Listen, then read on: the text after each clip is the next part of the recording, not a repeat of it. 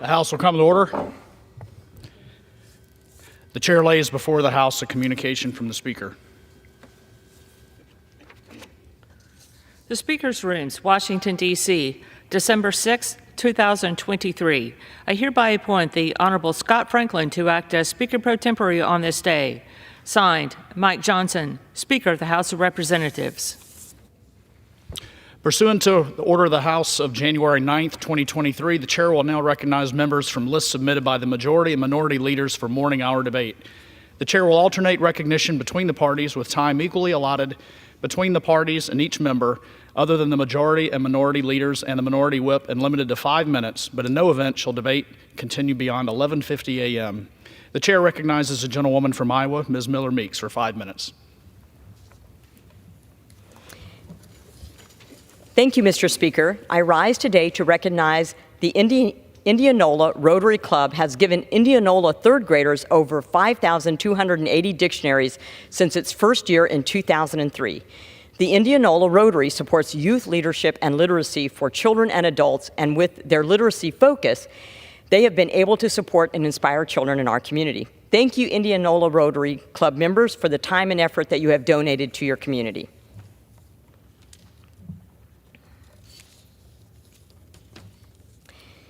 Thank you, Mr. Speaker. Today I rise to congratulate Aaron Bartholomew on his newly announced Guinness World Record for his pencil collection. In July of 2023, the Colfax Historical Society helped to certify the tally of his record-breaking collection of 69,255 pencils with assistance from the American Pencil Collectors Society. These wooden advertising pencils are mostly from local businesses, and one is recorded as over 100 years old. As a child, his hobby began after going to a flea market with his grandfather, and now has grown into a world record, and passion for history and local memorabilia. Congratulations to Aaron Bartholomew on your Guinness World Record, and best luck in finding your next pencil.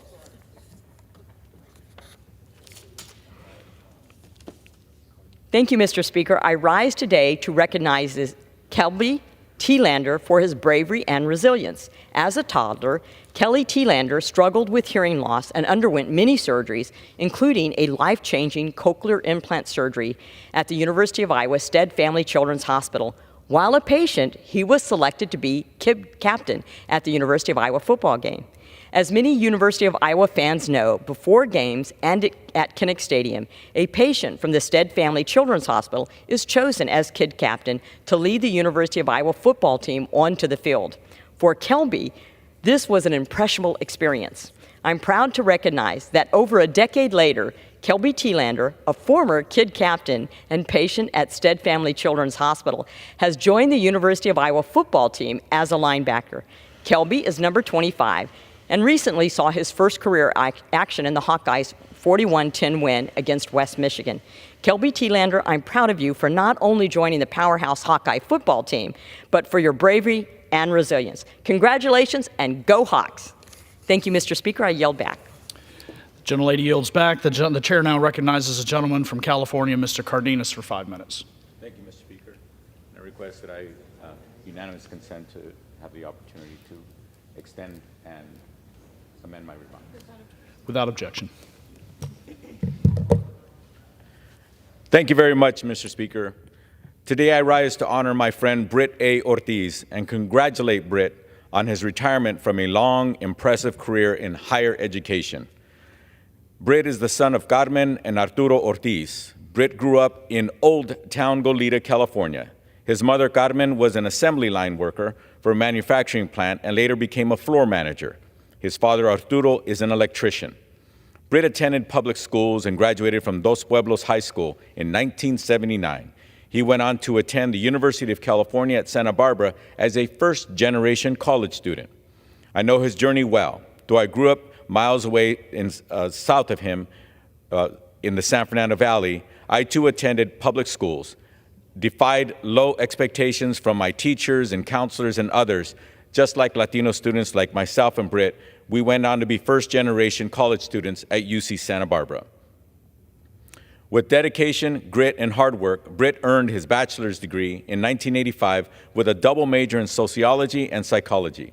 Britt went on to receive his master's degree in educational leadership and policy studies at the University of California, Northridge. His first full-time job after college was an outreach counselor of a UCSB partnership program that provided tutoring at junior high and high schools in Goleta and Santa Barbara. This kicked off a long career dedicated to helping students achieve their educational goals. Seeing a need for dedicated and qualified educators and counselors in the San Fernando Valley, Britt used his acquired skills to motivate generations of Latino and Latina engineers and computer science students. His leadership set the gold standard for opening doors to traditionally underserved students. He planned hundreds of bilingual financial aid workshops and organized college resource fairs and partnered with groups such as the United Way to make these things happen. During 2 years of work with CSUN's minority engineering program, Mr. Ortiz and the MEP team brought in the largest freshman class of minority engineering and computer science majors in the history of the College of Engineering and Computer Science at University of California, Northridge. After mastering his skills in the San Fernando Valley, he returned to UC Santa Barbara and led the UC system's largest and oldest pre-college academic preparation program. His work helped prepare first-generation low-income and underserved students and their families for higher education. Over the course of his career, he also worked to get $4.5 million in grants and funding for various agencies, institutions, and early academic outreach programs that help students across the state of California succeed and achieve their dreams. He has done all of this work and more so that students who were often discouraged and overlooked had the opportunity and support they needed and the encouragement to chase after their dreams and to achieve their dreams regardless of the circumstances they were faced with or what was thrown at them. Britt Ortiz, thank you for all that you have done during your 35-year career. You showed kids what is possible. You gave them the tools they need to learn. You helped them achieve their full potential, and you helped make their dreams come true. What makes Britt's career so special is that as a young boy, he was discouraged from going on to college, but he defied those negative thoughts and those actions against him by proving to himself, not to anybody else, but to himself, that if he put his best foot forward, if he always tried his best, if he always gave it his best, he could achieve anything. That is what is amazing about this great country, that no matter who you are, no matter what language you start with, no matter what it is that you are faced with, if you are focused and you take advantage of all the opportunities that are here for you in this great country, you can and will make it. What's sad is all along the way, some people may not believe in you. Some people may try to discourage you. Some people may actually get in your way. Some people may even try to get you thrown out of your school or out of your classroom or what have you for things you've never done. I say this because I've witnessed these things with my own eyes. But it takes people like Britt Ortiz to prove to young people that those are just lies and they can be overcome. That is why today I honor Britt Ortiz for his 35 years career of helping young people overcome these challenges and to live their dreams. Mr. Speaker, I yield back. The gentleman yields back. The chair now recognizes a gentlewoman from California, Ms. Kim, for 5 minutes. Thank you, Mr. Speaker. I rise in support of Kimchi Day. Kimchi is a staple Korean banchan, or side dish consisting of fermented cabbage or other vegetables. What was once limited to Korean families' table is now a culinary icon that reflects the growing Korean cultural influence in the United States since the first Korean immigrants arrived more than a century ago. Today, I'm proud to be joined by many Korean Americans from all across the country in the gallery there. I want to recognize them here. Thank you. To celebrate kimchi and the larger contributions that the Korean American community have made here in the United States. Later this afternoon at 2 p.m., I want to invite any members and those who are listening to come to Canyon caucus room at 2 p.m. as we celebrate with our Korean American community Kimchi Day. I also want to thank my Korean American colleagues. There are 4 of us: Andy Kim, Young Kim, Michelle Steele, and there is one other. I did, Andy Kim. Sorry about that. There are 4 of us. We're very proud to have 4 Korean Americans serving in the Congress. They have been instrumental in working with me in a bipartisan way to introduce this Korean Kimchi Day resolution to make November 22nd as Kimchi Day. So I want to thank my colleagues and those who signed onto that resolution. And lastly, I want to thank everybody for loving kimchi. 김치 많이 사랑해 주세요. Thank you so much. The gentleman yields back, and members are reminded to refrain from referencing occupants in the gallery. The chairman now recognizes, correction. The chair will remind all persons in the gallery that they are here as guests of the House and that any manifestation of approval or disapproval of proceedings or other audible conversation is in violation of the rules of the House. Now, the chair now recognizes the gentlewoman from North Carolina, Ms. Adams, for 5 minutes.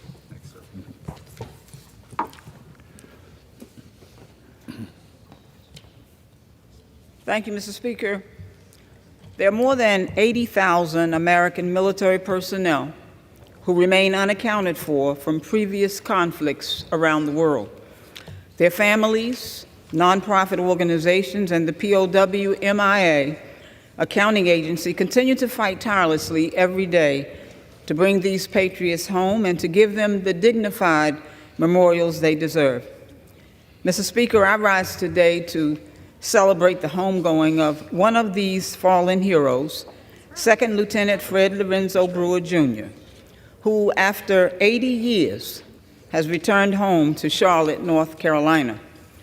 Born on August 4th, 1921, Lieutenant Brewer was raised in Charlotte's historic Brooklyn neighborhood, where his family attended the historic Ebenezer Baptist Church. After graduating from Shaw University in Raleigh, the segregated South's first black college, Lieutenant Brewer was commissioned by the United States Air Force and entered the uniformed service in November of 1942. He was soon stationed at Tuskegee Army Airfield in Alabama, and he joined the 100th Fighter Squadron 332nd Fighter Group. Completely segregated from their white peers, he was one of the nearly 1,000 black pilots trained at Tuskegee who would eventually become known around the world as the Tuskegee Airmen. Known for their extreme bravery and distinctive red-tailed planes, the Tuskegee Airmen fought tirelessly to defend democracy abroad and to combat racism at home. On October 29, 1944, Lieutenant Brewer's plane, named Traveling Light, after the Billie Holiday song, went missing while on a mission out of Ramatelli Air Base in Italy. That day, like so many other young black men in his elite group, Lieutenant Brewer gave the ultimate sacrifice for a country that did not yet see him as an equal citizen. In serving and in giving his life, Lieutenant Brewer showed extraordinary faith in his country and in democracy, that while imperfect in its protection and promotion of his life and livelihood, it could still be worthy of his ultimate sacrifice.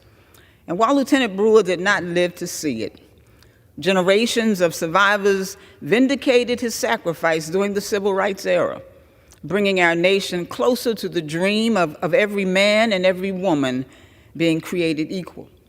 That's the promise of democracy, Mr. Speaker. That's the promise for which he gave his life.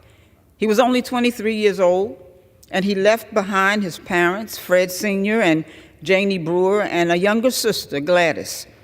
And thanks to the unyielding advocacy of his surviving cousins, Robina Brewer Harrison and Brenda L. Brewer, and the determined work of the POW-MIA accounting agency, Lieutenant Brewer's remains were identified in August. And so last Thursday, exactly 79 years and 1 month since his death, Lieutenant Brewer returned to Charlotte, receiving a dignified transfer. The U.S. flag was flown in his honor last Thursday at the U.S. Capitol at the request of my office. And today, he will finally be laid to rest at Salisbury National Cemetery with full military honors.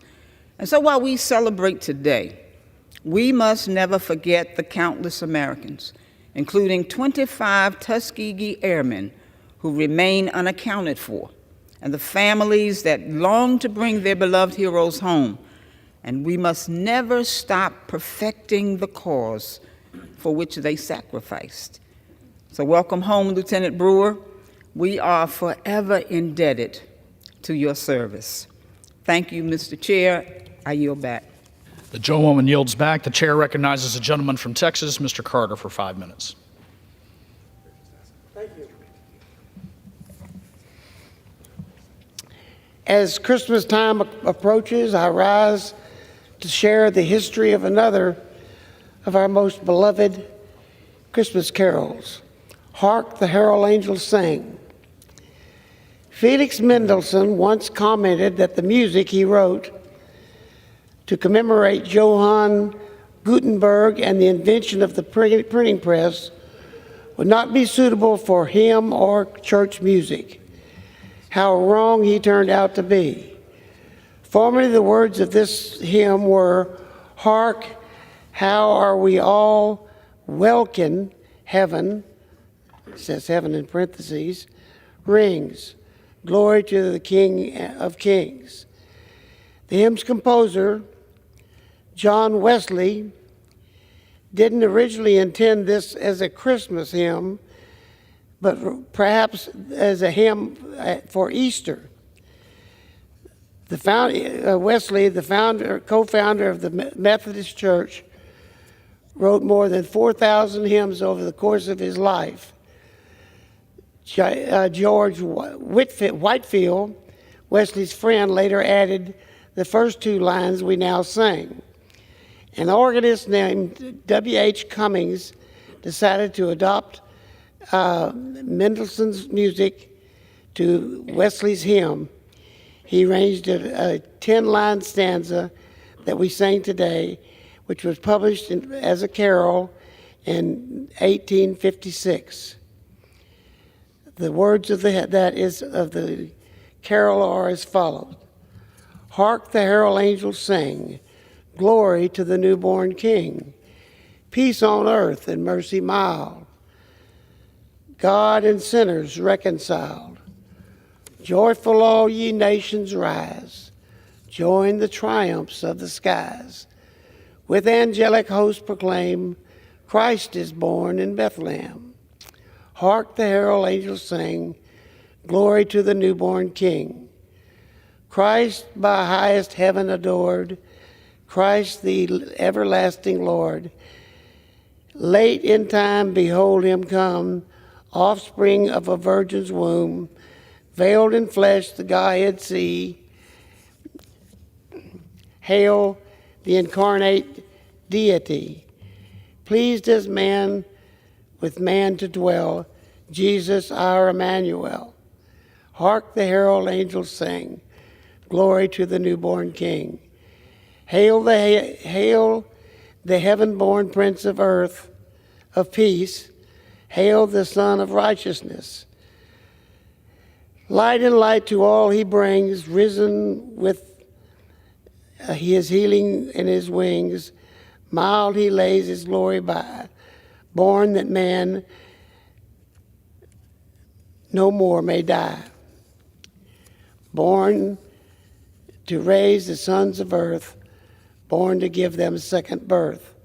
Hark the herald angels sing, glory to the newborn King. I hope this history of this beautiful song will remind you over the Christmas season of what it's all about and what the history is of this hymn. And I want to, on behalf of all the people of Central Texas and all of Texas, I wish you a Merry Christmas and a Happy Hanukkah. I yield back. The gentleman yields back. The chair recognizes a gentleman from Maryland, Mr. Raskin, for 5 minutes. Thank you, Mr. Speaker. I rise this morning to honor my neighbor and my young friend Noah McMillan, who we lost last July when he died of complications from colon cancer at the age of 33 years old. And what an honor it is to speak to America this morning about Noah McMillan. Noah's brilliance, his gentle soul, and his boundless creativity live on in the hearts of everybody he touched, and in the truly extraordinary and imperishable art that he left behind, and in the beautiful devotion of his remarkable parents, Jeff McMillan and Lucinda Leach, and his brothers, Seth and Julian. Excuse me. Noah was an accomplished artist. He was a talented athlete, a soccer player, he was a gifted chef, and he was a generous teacher. His stunning and thought-provoking illustrations were published in a variety of news outlets, including the New York Times, Smithsonian Magazine, Bloomberg Business, Sports Illustrated, and Riverfront Times, to name just a few of the places that recognized his exceptional art. One of the crowning achievements of Noah's life and one of his final projects was an illustration that fused his passions for exuberant, colorful art and for the game of soccer. The vibrant stamp that you see next to me here, bursting with energy and power, honors the electrifying achievements of women's soccer in America. It was released by the United States Postal Service at the beginning of this year, 2023, and so now countless little replicas of Noah's art are flying all across the country on envelopes and packages, inspiring artists and athletes, especially young girl soccer players, everywhere, all over America and all over the world. Noah first came to battle cancer at the age of 23. He had the same oncological surgeon that I had at Johns Hopkins, Dr. Ephron. Noah's quiet courage and insistence on living joyfully carried him through treatment and through a lot of times of adversity over the next 10 years of his life. In that intervening decade before colon cancer stole this splendid young man from us, he lived with great purpose and great passion and an unwavering dedication to his art and to the people in his life who he loved and was devoted to. To honor Noah's generosity and his creativity, his loving family has launched a scholarship in his honor at his alma mater, Washington University in St. Louis. And this fund will make it possible for a high school student artist to attend the same summer program at WashU in St. Louis that gave Noah the confidence and the skills to pursue his dreams of becoming an artist and an illustrator, a dream that led just one of his pieces of art to become a stamp in our country. Noah was not only a remarkable artist, he was an astonishingly quick-witted and gentle and loving human being. He left an indelible mark on everyone who knew him, including his fantastic care team led by Dr. Jonathan Efron and nurse practitioner Tam Warszynski. Noah is survived by his fiancée, Hitomi Inoue, his devoted parents, Jeffrey and Lucinda, his loving two brothers, Julian and Seth, his extended family, and countless friends and neighbors and grateful, loving students, and of course, his timeless, amazing art, which now the entire country will get to enjoy. Thank you, Mr. Speaker. I yield back. Gentleman yields back. The chair recognizes a gentleman from Virginia, Mr. Good, for 5 minutes.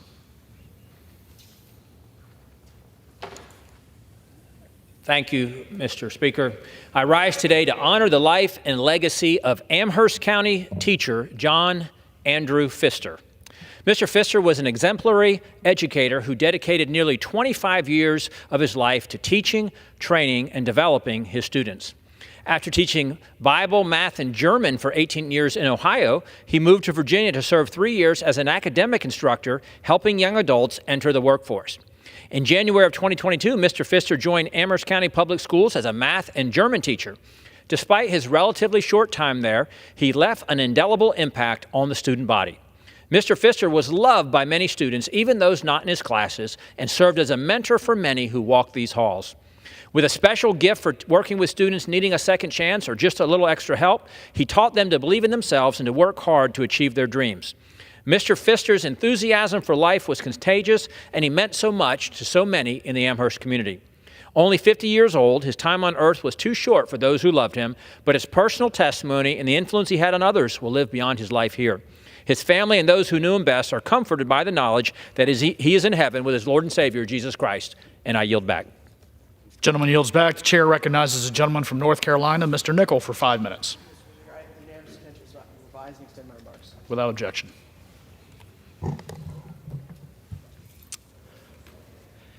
Thank you, Mr. Speaker. I rise to speak on the urgent need to stand up for democracy at home and abroad. Yesterday, members of Congress heard from our Secretary of State, our Secretary of Defense, and other senior leaders from the administration on the dire situation in Ukraine and Israel. While they said the right things, the sense of urgency, the sense of passion is missing from all of this right now. It's missing from this debate, Mr. Speaker. If we leave next week for the holidays with inaction, Russia will win, and we will begin to hand over Ukraine to Russia and Vladimir Putin. Mr. Speaker, the world is watching the actions of this chamber right now in the next 10 days, and the silence is deafening. Let's be clear. Both Russia and Hamas seek to destroy democracy, and we must stand with our allies and pass a supplemental aid package now. Mr. Speaker, I want to talk about Ukraine.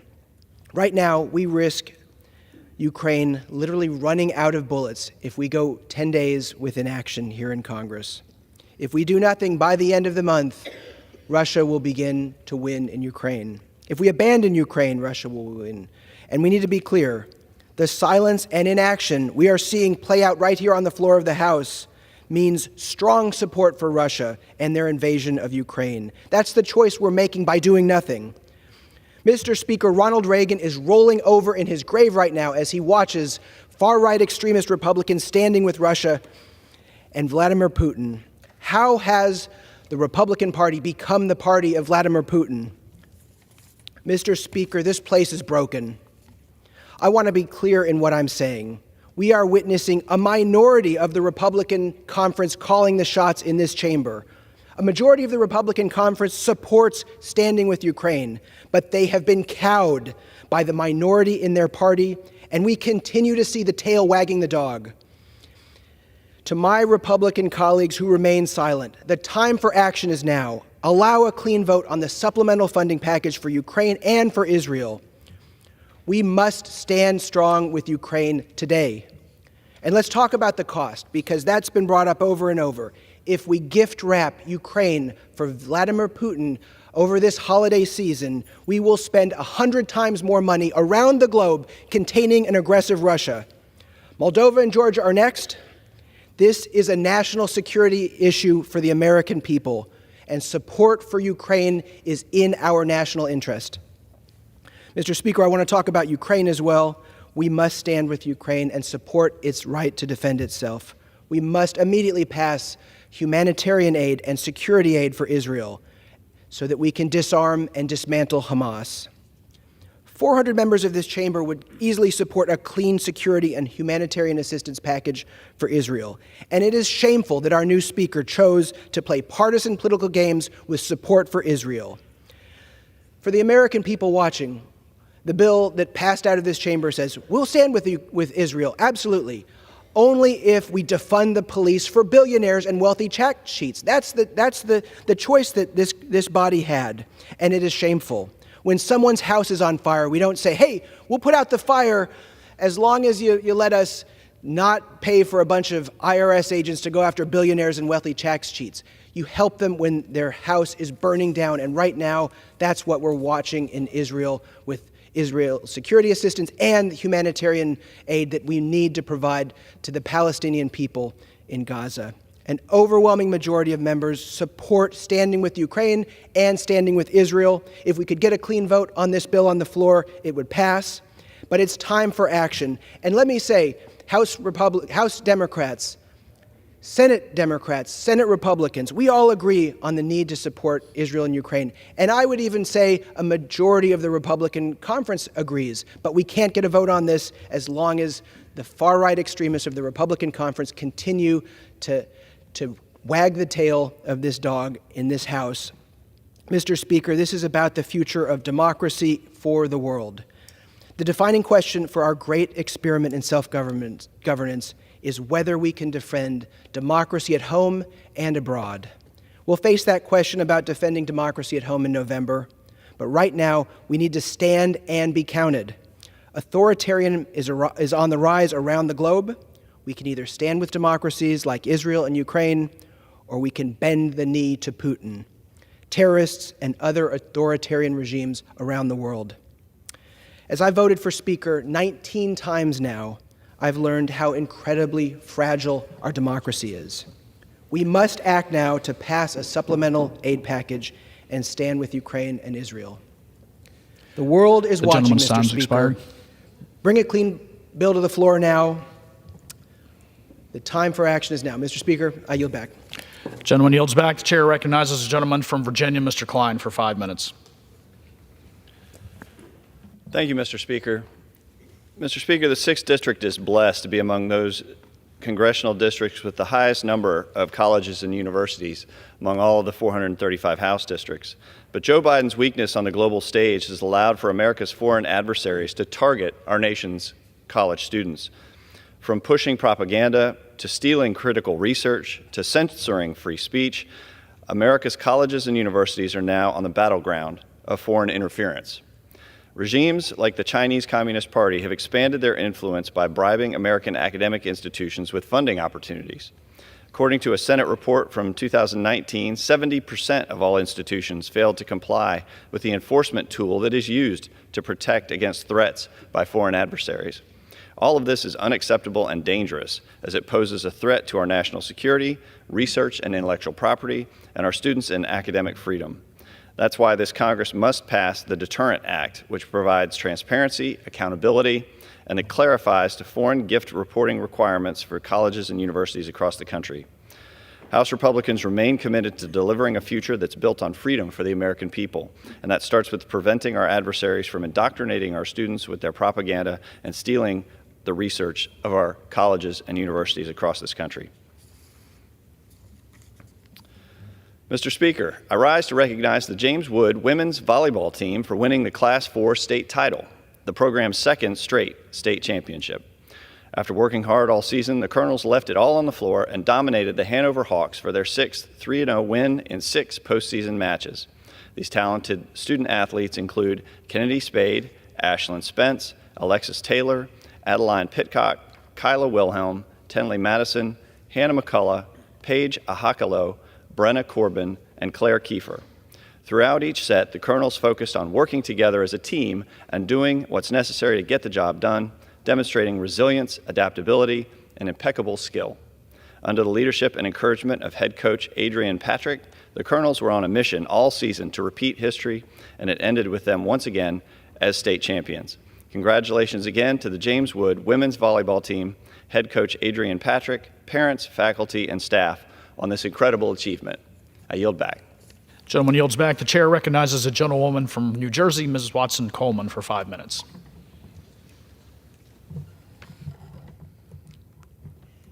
Thank you, Mr. Speaker. First and foremost, Mr. Speaker, I want peace. I want a decisive victory over Hamas and an end to its hateful and destructive reign. I want Israel and Palestine to coexist safely, securely, and with prosperity for generations to come. It is difficult to talk about peace during wartime, but that is exactly what we must do. And we cannot be distracted by disingenuous messaging bills that do nothing but grab headlines with no plan forward. As a person of faith, I have been taught not to hate, but I must admit that I have hated what I've seen in this chamber recently.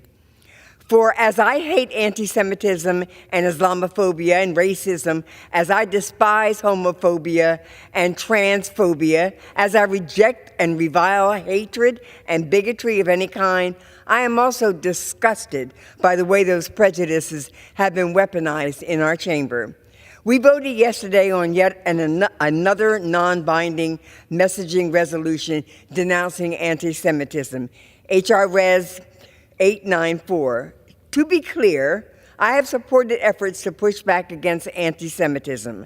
That is why I am supporting Mr. Nadler's plan to combat anti-Semitism. It is why I am supporting Mr. Green's two-state solution resolution. It's why I signed on to Ms. Wasserman Schultz's letter regarding the safety of students on college campuses. But let's face facts. That was not what this resolution was about. This resolution offers no solutions. It does not seek to bring people together.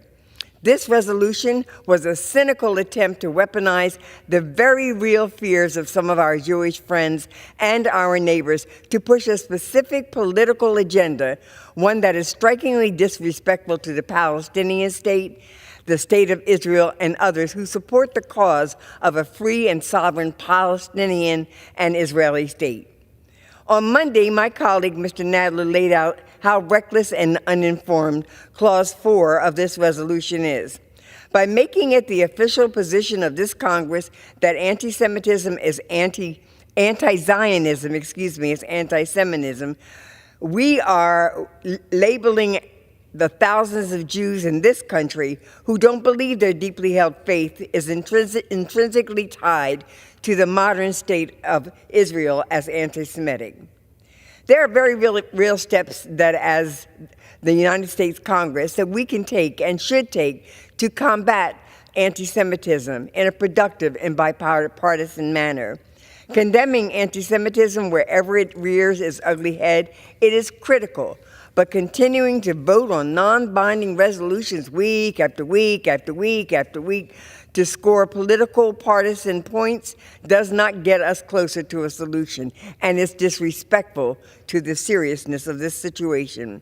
Until Republicans are willing to address rising hate and fascism, we'll be sitting here waiting without being able to accomplish anything. It's no better than moments of silence or thoughts and prayers with no substantive action to back it up, which were offered during the mass shootings in our schools, our malls, our places of worship. We have work to do for the American people. The rise of anti-Semitism, Islamophobia, racism, homophobia, and xenophobia are a threat to the American experiment in multicultural democracy, and there are members of this body who are putting in the work to defend the more perfect union that we built over 250 years. When Republicans who have been obsessed with these messaging bills are ready to join us, we'll welcome them with open arms. Thank you, Mr. Speaker. I yield back. The gentlewoman yields back. The chair recognizes a gentleman from Utah, Mr. Moore, for 5 minutes. Thank you, Mr. Speaker. American leadership has always been the most influential, powerful agent for freedom, peace, and democracy. 1 month ago, the House stood up to protect our values and our national interests by passing a bipartisan package to help Israel defend itself from Hamas. I recently attended a screening of the footage from Hamas that Chairman McCall and Ranking Member Meeks invited us all to, and I'm so grateful for their leadership to have us do that. I knew it was footage that would be tough to see, but I knew it was footage that I needed to see, and I won't ever be the same having seen that. As we support our ally, we must take a comprehensive look at the Biden administration's Middle East policy. And kind of encapsulating all of my thoughts today and my remarks is a simple concept of, with foreign policy, although it would be desired by all, you can't have it all. You have to take tough choices when it comes to foreign policy. You don't get to have everything that you would ever want. You cannot have it all with respect to foreign policy. And I'll share a little bit about how important it is to take a stand. Because while I am grateful for President Biden's clear support for Israel, his administration's attempts to placate Iran, the #1 state sponsor of terrorism in the world, have been a critical misstep. For the past 3 years, the Biden administration has embarked on a deeply misguided and contradictory quest to resurrect the Iran nuclear deal, while begrudgingly continuing one of the Trump and Pence administration's most successful efforts in peace in the Middle East, the Abraham Accords, and the recognition of Israel by its Arab neighbors in embracing diplomatic and economic ties through, again, these Abraham Accords. Rather than maintaining the maximum pressure campaign that sanctioned and starved Iran of foreign revenue, the Biden administration has balked at enforcing sanctions. They've allowed Iranian oil exports to surge back to levels higher than they were in 2018 and attempted to unfreeze billions of dollars in Iranian assets from foreign banks. The Iranian regime is flush with cash thanks to the global energy crisis and the administration's policy of appeasement. Iran uses this cash to fund, equip, and train a terrorist network across the region. This includes groups like Hamas and Hezbollah. According to reports from the Wall Street Journal, 500 or so Hamas terrorists trained in Iran the months leading up to the October 7th attack on innocent Israelis. The Iranian regime has developed this terror network not just in Gaza and Lebanon, but also in Syria, Iraq, and Yemen, for one purpose: to cause just enough chaos to make the Arab world think twice about sustainable peace with Israel and the reliability of U.S. diplomacy. The Biden administration says its Iran appeasement Iran's appeasement is geared towards preventing Iran from acquiring nuclear weapons, a goal I think we could all get behind. But it has obviously emboldened Iran and undermined regional security. We need our four main regional security partners, Israel, Saudi Arabia, Egypt, and Turkey, to work together in unity, and we need America to lead on this front. But President Biden's approach creates tremendous doubt that the United States is more committed to the security of our partners than to a delusional accommodation of Iran.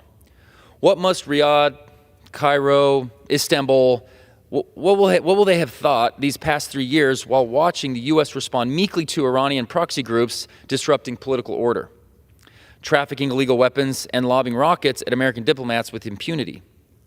Iran would love nothing more than for Saudi Arabia to think twice about normalizing relations with Israel given the current crisis. Iran would love nothing more than for Egypt to decide that the opportunity cost for working with Israel on humanitarian corridors in Gaza, something that I have been calling for in a bipartisan fashion, is too high. Iran would love nothing more than for Turkey to decide that it's more beneficial to work directly with Iran rather than through the United States. The Trump-Pence administration correctly understood that the Abraham Accords were the best chance we have for sustainable peace in the Middle East. We are stronger together than we are apart. But President Biden is undermining regional security and unity by appeasing the region's chief destabilizer, Iran. We must enforce sanctions, communicate clearly that we stand on the side of Israel and our partners, and line up our diplomatic and military commitments with our national interests that are also the national interests of Israel and the Arab world. And I thank you, Mr. Speaker, and I yield back. The gentleman from Utah yields. The chair recognizes the gentlewoman from Michigan, Ms. Tlaib, for 5 minutes. Mr. Speaker, Michigan's 12th Congressional District mourns the loss of Pastor Charles Gilchrist Adams, a beloved spiritual and community leader. And he was an activist in our district whose influence impacted so many of our lives across the state and the world. He was so loved and respected by so many. Pastor Adams served as the lead pastor for the historic Hartford Memorial Baptist Church in Detroit, a role that he held for more than 50 years. As a pastor, he dedicated his life in mission to service, fighting for justice for our communities, improving the lives of our residents in Northwest Detroit. He was a tireless advocate for safe and affordable housing for all and child care for our working families. He also served as president of the Detroit branch of the NAACP in 1984, and he also served on the executive board until 1992. Please join me, Mr. Speaker, in remembering Pastor Charles Gilchrist Adams for his incredible advocacy, leadership, and impact on our district and our communities. May he rest in love. May his legacy live on in our community. Mr. Speaker, the 12th Congressional District wants to recognize two outstanding members of the Dearborn Fire Department. Battalion Chief Kenneth Murray for his 26 years of service, and EMS Coordinator Glenn Owens for his 25 years of service to our communities. Battalion Chief Murray started with the Dearborn Fire Department in 1997 as a firefighter. He steadily rose through the ranks, serving as an engineer, a lieutenant, and captain before he was promoted to battalion chief in 2020. Over the course of his career, Battalion Chief Murray has garnered numerous awards and recognized as Dearborn's Exchange Club's Fire Officer of the Year in 2016. Battalion Chief Murray has an outstanding public service to the community served by Dearborn Fire Department. Our EMS Coordinator Owens began his career as a firefighter in the Dearborn Fire Department in 1998. Over the past 25 years, Owens has served in numerous roles as he remains steadfast in his commitment to service and keeping our community safe. EMS Coordinator Owens has been recognized many times over the course of his career in Dearborn for his incredible record, including saving lives and safe driving. Please join me in recognizing Battalion Chief Murray and EMS Coordinator Glenn Owens for their many years of outstanding service to the people of Dearborn and Michigan's 12th District Strong, as we wish them well in their retirement. Mr. Speaker, I want to take time to acknowledge my incredible team and our accomplishments this past few years for our community. I lovingly call our congressional district 12th District Strong. At the beginning of this year, we opened 3 neighborhood service centers in Detroit, in Inkster, and Southfield throughout the district. Our neighborhood service centers have returned over $5.5 million in constituent services dollars directly to over 80,000 residents, returning alone just this year $306,000 for our communities. We served and responded to over 164 and 69 letters from our neighbors who have advocated for clean water, clean air, utilities for all, and so much more. We've hosted and participated in over 120 events, including coffee hours, town halls, resource fairs, and more, to ensure that I remain accessible to my residents.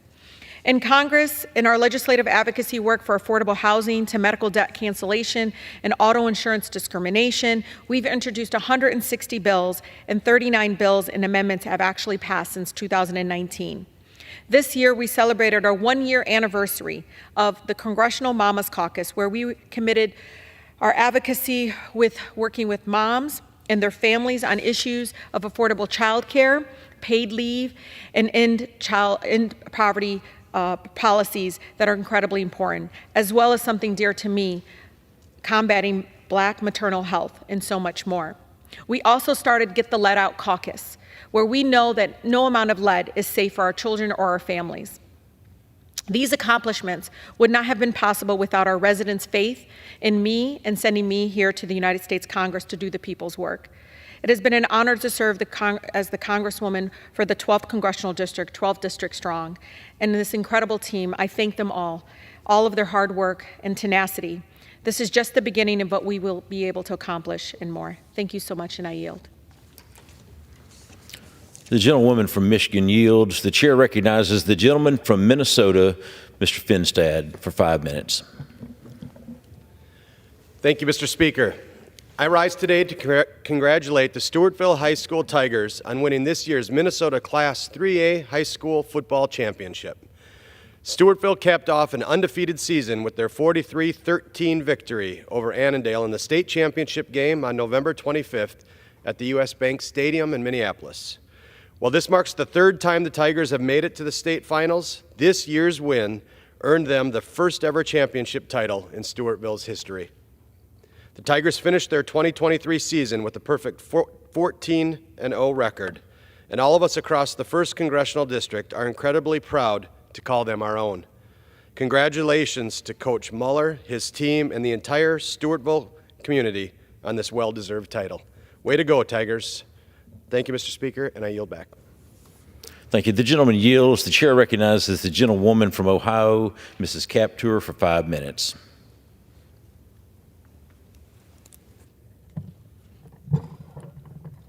I ask unanimous consent to address the House for 5 minutes and to revise and extend my remarks. Without objection. Mr. Speaker, the production of nuclear power in our country is an awesome responsibility. Put in the hands of the wrong people, it can be deadly. Those who operate nuclear facilities must be highly trained and honorable. Recall 3 Mile Island, Chernobyl, and Fukushima all teach us nuclear power in the hands of careless and indeed corrupt people can be deadly to thousands of innocent people. So this morning, let us turn to Ohio's 2 financially strapped nuclear plants, both located in northern Ohio, adjacent to our people's freshwater kingdom, Lake Erie. In Ohio, the largest corruption crimes in America's commercial plant nuclear history are being litigated. These crimes are also the largest public corruption trials in Ohio's history. Last week, a federal grand jury in Cincinnati indicted former chair of Ohio's Public Utilities Commission, Sam Randazzo, on bribery and embezzlement from his role in receiving $4.3 million in kickbacks for what has been labeled the biggest political bribery scandal in Ohio's history. The nuclear power company First Energy ultimately paid more than $60 million in 2018 and 2019 to bribe public officials like Ohio's Speaker of the Ohio House, who's now been sentenced to 20 years in prison. First Energy's plot was to foist its billion-dollar-plus corporate losses on the consumers of Ohio due to its pitiful management of its 2 nuclear power plants in northern Ohio. These are crimes. While Randazzo was being indicted, the federal government moved to claim an additional $6.5 million from First Energy for this crime. We should all be deeply disturbed that inherently dangerous nuclear assets have been in the hands of criminals. Since the Davis-Besse plant came online in 1977, its corporate leadership has never understood nuclear power or its dangers. It's only the unionized workers that have saved our lives. The plant shares an old Babcock-Wilcox design with the 3 Mile Island reactor that partially melted down in 1979. Another plant with the design, the Rancho Seco plant in Sacramento, California, permanently closed in 1989. And Davis-Besse itself is now nearly 50 years old and has a dismal reputation within the industry and a history of too many close calls. In 1985, the plant suffered a loss of the main and backup supplies of cooling water because of a series of system failures. And this should have been a wake-up call, but went unheeded. And in 2002, we faced the worst nuclear safety incident since the 3 Mile Island, when a major hole was discovered in Davis-Besse's reactor head, endangering the lives of millions of Ohioans and the purity of Lake Erie. The plant's unionized workers again saved us all. The Davis-Besse nuclear power plant, with its history of safety violations and close calls, is a clear example of how corporate culture can influence safety culture for the worse, and the industry around our country never held them accountable.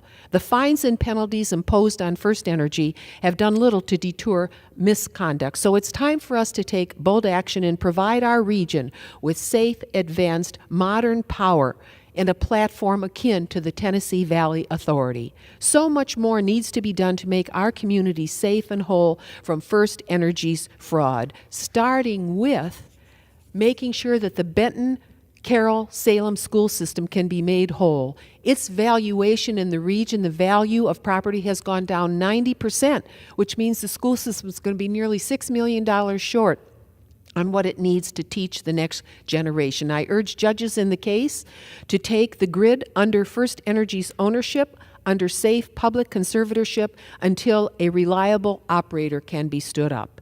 Thank you, and may we find the wisdom and courage to confront these nuclear challenges head-on, to usher in a new era of clean and responsible energy for the consumers and people of northern Ohio, who have been bilked so royally over the last nearly half-century. I yield back. The gentlewoman yields. The chair recognizes the gentlewoman from California, Ms. Kamlager Dove, for 5 minutes.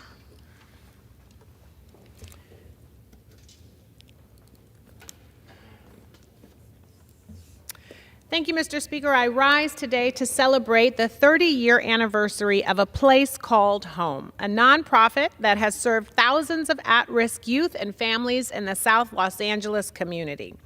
A Place Called Home provides free programs that focus on job readiness and mental health services, as well as art and technology.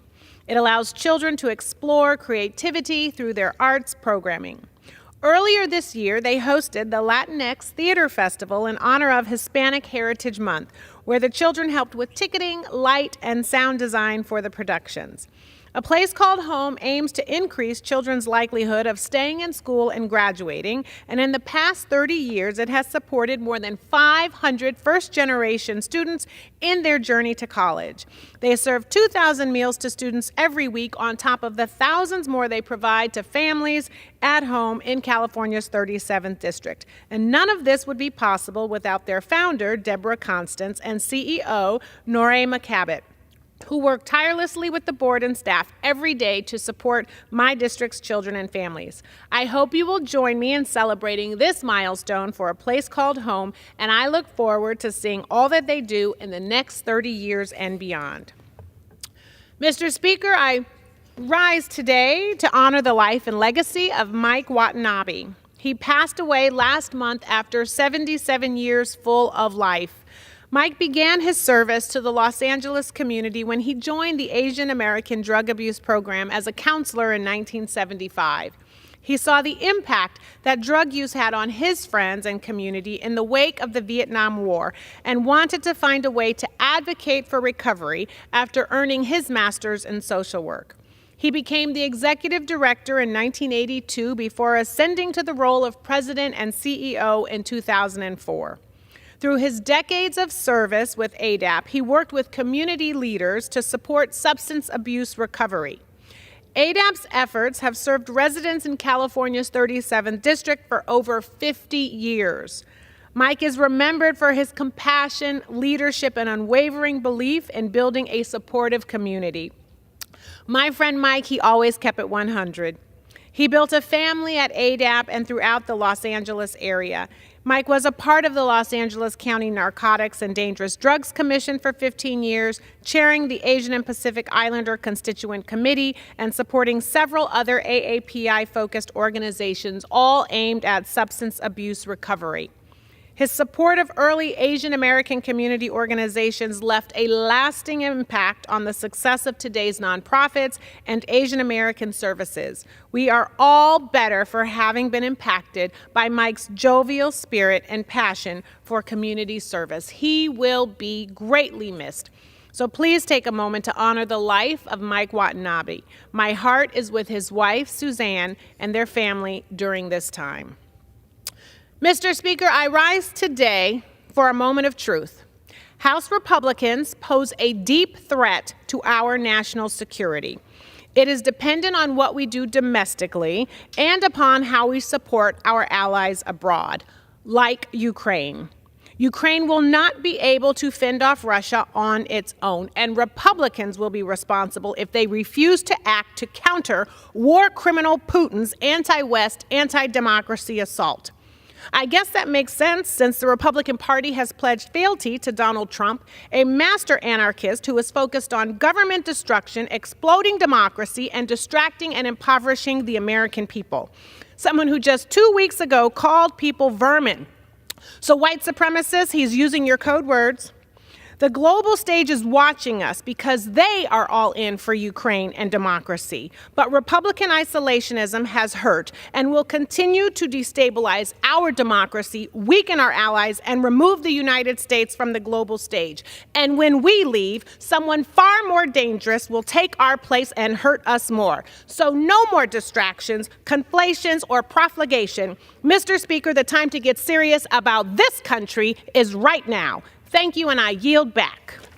Gentlewoman from California yields. Pursuant to Clause 12A and Rule 1, the chair declares the House in recess until 12 noon today.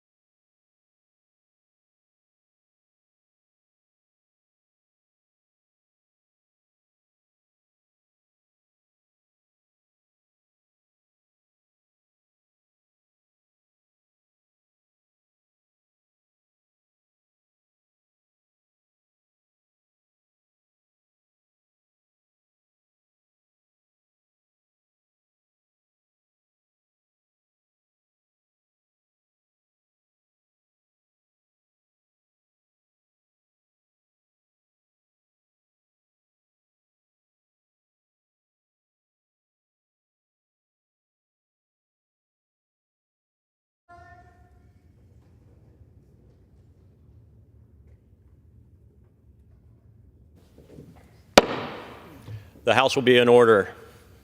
The prayer will be offered by Chaplain Kibben. Would you pray with me?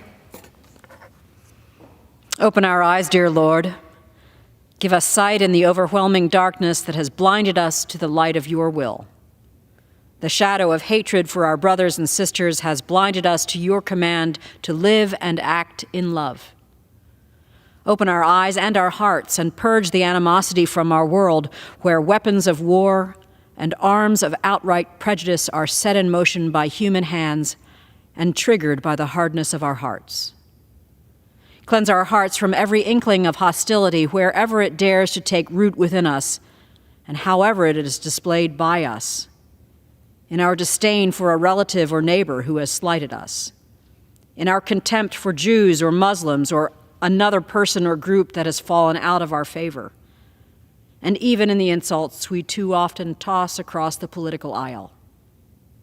Bring us out from the darkness we have created and call us back to our love for you by following your command to love one another, that once again we would live in your light. Shed your divine light in our lives such that it would cause us to set down our weapons, abandon our hatred, and walk without stumbling in the way you have revealed to us. In the power of your name, we pray that you would grant us your mercy and illumine your will for us this day.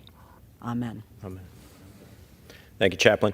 The chair has examined the Journal of Last Day's Proceedings and announces to the House the approval thereof. Pursuant to Clause 1 of Rule 1, the journal stands approved. The Pledge of Allegiance will be led by the gentleman from North Carolina, Dr. Murphy. I pledge allegiance to the flag of the United States of America, and to the republic for which it stands, one nation, under God, indivisible, with liberty and justice for all. The chair will now entertain up to 15 requests for 1-minute speeches on each side of the aisle. Does the gentleman from Minnesota seek recognition? To address the House for 1 minute. Without objection. Mr. Speaker, I rise to honor U.S. Air Force Major Jeff Horniman of Andover, Minnesota. Jeff lost his life last week, along with 7 other airmen during a routine training mission off the coast of Japan. He was just 32 years old. Throughout his life, Jeff had a competitive spirit and was uniquely disciplined. A graduate of Andover High School, Jeff broke school and conference records in the indoor 800 meters and the 4x800 meter relay. As a teenager, he won a $15,000 scholarship with an essay describing his careful budgeting to purchase a bike for triathlons. After competing in cross country and earning a degree in mechanical engineering from North Dakota State University, Jeff entered the Air Force. In 2016, he became a pilot after completing Columbus Air Force Base's specialized undergraduate pilot training class. Jeff dedicated his life to service and made the ultimate sacrifice. Today, across the city of Andover, the state of Minnesota, and this country, we honor his life and preserve his memory. Our prayers are with Jeff's wife, Jess, his parents, Thomas and Catherine, and his brother, Jared. I yield back. For what purposes does the gentleman from Maryland seek recognition? 1 minute, provide and extend my remarks. Without objection, the gentleman is recognized for 1 minute. Mr. Speaker, we are fiddling while freedom burns. We have 5 legislative days left to aid our allies, Israel and Ukraine. Each hour we wait makes it harder for our allies to defend freedom and democracy against tyrants and terrorists. OMB Director Shalanda Young made it clear this week that the past resources we secured for Ukraine have run out. As Speaker Johnson said in Florida, Putin won't stop in Ukraine. He will continue to devour territory and undermine democracy until he is stopped. My Republican colleagues ask what the plan is in the Ukraine and Israel. The plan is to win. The plan is to defeat Putin. The plan is to vanquish terrorism in generally and Hamas in particular. Most members agree on that plan. 300 on Israel, 300 on Ukraine, and 400 on Israel. I urge the Speaker to give us the opportunity to act on that consensus. The gentleman's time has expired. Now. Freedom demands it. I yield back. For what purposes does the gentleman from Washington seek recognition? Mr. Speaker, I ask unanimous consent to address the House for 1 minute. The gentleman is recognized for 1 minute. Mr. Speaker, today I rise to recognize Gary Peterson, a dedicated leader hailing from the Tri-Cities, who tragically lost his battle with cancer this past month. It saddens me that rather than announcing his next greatest achievement, I'm instead here to mourn his passing. Gary was known throughout Central Washington, the United States Capitol, and the Department of Energy as a fierce advocate for the interests of the Tri-Cities. His leadership in our communities proved fruitful for decades, sparking both economic development and innovation for the citizens of Central Washington. His advocacy for the Hanford Cleanup Mission has been the cornerstone of the success of our region, and I am in awe of the impact he has made over the years. His immense knowledge, wisdom, and understanding of our community's priorities was matched by so few, and I have no doubt his name will go down in history with the names of people like Sam Volpentest and Bob Ferguson. Gary's legacy includes leading advocacy for the Pacific Northwest National Laboratories campus, supporting the advancement of the Hanford Cleanup Mission, and advocating for the growing local economy at Tridec. He will be known as a loving husband, father, grandfather, and personal friend. He will be missed, but his legacy will continue to live on. Mr. Speaker, I yield back. For what purposes does the gentleman from North Carolina seek recognition? Without objection, the gentleman is recognized for 1 minute.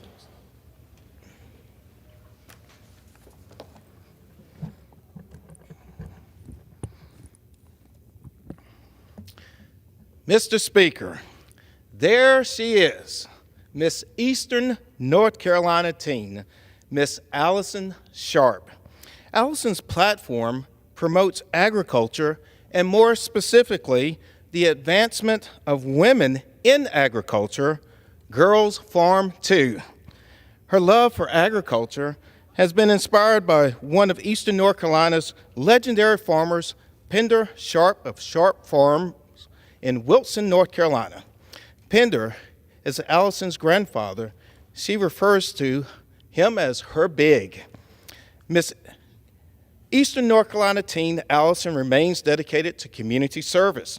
She collected and donated food for a food drive to ensure homeless individuals had a good Thanksgiving Day meal. Currently, she is working with the Wilson Police Department to make Christmas special and to fulfill the wishes of kids across the city. During her pastime, she enjoys hunting and fishing. Miss Eastern North Carolina teen is a crown most special to me as Allison brings hope for a brighter future. Mr. Speaker, I yield back. For what purposes does the gentleman from Pennsylvania seek recognition? Mr. Speaker, requesting unanimous consent to address the House for 1 minute and revise and extend my remarks. Without objection, the gentleman is recognized for 1 minute. Well, thank you, Mr. Speaker. Mr. Speaker, I rise today to recognize 10 school districts across the 15th District who are recognized as, quote, best communities for music education, end quote, and received the Support Music Merit Award from the National Association of Music Manufacturers Foundation. This recognition is given to schools who continue to provide all children with opportunity to learn and to grow with music. The award program acknowledges and celebrates innovative schools and districts that have developed a stronger presence for music education on campus and in the lives of the students. Congratulations to St. Francis School in Clearfield County, Tidiute Community Charter School in Warren County, Baltimore Area School District in Center County, Armstrong School District in Armstrong County, Du Bois Area School District in Clearfield and Jefferson County, State College Area School District in Center County, Bellefonte Area School District in Center County, Clearfield Area School District in Clearfield County, Lewisburg Area School District in Union County, and Port Allegheny School District in McKean and Potter Counties. Congratulations to these school districts on this recognition. Thank you, Mr. Speaker, and I yield back the balance of my time. For what purposes does the gentleman from New York seek recognition? I ask unanimous consent to address the House for 1 minute, revise and extend my Without objection, the gentleman is recognized for 1 minute. Thank you, Mr. Speaker. Today I stand to honor Garth Fagan, a Rochester visionary who profoundly influenced the cultural fabric of not only our local community, but the entire world. As we pay tribute to this extraordinary artist, I'd like to acknowledge and celebrate the deep connection between Garth Fagan and the people and places enriched by his vision. Committed to Rochester's artistic growth, he established the Bottom of the Bucket Butt Dance Theater in 1970, now known simply as Garth Fagan Dance. Since then, Garth has inspired and nurtured a new generation of talented artists from around the globe. His innovative choreography has earned him accolades, including a Tony Award for Broadway's The Lion King, a production masterfully blending culture and creativity, which will remain forever a testament to his artistic brilliance. Garth Fagan is truly a national treasure, and as he transitions away from his leadership role in the dance company, his profound impact will undoubtedly continue to resonate, captivating audiences for generations to come. Thank you, Mr. Speaker. I yield back. For what purposes does the gentleman from South Carolina seek recognition? Without objection, the gentleman is recognized for 1 minute. Thank you, Mr. Speaker. The disastrous decisions by Biden hurt the pocketbooks of Americans, destroying jobs, made even more obvious as we enter the holiday season of Christmas and Hanukkah. The Bidenomics inflation has overcome hourly raises, reducing the spending power of Americans by $11,434 annually in the 2 Biden years. Under Biden, prices for the same Thanksgiving dinner were 25% higher in 2023 than in 2019.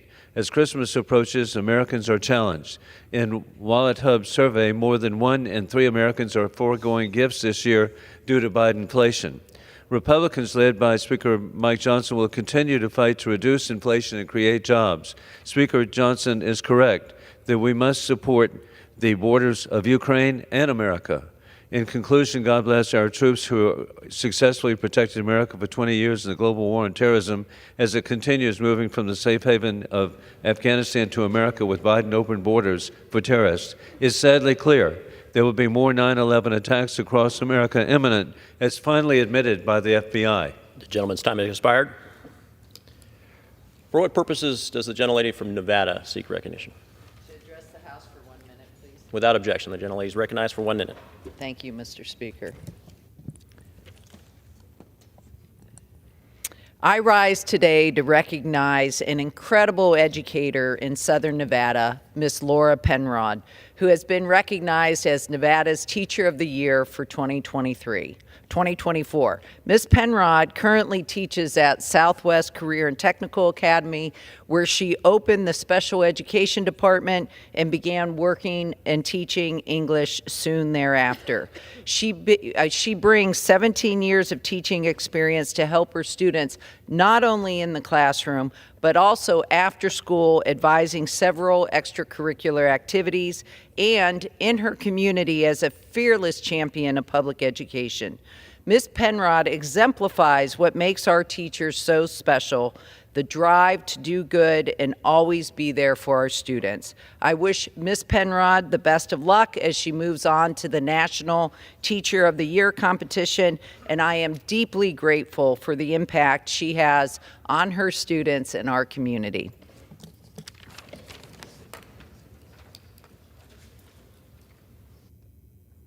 Purposes does the gentleman from North Carolina seek recognition? Mr. Speaker, I'd like to address the House for up to 1 minute. Without objection, the gentleman is recognized for 1 minute. Mr. Speaker, I rise today in special recognition of my dear friend, mentor, and former surgical chairman, Dr. J. William McRoberts, we know him affectionately as Mac. A native of Rochester, Minnesota, he graduated from Princeton University, attended Cornell University School of Medicine, where he was elected class president. After completing his surgical training at the Mayo Clinic, station director then at the urology, as director of urology at the U.S. Naval Hospital in Bremerton, Washington. He continued to serve in the U.S. Navy as captain in the reserves for 20 years. He began his academic careers as assistant professor at the University of Washington, excelling throughout the ranks and becoming chairman of urology, division of surgery at the University of Kentucky. As my chairman, Dr. McRoberts taught me a great deal about patient care, endurance, and professionalism. Despite long and oftentimes grueling hours, he kept a great wit and humor about him, challenging us all not only to be better physicians, but better humans. He demonstrated that compassion and surgical skill are not mutually exclusive. Once he retired from academic life in 2001, instead of just enjoying the fruits of his labor, he has served in underserved areas in Kentucky and for the last 3 years in rural eastern North Carolina. Now, at the age of 90, I am releasing him of his medical obligation to enjoy his life with his wife Marley, son Porter, daughter Jane, and their grandchildren.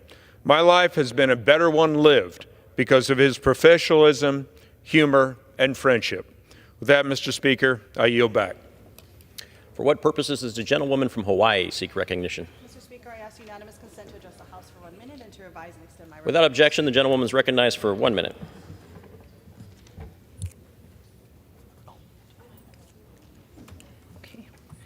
Mr. Speaker, Hawaii has a proud immigrant tradition, with many of us able to trace our roots across the globe. Few places in Hawaii exemplify our diversity more than Lahaina, where nearly a third of the residents are foreign-born. They came from the Philippines, Mexico, El Salvador, Honduras, the Marshall Islands, Micronesia, and more. They are the backbone of Maui's economy, working in hotels, restaurants, retail shops, and golf courses. They clean homes and are caregivers for keiki and kupuna alike. And on a day when fire did not discriminate what it took, Lahaina's immigrant community bore more than its fair share of loss. A quarter of the deceased had ties to the Philippines. Too many lost documents and life savings. Now, immigrants in Lahaina face impossible decisions, too scared to seek out the help that they need, afraid to travel or relocate due to their legal status. They need our help, and we've got to meet them where they're at through trusted partners so they can focus on healing and rebuilding. 4 generations ago, my family immigrated to Hawaii with the same hopes and dreams many in our Lahaina ohana have. We can't forget our roots, and we must meet this moment with the aloha they would have wanted. I yield back. For what purposes does the gentlewoman from Colorado seek recognition? Mr. Chair, I seek unanimous consent to address the House for 1 minute. Without objection, the gentlelady is recognized for 1 minute. Thank you, Mr. Chair. I rise to honor the life, sacrifice, and service of Cortez Police Sergeant Michael Moran, a true American hero who laid down his life in service to our great country and to his community. Sergeant Moran was fatally shot during a traffic stop on November 29th, providing a tragic end to a life of dedication and service. Sergeant Moran answered the call to serve our nation as a Marine for 9 years before joining the Cortez Police Department in 2012. His life was marked with selfless courage and love, always putting others before himself. Mr. Speaker, Sergeant Moran was a shining example for all Americans. His passing is an immeasurable loss for us all, and he was the best that Colorado's 3rd District had to offer. My prayers go out to his family, his loved ones, the community of Cortez. I pray for God's wraparound presence to surround you and comfort you and heal you in this time of mourning. Mr. Speaker, I thank Sergeant Moran for his selfless service, and I yield back. For what purposes does the gentlewoman from Oregon seek recognition? Mr. Speaker, I seek unanimous consent to address the House for 1 minute. Without objection, the gentlewoman is recognized for 1 minute. Mr. Speaker, I rise today to highlight the lack of mental health services in rural care.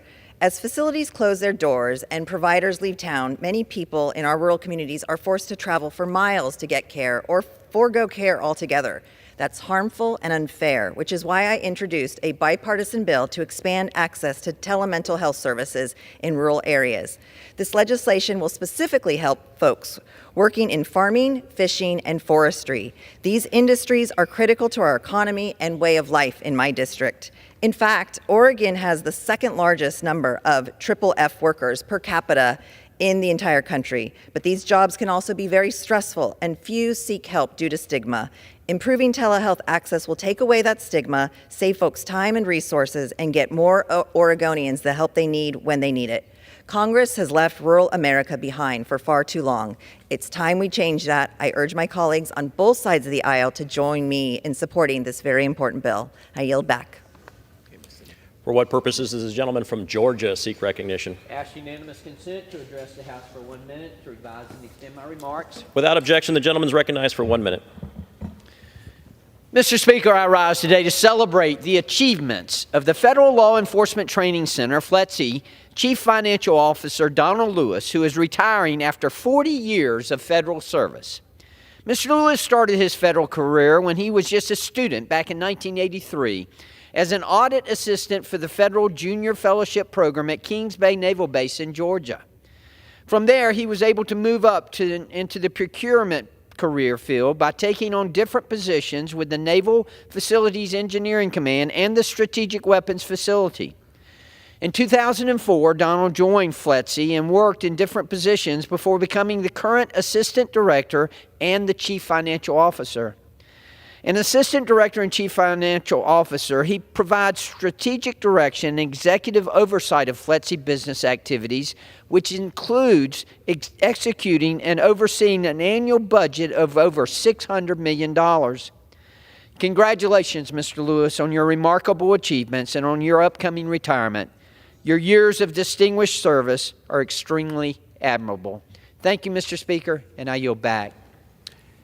For what purposes does the gentlewoman from Virginia seek recognition? To speak for 1 minute and revise and extend my remarks. Without objection, the gentlewoman is recognized for 1 minute. Thank you, Mr. Speaker.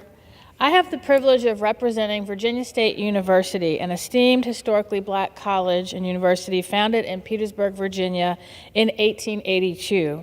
And I rise today to congratulate the Virginia State Trojan Explosion Marching Band, which was recently recognized as the nation's top Division II HBCU band in 2023.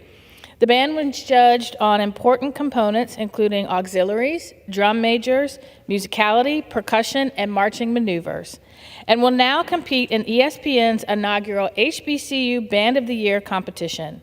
Throughout the year, the VSU Trojan Explosion was also invited to perform at the White House, the NBC Today Show, and the National Battle of the Bands competition in Houston.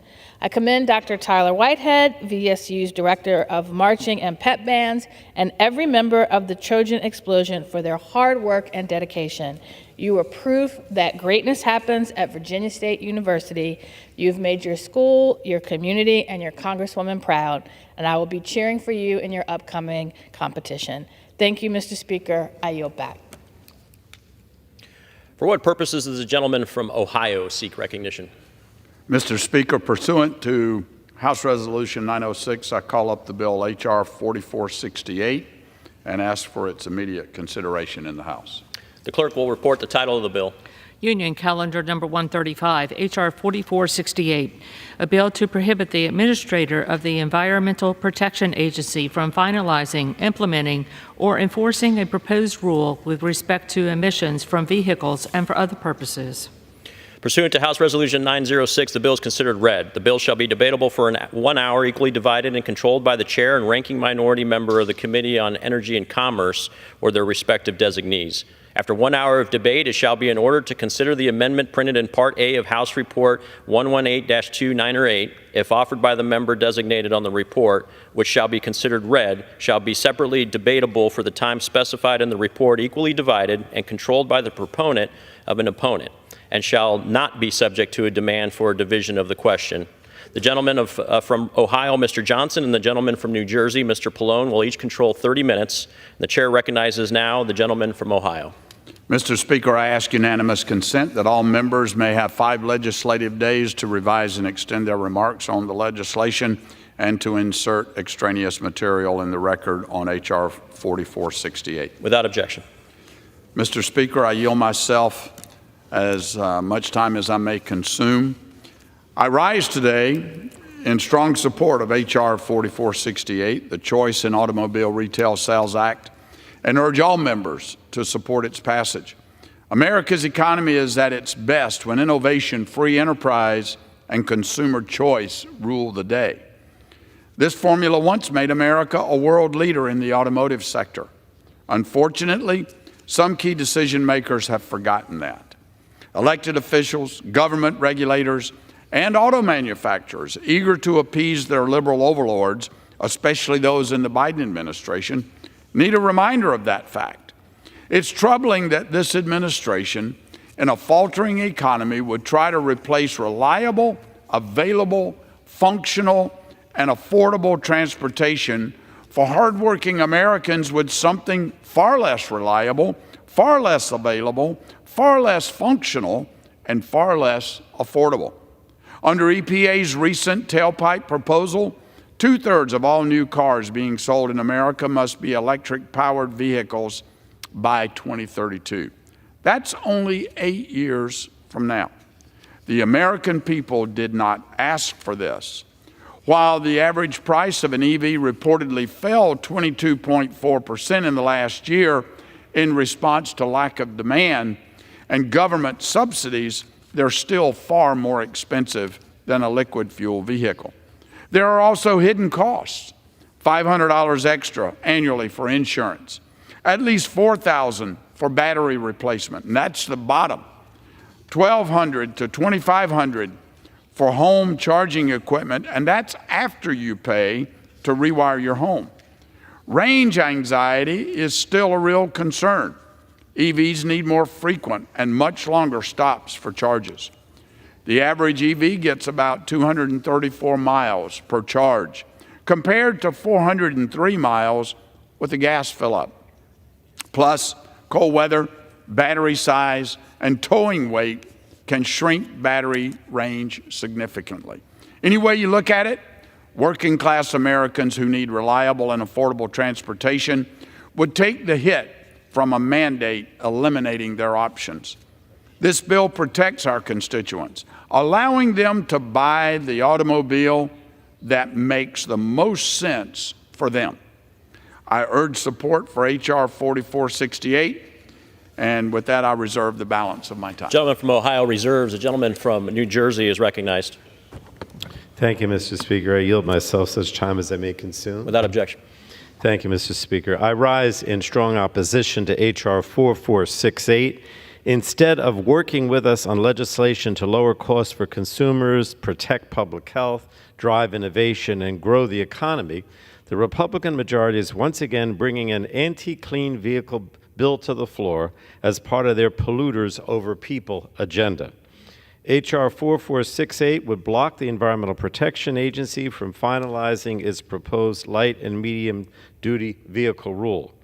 It would also block the agency from finalizing any future standard to cut greenhouse gas pollution from vehicles.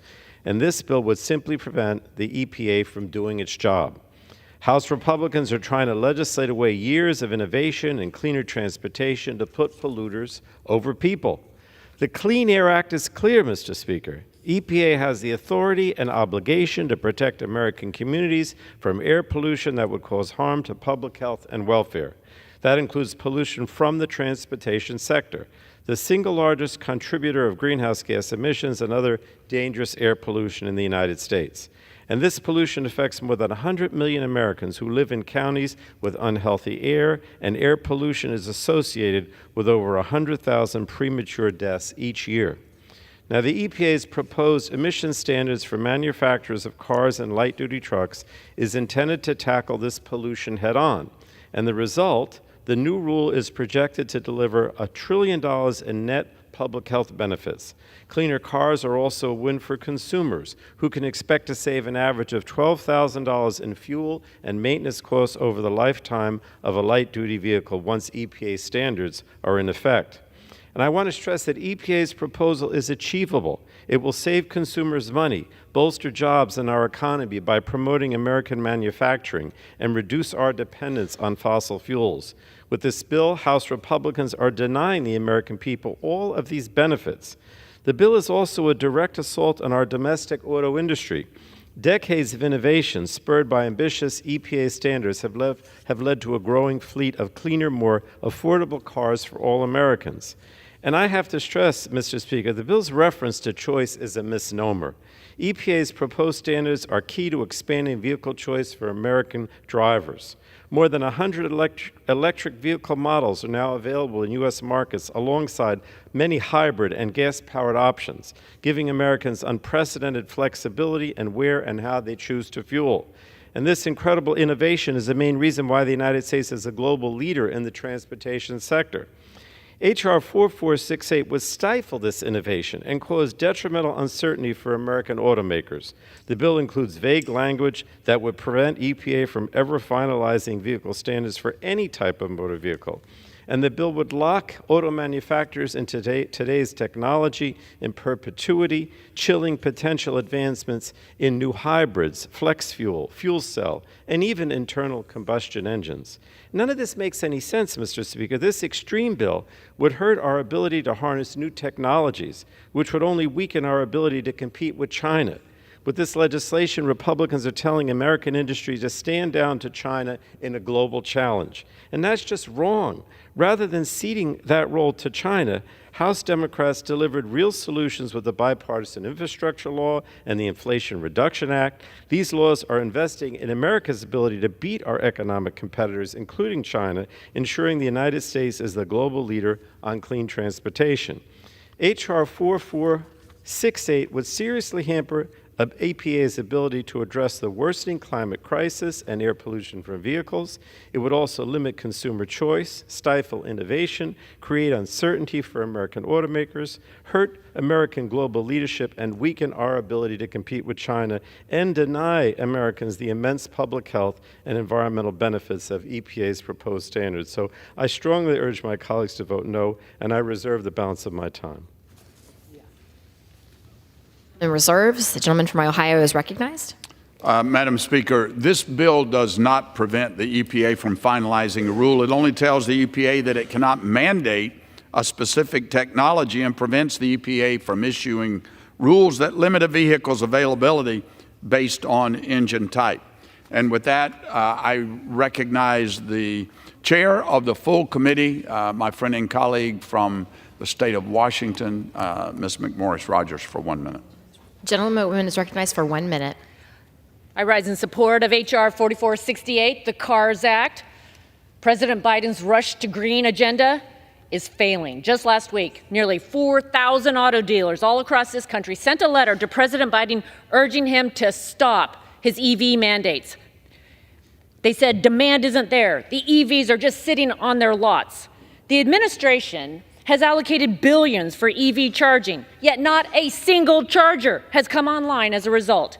All of this failed central planning is shipping our auto future and jobs to China. This is not the future Americans want or deserve.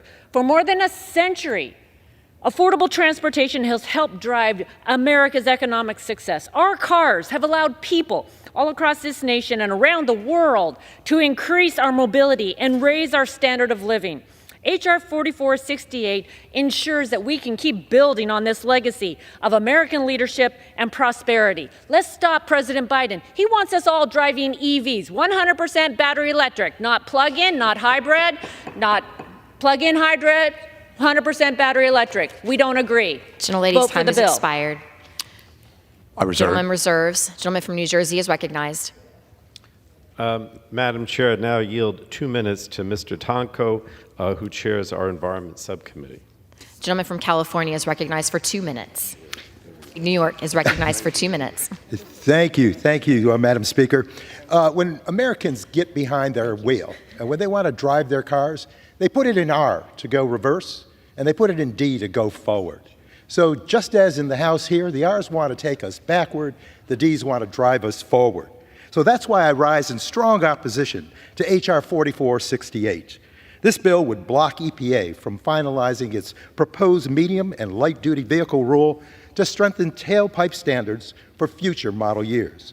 As we know, the transportation sector is the largest source of greenhouse gas emissions in the United States and also a major emitter of other harmful air pollution.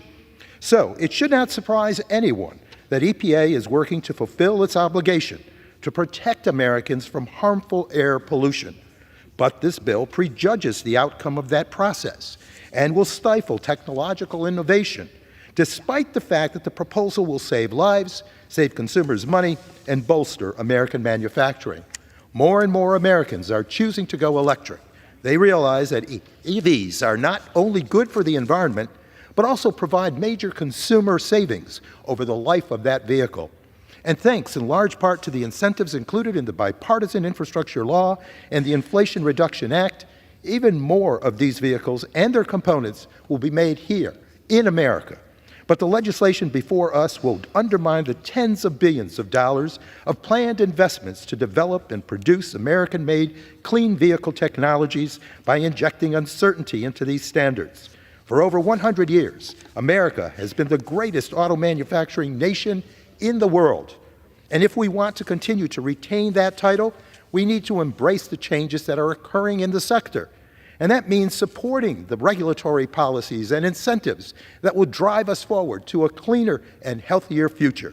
Unfortunately, this bill will stifle America's next great industrial revolution before we even seriously get into the race with China and dozens of other foreign competitors. For the sake of promoting American innovation and to address our pollution challenges and supporting our long-term national economic competitiveness, I urge members to oppose this bill. Put it in D and go forward.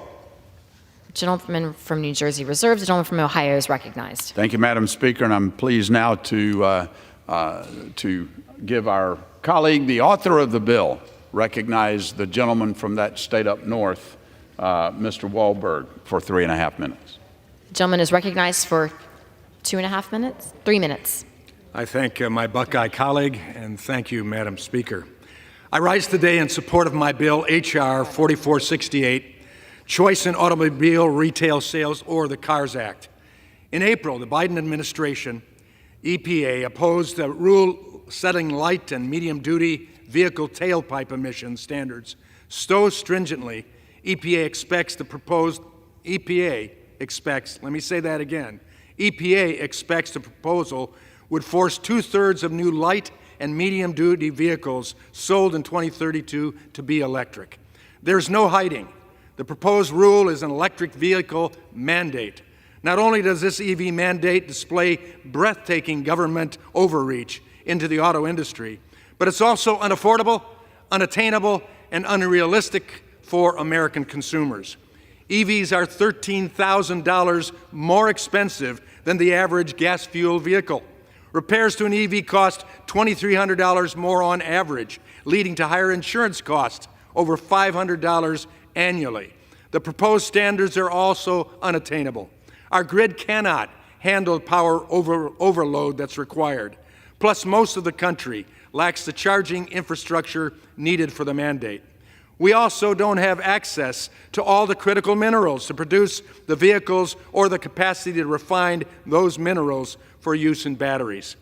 China controls most critical mineral mines, processing, and manufacturing for EVs.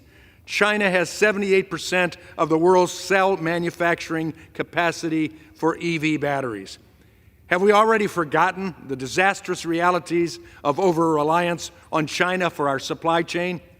I have yet to hear a constituent say to me, we need our supply chains to be more reliant on China. Opponents of the CARS Act argue that EVs are growing in popularity and prices are dropping. If that's the case, why is the mandate necessary? Well, just last week, nearly 4,000 car dealers sent a letter to the administration pleading with them to pump the brakes on the proposed rule, citing lack of demand. Range of EVs is another concern. Currently, one charge couldn't even get me across my district. EVs have almost 80% more issues and are less reliable than other vehicles. Let me be clear. I'm not against EVs. I'm against EV mandates. A single EV battery requires mining of hundreds of thousands of pounds of minerals. Those minerals are then refined using energy from China's coal plants. Ironically, an EV mandate is not a silver bullet to reduce global emissions. Sadly, the biggest loser for this mandate may be the American auto worker, since significantly less labor is required to assemble EVs. The future of those working at engine plants, like the one in my district, are now in peril too. The administration should side with consumers and innovators, not pick winners and losers. EV will play a significant role in the future of the industry, but so should hybrids and other solutions as they become more functional, reliable, and affordable, and chosen by the consumer. Let's allow consumers to have access to affordable and reliable cars, encourage American innovation, and set up to prevail over China. And I yield back. Gentleman from Ohio yields. The gentleman, I'm sorry, reserves. The gentleman from New Jersey is recognized. Madam Speaker, I yield 2 minutes to the gentlewoman from Michigan, Ms. Stevens. The gentleman from Michigan is recognized for 2 minutes. Madam Speaker, I rise today in strong opposition to H.R. 4468, a bill that would undermine the Environmental Protection Agency's ability to prohibit the EPA from implementing emissions regulations and their ability to protect air quality and our climate. I want to thank our ranking member, Mr. Pallone, and of course my great colleague, Congresswoman Dingell from the state of Michigan. The auto industry relies on the EPA and their emission standards to successfully compete.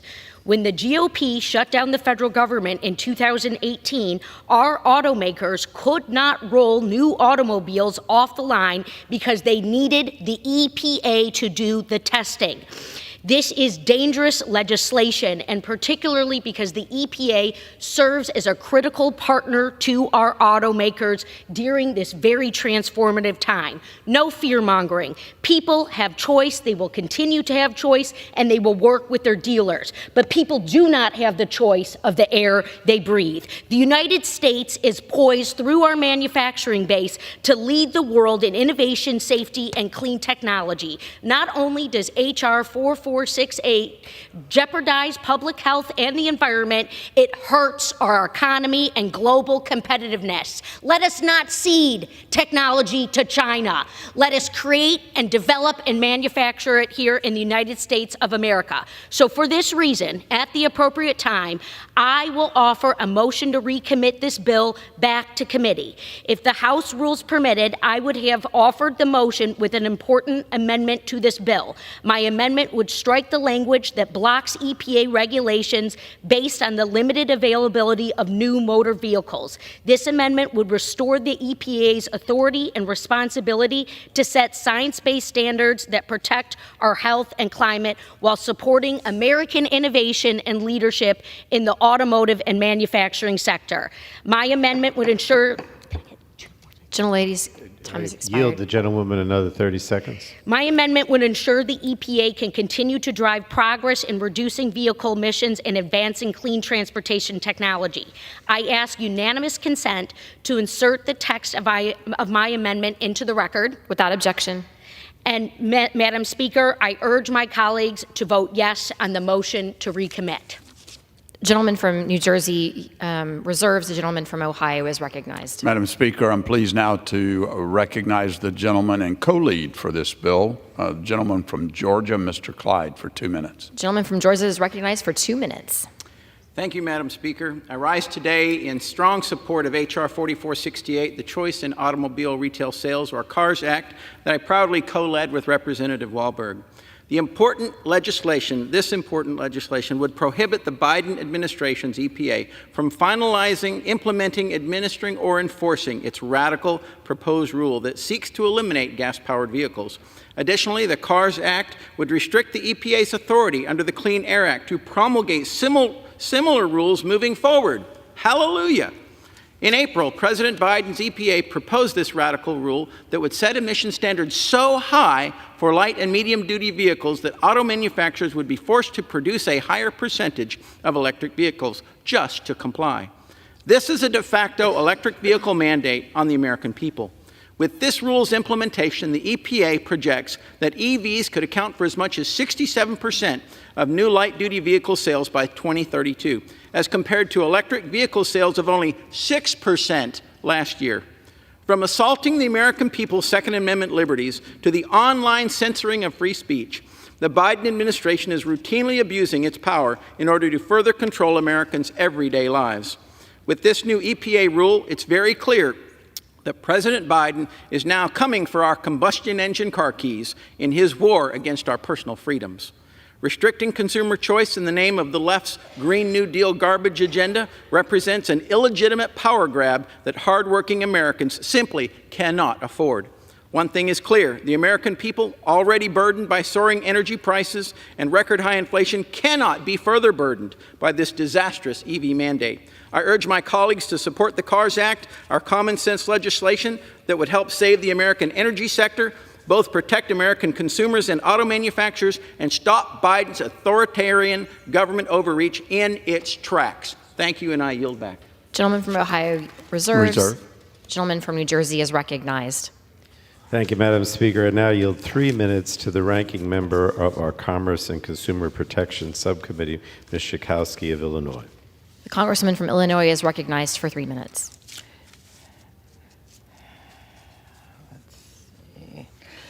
So it is known that the transportation sector is responsible for the single largest greenhouse gas emissions, and I chose not to contribute to that. I am the proud owner of a Chevy Bolt, which is a very affordable all-electric vehicle, not one of the expensive ones that the Republicans like to talk about.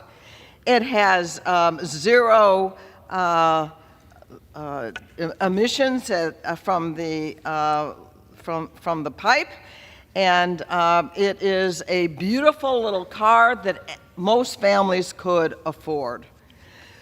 And I would say that the legislation that has been proposed actually takes choice away from Americans, because it says that the EPA will not any longer have the authority to regulate the emissions that are allowed. This will save lives. This legislation that has been proposed is absolutely dangerous. And what we know is that if the EPA can conduct its mission, then we would see 7 billion tons of greenhouse gases would not be in the air. Lives would be saved. This legislation is so important, and the legislation that you have proposed would take away the right of Americans to have a safe environment and health. So we say that this legislation is going in absolutely the wrong direction, and we want to be sure that no one will vote for it, that we will protect the lives of Americans, the right of the mission of the Environmental Protection Agency, and that we will have a better world to live in. And that should be the right that is given to Americans, and I yield back. The gentleman from New Jersey reserves. The gentleman from Ohio is recognized. Madam Speaker, I have tremendous respect for my colleague that just spoke. I have to say, though, this idea that electric vehicles are emission-free is totally unfounded. In fact, it's totally false. All you got to do is look at where the raw materials come from, look at how China produces those materials, lots of emissions. So if the argument is legitimate that we're going to save lives here, we're going to cost lives over there because they are not concerned about the climate, they're not concerned about the environment, they're not concerned about the people that they use slave labor in many cases to try and harvest the materials that make these electric vehicles in the first place. And with that, I'm proud to recognize my friend and colleague from Indiana, Mr. Bouchon, for 1 minute. The gentleman from Indiana is recognized for 1 minute. Madam Speaker, I rise today in support of H.R. 4468, the Choice in Automobile Retail Sales Act. Look, I support EVs, but this administration continues to push a rush to green agenda that prioritizes government mandates over the American people. And the American people have spoken through their shopping habits. EVs sit unsold on lots nearly twice as long as internal combustion engine vehicles due to a lack of charging infrastructure, and high costs. On average, EVs cost $16,000 more than internal combustion engine vehicles. We all want to reduce emissions, but EVs are not the solution the administration says they are. The amount of raw materials in one long-range battery EV could instead be used to make 90 hybrid electric vehicles. The overall carbon reduction of those 90 hybrids over their lifetimes is 37 times as much as a single battery EV. Where are the raw materials developed? Mostly in China. Should we be dependent on them? Preserving consumer choice is critical to maintaining competition in the automotive markets and ensuring access to reliable and affordable cars for all Americans. You cannot force Americans to buy cars they do not want any more than you could force energy transitions that can't be accomplished. I yield. Gentleman's time has expired. The gentleman from Ohio reserves. The gentleman from New Jersey is recognized. Madam Speaker, I yield 2 minutes now to the gentleman from California, Mr. Cardenas. Gentleman from California is recognized for 2 minutes. Thank you very much, Madam Speaker. I rise today in opposition to H.R. 4468. I'm frustrated and disappointed, but not surprised to see my Republican colleagues bring yet another bill to the floor that puts polluters over people. Scientists continue to warn us that the world is on its way to get warmer and warmer and increase global warming temperatures. And if we want to avoid the worst climate changes, the worst disasters, we must reduce our air pollution. So why, when we know that the transportation sector is the largest contributor to greenhouse gas emissions, would we limit the Environmental Protection Agency's ability to carry out its authority to improve transportation emissions? And yet today's bill would kill our chances of getting on the right track and put us on the wrong track. Poor air quality and ever-worsening climate disasters are increasing. Our constituents are already facing these major problems all over our country. More than 45 million Americans, including many of my constituents, live within 300 feet of major roadways or corridors, which contribute directly to negative health effects like asthma, cardiovascular disease, and premature death. That's right, air pollution is a matter of life and death. Our work here in Congress will determine how livable our planet is, how our neighborhoods will be livable or not for generations to come. And today, my Republican colleagues have chosen to abandon a healthy and prosperous future for Americans and to choose big oil companies and their profits over people. This is reckless, and I urge a no vote on 4468. I wasn't here when my Republican colleagues were against Social Security, against Medicare, and now they're against making sure that we have a livable planet. Please vote no on H.R. 4468. Thank you. The gentleman from New Jersey reserves. The gentleman from Ohio is recognized. Thank you, Madam Speaker. You know, we actually agree on some things with our Democrat colleagues. We agree that we ought to keep the environment clean, the air, the water, the land. But throwing money at it, like my Democrat colleagues are trying to do, is not the answer to the problem. This rule would result in lost middle-class jobs in the United States because we can't get new facilities and infrastructure even permitted to do these things under the current administration. Until that happens, America will be heavily reliant on China. And with that, I'm proud to recognize my colleague, the gentlelady from Arizona, Ms. Lesko, for 1 minute. Gentlelady is recognized for 1 minute. Thank you, Representative Johnson. Do we live in communist China? I mean, really, do we live in communist China? I can't believe it that the Biden administration, first they want to ban gas stoves, so we had to do legislation to prevent that. Now they want to ban 67% of the manufacturing of regular gas-powered cars by 2032. That's insane. You know, President Biden and my Democratic colleagues claim they're for the middle class. They always say that, oh, we're for the middle class. Well, no, they are not, because who can afford these electric cars? It's the people with a bunch of money. That's who can afford it, not the middle class, not the lower class. So I am in strong support of this bill to prohibit and prevent this radical regulation against common Americans, and with that, I yield back. Gentleman from Ohio reserves. The gentleman from New Jersey is recognized. Madam Speaker, I yield 3 minutes now to the ranking member of our subcommittee on oversight and investigations, the gentlewoman from Florida, Ms. Castor. The gentlewoman from Florida is recognized for 3 minutes. Well, thank you, and I thank the ranking member, Mr. Pallone, for yielding the time. And just have to say, I had to come down to the floor to speak out strongly against the Republicans' pro-China bill. You all want to the Republican Party wants to take us backwards. They want to raise costs on American families, and in doing so, a lot of people ask why. Why would you attack American auto companies, American workers? Why would you work against the best interest of the American people, putting money back into their pockets?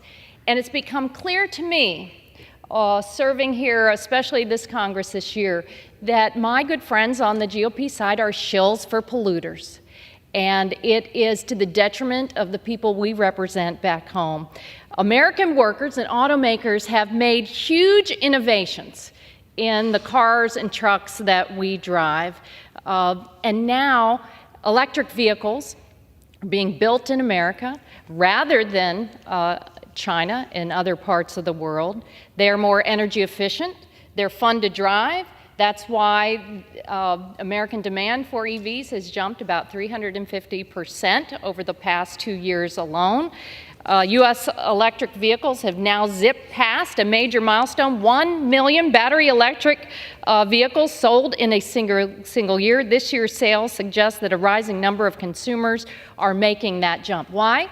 Because you don't have the maintenance cost, you don't have to stop at the gas station. We have a lot of work to do on electric vehicle charging, but it's been the Clean Air Act that has helped American innovators and our automakers and workers make our cars more fuel efficient over time. Now, with the historic Inflation Reduction Act passed by a Democratic-led Congress, signed by President Biden, we're bringing those manufacturers and the batteries and the assembly here in America.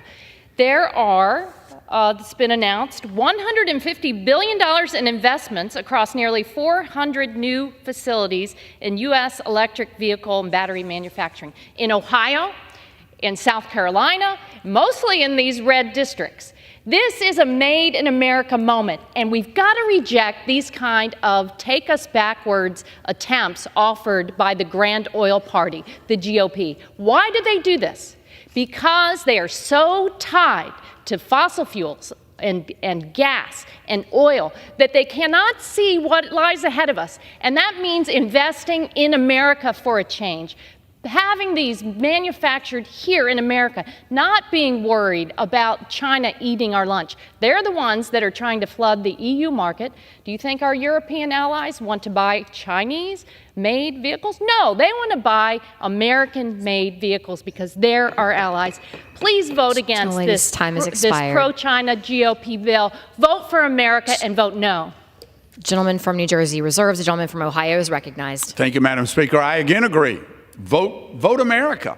And I would urge my Democrat colleagues to remember that fossil fuels have raised more people around this planet, across the globe, out of poverty than any other fuel source on the planet.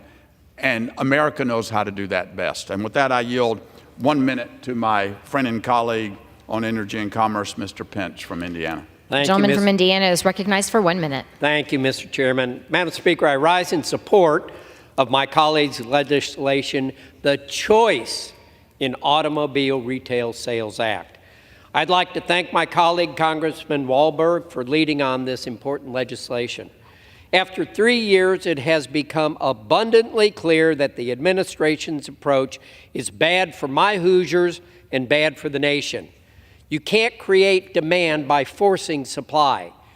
EVs continue to pile up on dealer lots across the country and in my district. Almost daily, we hear of auto manufacturers that are tempering investor expectations because of underwhelming sales. The money's leaving. Simply put, people are not buying EVs. EPA's aggressive rule is a de facto mandate on Hoosiers to switch to EVs. This legislation would curb EPA's electrification or nothing approach and allow consumers to choose the best type of vehicle that fits the needs of their family. As I've repeatedly stated, this administration is fundamentally ignoring the reality of energy distribution. Gentleman is recognized. EVs may make sense for densely populated areas, but the lack of range and insufficient towing capacities do not meet the needs of rural Indiana's 6th District. The CARES Act will bring sensible policy back to the forefront and allow American innovation to lead the way to the next generation of transportation. I urge my colleagues to support the bill, and I yield back. Gentleman from Ohio reserves. Gentleman from New Jersey is recognized. Madam Speaker, I yield 4 minutes now to a member of our committee, the gentleman from California, Dr. Ruiz. Gentleman from California is recognized for 4 minutes. Last week, the Department of Energy's Geothermal Technologies Office released the most comprehensive analysis to date, quantifying the domestic lithium resources in the Lithium Valley region, the Salton Sea region of Imperial Valley, also known as Lithium Valley in my district. The analysis found that Lithium Valley's total resources could produce enough lithium to manufacture over 375 million total electric vehicle batteries. This is more than the current amount of total cars currently on the roads in the United States today. Now, that's a lot of lithium. That's a lot of electric vehicles that'll lower the cost of electric vehicles for everyone in our nation. Lithium Valley is a great example of how domestic solutions exist for our domestic and global supply chains, and my Republican colleagues should be as excited about this analysis as I am. Given their critical mineral supply chain concerns, I would think this is welcome news. However, instead of focusing our efforts on how to best leverage this report to further our domestic lithium production, we are here debating a bill that will do the exact opposite and harm our domestic supply chain efforts. H.R. 4468, the Choice in Automobile Act, would prohibit the EPA from finalizing their proposed rule on multi-pollutant emission standards, drastically cutting into the development and production of domestic technological innovations like electric vehicles and battery manufacturing that our nation needs. So I strongly oppose this bill in its entirety. In addition to slowing down our country's ability to compete with China on electric vehicles in the global market, it is a direct attack on our nation's ability to curb vehicle emissions and help rural and marginalized communities in their own districts suffering from the highest pollutions. And my home state of California, and in particular, my district, California's 25th, has significant air pollution challenges. And as a physician, I have seen the public health impacts of air pollution firsthand. These consequences are serious and have very real bad effects on the lives of my constituents. From having to skip work to deal with air pollution, associated health challenges, to spending money on unexpected healthcare costs, my constituents are experiencing the negative impacts of air pollution every day. Recently, the American Thoracic Society released their latest Health of the Air report, which estimated that we can prevent over 21,000 deaths by cleaning up our air. And a major step in doing so is by reducing vehicle emissions, which this bill will not do. What we should be doing is following California's lead by taking concrete steps to reduce dangerous air pollution from transportation modality. Instead, this bill specifically punishes California for their efforts, and that is unacceptable. California has chosen to make the health of Californians a priority. This bill should do the same for all Americans. So I urge my colleagues to oppose this environmentally unfriendly, disastrous, polluter over people bill. And I yield back. Gentleman yields back. Gentleman from New Jersey reserves. The gentleman from Ohio is recognized. Mr. Speaker, I'm pleased to recognize my friend and colleague from Pennsylvania, Dr. Joyce, for 2 minutes. I thank the gentleman for yielding. Recognized. I thank the gentleman for yielding. Once again, we are seeing President Biden put green new priorities ahead of Pennsylvania families by proposing to eliminate gas-powered cars from our roads. The Biden administration is attempting to fundamentally change how Americans drive. The proposed rule from the EPA assumes that battery electric vehicles will make up 60% of new cars in 2030 and almost 2/3 by 2032. The basic facts show us that this assumption is simply wrong. and that attempting to ban the sale of internal combustion engine cars, internal combustion engine trucks, and internal combustion engine SUVs that families in Pennsylvania rely on is dangerous. This legislation is a vital part of stopping the Biden administration's far-left New Green Deal agenda from being implemented. In tandem with my legislation, the Preserving Choice in Vehicle Purchases Act, the CARS Act would help to ensure that the Clean Air Act, a 51-year-old piece of legislation, is not manipulated to ban the sale of gas-powered vehicles. In the Energy and Commerce Committee, we've heard testimony from experts across the political spectrum, including members of the Biden administration, who say that transitioning to EVs would be costly and ineffective. Just this month, we've heard from more than 4,000 car dealers, including 70 from Pennsylvania, who say that transitioning to battery vehicles would be a disaster for drivers across our country. More than 95% of Americans use gas-powered vehicles. Demanding that they transition to battery electric vehicles in the next decade would be disastrous for our economy. It would be unsustainable for our electric grid, and it will be devastating to American families. I urge all of my colleagues to support this legislation and put a stop to President Biden's reckless use of agency rulemaking. Thank you, and I yield the balance of my time. Gentleman yields back. Gentleman from Ohio reserves. Gentleman from New Jersey is recognized. Mr. Speaker, I yield 3 minutes now to a member of our committee, the gentlewoman from Michigan, Ms. Dingell. Gentlelady is recognized. Thank you, Mr. Speaker. I rise today in strong opposition to H.R. 4468, the Choice in Automobile Retail Sales Act. I love my colleagues on the other side, but it's just disappointing that yet again another Republican messaging bill is coming to the floor intentionally to mislead and harm the American people. Even the United Auto Workers, who my colleagues say they're helping, say this bill seeks to inject American union-made vehicles as a wedge issue in the culture war. I want to remind my colleagues that, all right, some of you are young, some of us are seasoned, that it was years ago when gas prices went up, consumers wanted smaller cars, Japanese car makers were prepared, and our auto industry, domestic, was flat-footed. We weren't ready to build small cars, and we took a beating. And we cannot make that mistake again. We need to be ready to innovate, build these electric vehicles now, and do so in a competitive way. This bill is a blatant attack on the EPA and our ability and how we will and must compete in a global marketplace.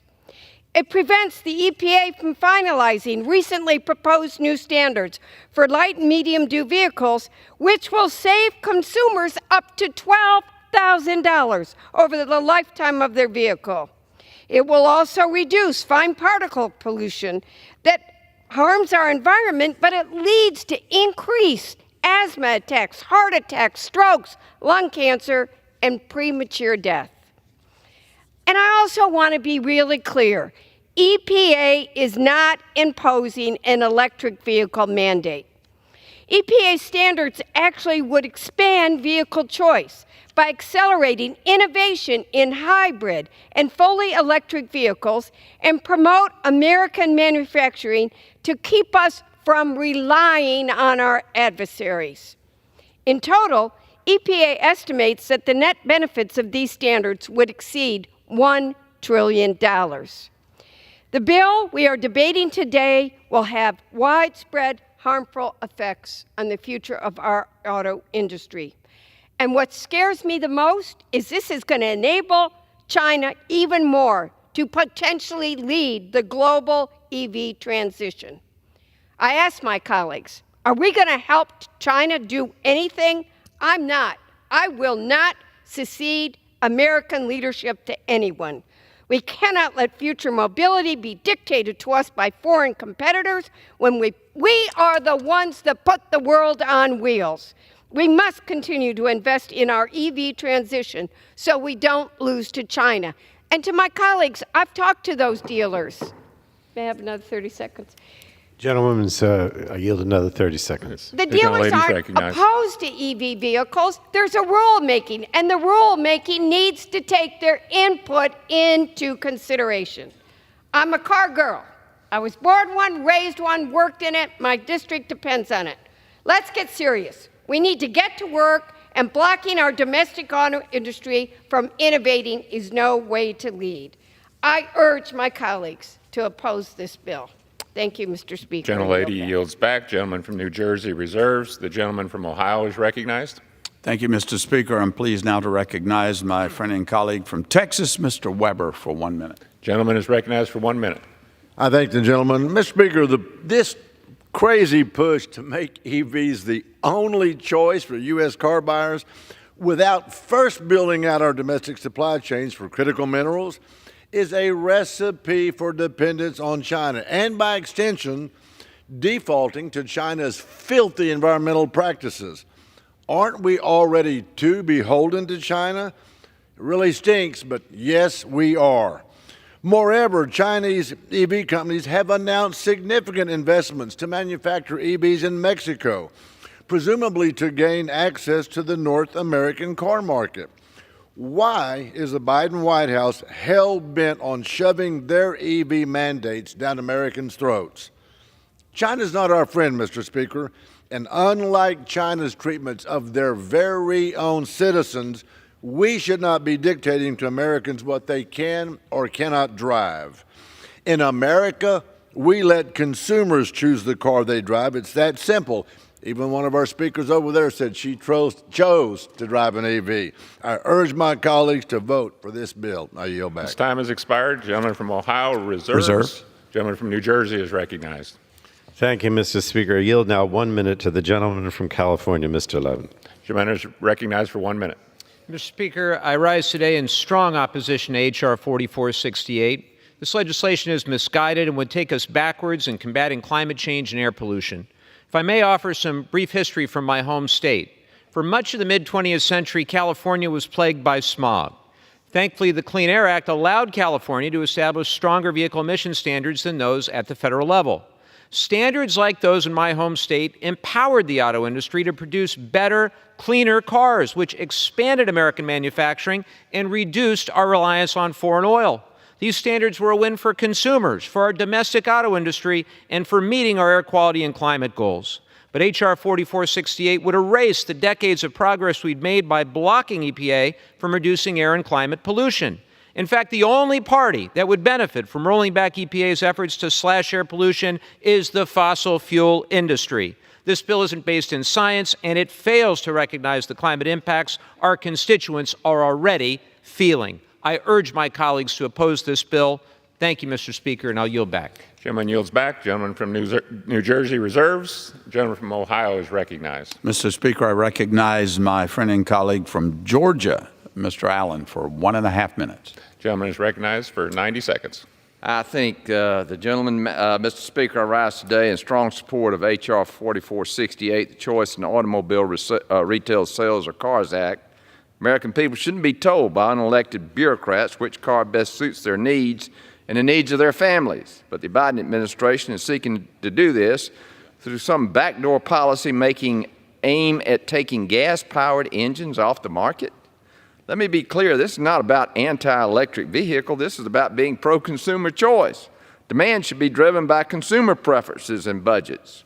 So let's look at the facts. According to a report from Alliance for Automotive Innovation, gasoline-powered cars and trucks represented 93% of all new vehicle sales in 2022. And according to the Congressional Budget Office projections, electric vehicles will only account for 30 to 56% of new car sales in 2032.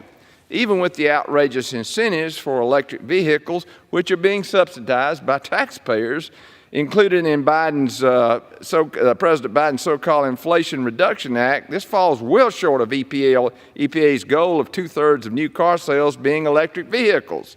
No matter how much the government floods the market with requirements to squeeze out internal combustion engines and require electric vehicles, if consumers don't want to buy the cars, they should not be forced to do so.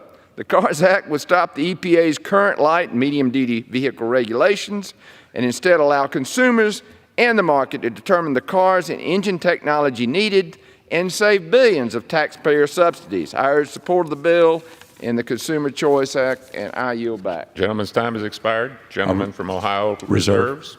Gentleman from New Jersey is recognized. Mr. Speaker, I yield 1 minute now to the gentleman from California, Mr. Takano. Gentleman is recognized. Mr. Speaker, I rise today in strong opposition to H.R. 4468, House Republicans' latest attempt to undermine climate change action by the Biden administration and dismiss the high risks presented by air pollution for communities like mine. My district falls within the South Coast Air Basin, which has the worst air pollution in the entire country. Inland Empire residents have higher levels of cardiovascular disease, childhood asthma, and other respiratory diseases compared to the national average as a result. The EPA's proposed rule, which this bill would inhibit, reduces car emissions, drives innovation of clean technology, and improves public health in my district and across the country. My constituents deserve to breathe clean air and live healthy lives. We should all support EPA's efforts to address health disparities and combat climate change. I implore my colleagues to vote against this bill, and I yield back. Gentleman yields back. Gentleman from New Jersey reserves. The gentleman from Ohio is recognized. Mr. Speaker, I'm pleased to recognize my friend, colleague, and neighbor in my district, Mr. Balderson from Ohio, for 2 minutes. Thank you, Mr. Chamber. Thank you, Mr. Speaker. I rise today in support of H.R. 4468, the CARS Act. President Biden has made it clear since day one that he will use the full weight and power of his office to push a radical climate agenda at the expense of consumer choice and American energy security. His rush to green agenda, drawn up and enforced by Washington bureaucrats, pushes for a one-size-fits-all approach to vehicle purchases. The Biden administration's standards would mandate that 2/3 of all new vehicles sold by 2032 be electric. The standards strong-arms manufacturers into building cars that simply do not reflect market demand. In fact, last month, nearly 4,000 car dealers from all 50 states joined a letter to President Biden urging him to slow down the EPA's proposed rule. And just last week, Consumer Reports released a survey showing that electric vehicles proved far less reliable than internal combustion engine counterparts. The survey found that EV model years 2021 through 2023 encountered nearly 80% more problems compared to the conventional vehicles. It's no wonder Ford and GM recently announced they are cutting back investments in EV production and reassessing their EV production goals for the first half of 2024. The American people just aren't buying them. Furthermore, the EPA's rule, if implemented, will increase the strain on our electric grid at a time when misguided state and federal energy policies are already driving power plants to retirement. With the passage of this legislation today, we can reaffirm our support of the free market and consumer choice. I encourage my colleagues to vote in support of the CARES Act today. Thank you, Mr. Speaker. I yield back. Back. Gentleman from Ohio reserves. Yes. Gentleman from New Jersey is recognized. Mr. Speaker, I yield 1 minute now to the gentleman from California, Mr. DeSaulnier. Gentleman is recognized for 1 minute. Thank you, Mr. Speaker. Thank you, Mr. Ranking Member. As a former member of the California Air Resources Board, having been a Republican appointee by Governor Pete Wilson and having served under 2 Republicans and 1 Democratic governor, I have seen the modeling firsthand to know the importance of reducing our transportation emissions. It's through this lens that I strongly oppose H.R. 4468. This bill would not only prevent the EPA from implementing its newest and strongest emission standards, but it would also block EPA from finalizing vehicle emission standards that indirectly result in the phasing out of any specific engine technology, which could deal a fatal blow to innovation in the deployment of alternative fuel energies, including electric vehicles. EPA's proposed standards that this bill would eliminate reduces 7.3 billion metric tons of carbon pollution and 15,000 tons of particulate matter pollution, which would provide between $63 and $280 billion in health benefits to Americans. I strongly oppose this bill and partisan efforts to thwart EV development and hinder emissions reductions, and I yield back. Time has expired. Gentleman from New Jersey reserves. Gentleman from Ohio is recognized. Mr. Speaker, I yield 1 minute to my friend from Georgia, Mr. Carter. Gentleman's recognized for 1 minute. Thank you, Mr. Speaker. I rise today in support of this bill because American consumers are directly impacted by the cost of vehicles. Unfortunately, the EPA is trying to force Americans into only being able to pick from some of the most expensive vehicles on the market, electric vehicles. The ENC committee received testimony in April that the average price of an EV is $13,000 more than the average price of an internal combustion engine vehicle. The Detroit News editorial board reported last week that the new average EV list price was 28% higher than a gasoline vehicle last month, according to Cars Gurus. In addition, insurance for an EV is also $44 more expensive per month versus $528 more expensive per year than insurance for gas-powered cars. And EVs are much more expensive to fix in the case of an accident, more than 50% more, according to Forbes. The price of a vehicle is incredibly important to my constituents and those of my colleagues because access to a car is tied to improved economic outcomes for low-income households. I urge support of this bill to preserve affordable vehicle choices for Americans, and I yield back. Gentleman yields back. Gentleman from Ohio reserves. Gentleman from New Jersey is recognized. And Mr. Speaker, I yield now 1 minute to the gentlewoman from Virginia, Ms. McMillan. Gentlelady is recognized for 1 minute. Thank you, Ranking Member Pallone, for your leadership. Mr. Speaker, I rise today in opposition to H.R. 4468. I've listened as the party that is actively trying to strip away Americans' personal freedoms and rights is disguising its anti-science, anti-climate legislation as protecting choice and personal freedom. That's rich. House Republicans are putting polluters over people, yet again prioritizing special interests over the health and well-being of Americans. This deeply harmful bill would undermine the EPA's authority to finalize proposed emission standards and prevent the agency from taking future action to protect the public from dangerous air pollution. Their opposition to the rule has very real impacts for historically marginalized environmental justice communities, most often low-income communities of color, many of which I represent, who live near the roadways. We know greenhouse gas emissions and other pollutants can cause a host of adverse public health impacts, including higher rates of cancer, respiratory illness, and preterm births, which is why we cannot stand by while House Republicans work to curtail the EPA's authority. I encourage my colleagues to vote no on this irresponsible bill, and I yield back. Gentlelady's time has expired. Gentleman from New Jersey reserves. Gentleman from Ohio is recognized. Mr. Speaker, I yield 1.5 minutes to the gentleman from Iowa, Mr. Fulter. Gentleman is recognized. Thank you, Mr. Speaker. The EPA is forcing electric vehicles upon Americans by using a tailpipe emissions rule designed to phase out vehicles with internal combustion engines. In so doing, the EPA imposes an unwise restrictive policy and eliminates consumer choice. The Clean Air Act directs the EPA to reduce pollutant emissions from vehicles themselves. However, electric vehicles are entirely separate products. They are not emission control devices like catalytic converters in combustion engine cars.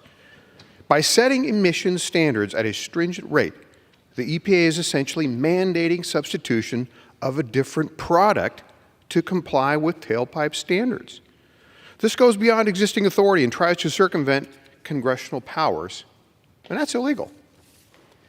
Instead of ripping away consumer choice, the EPA should do its job and stop enforcing irrelevant rules to meet political objectives.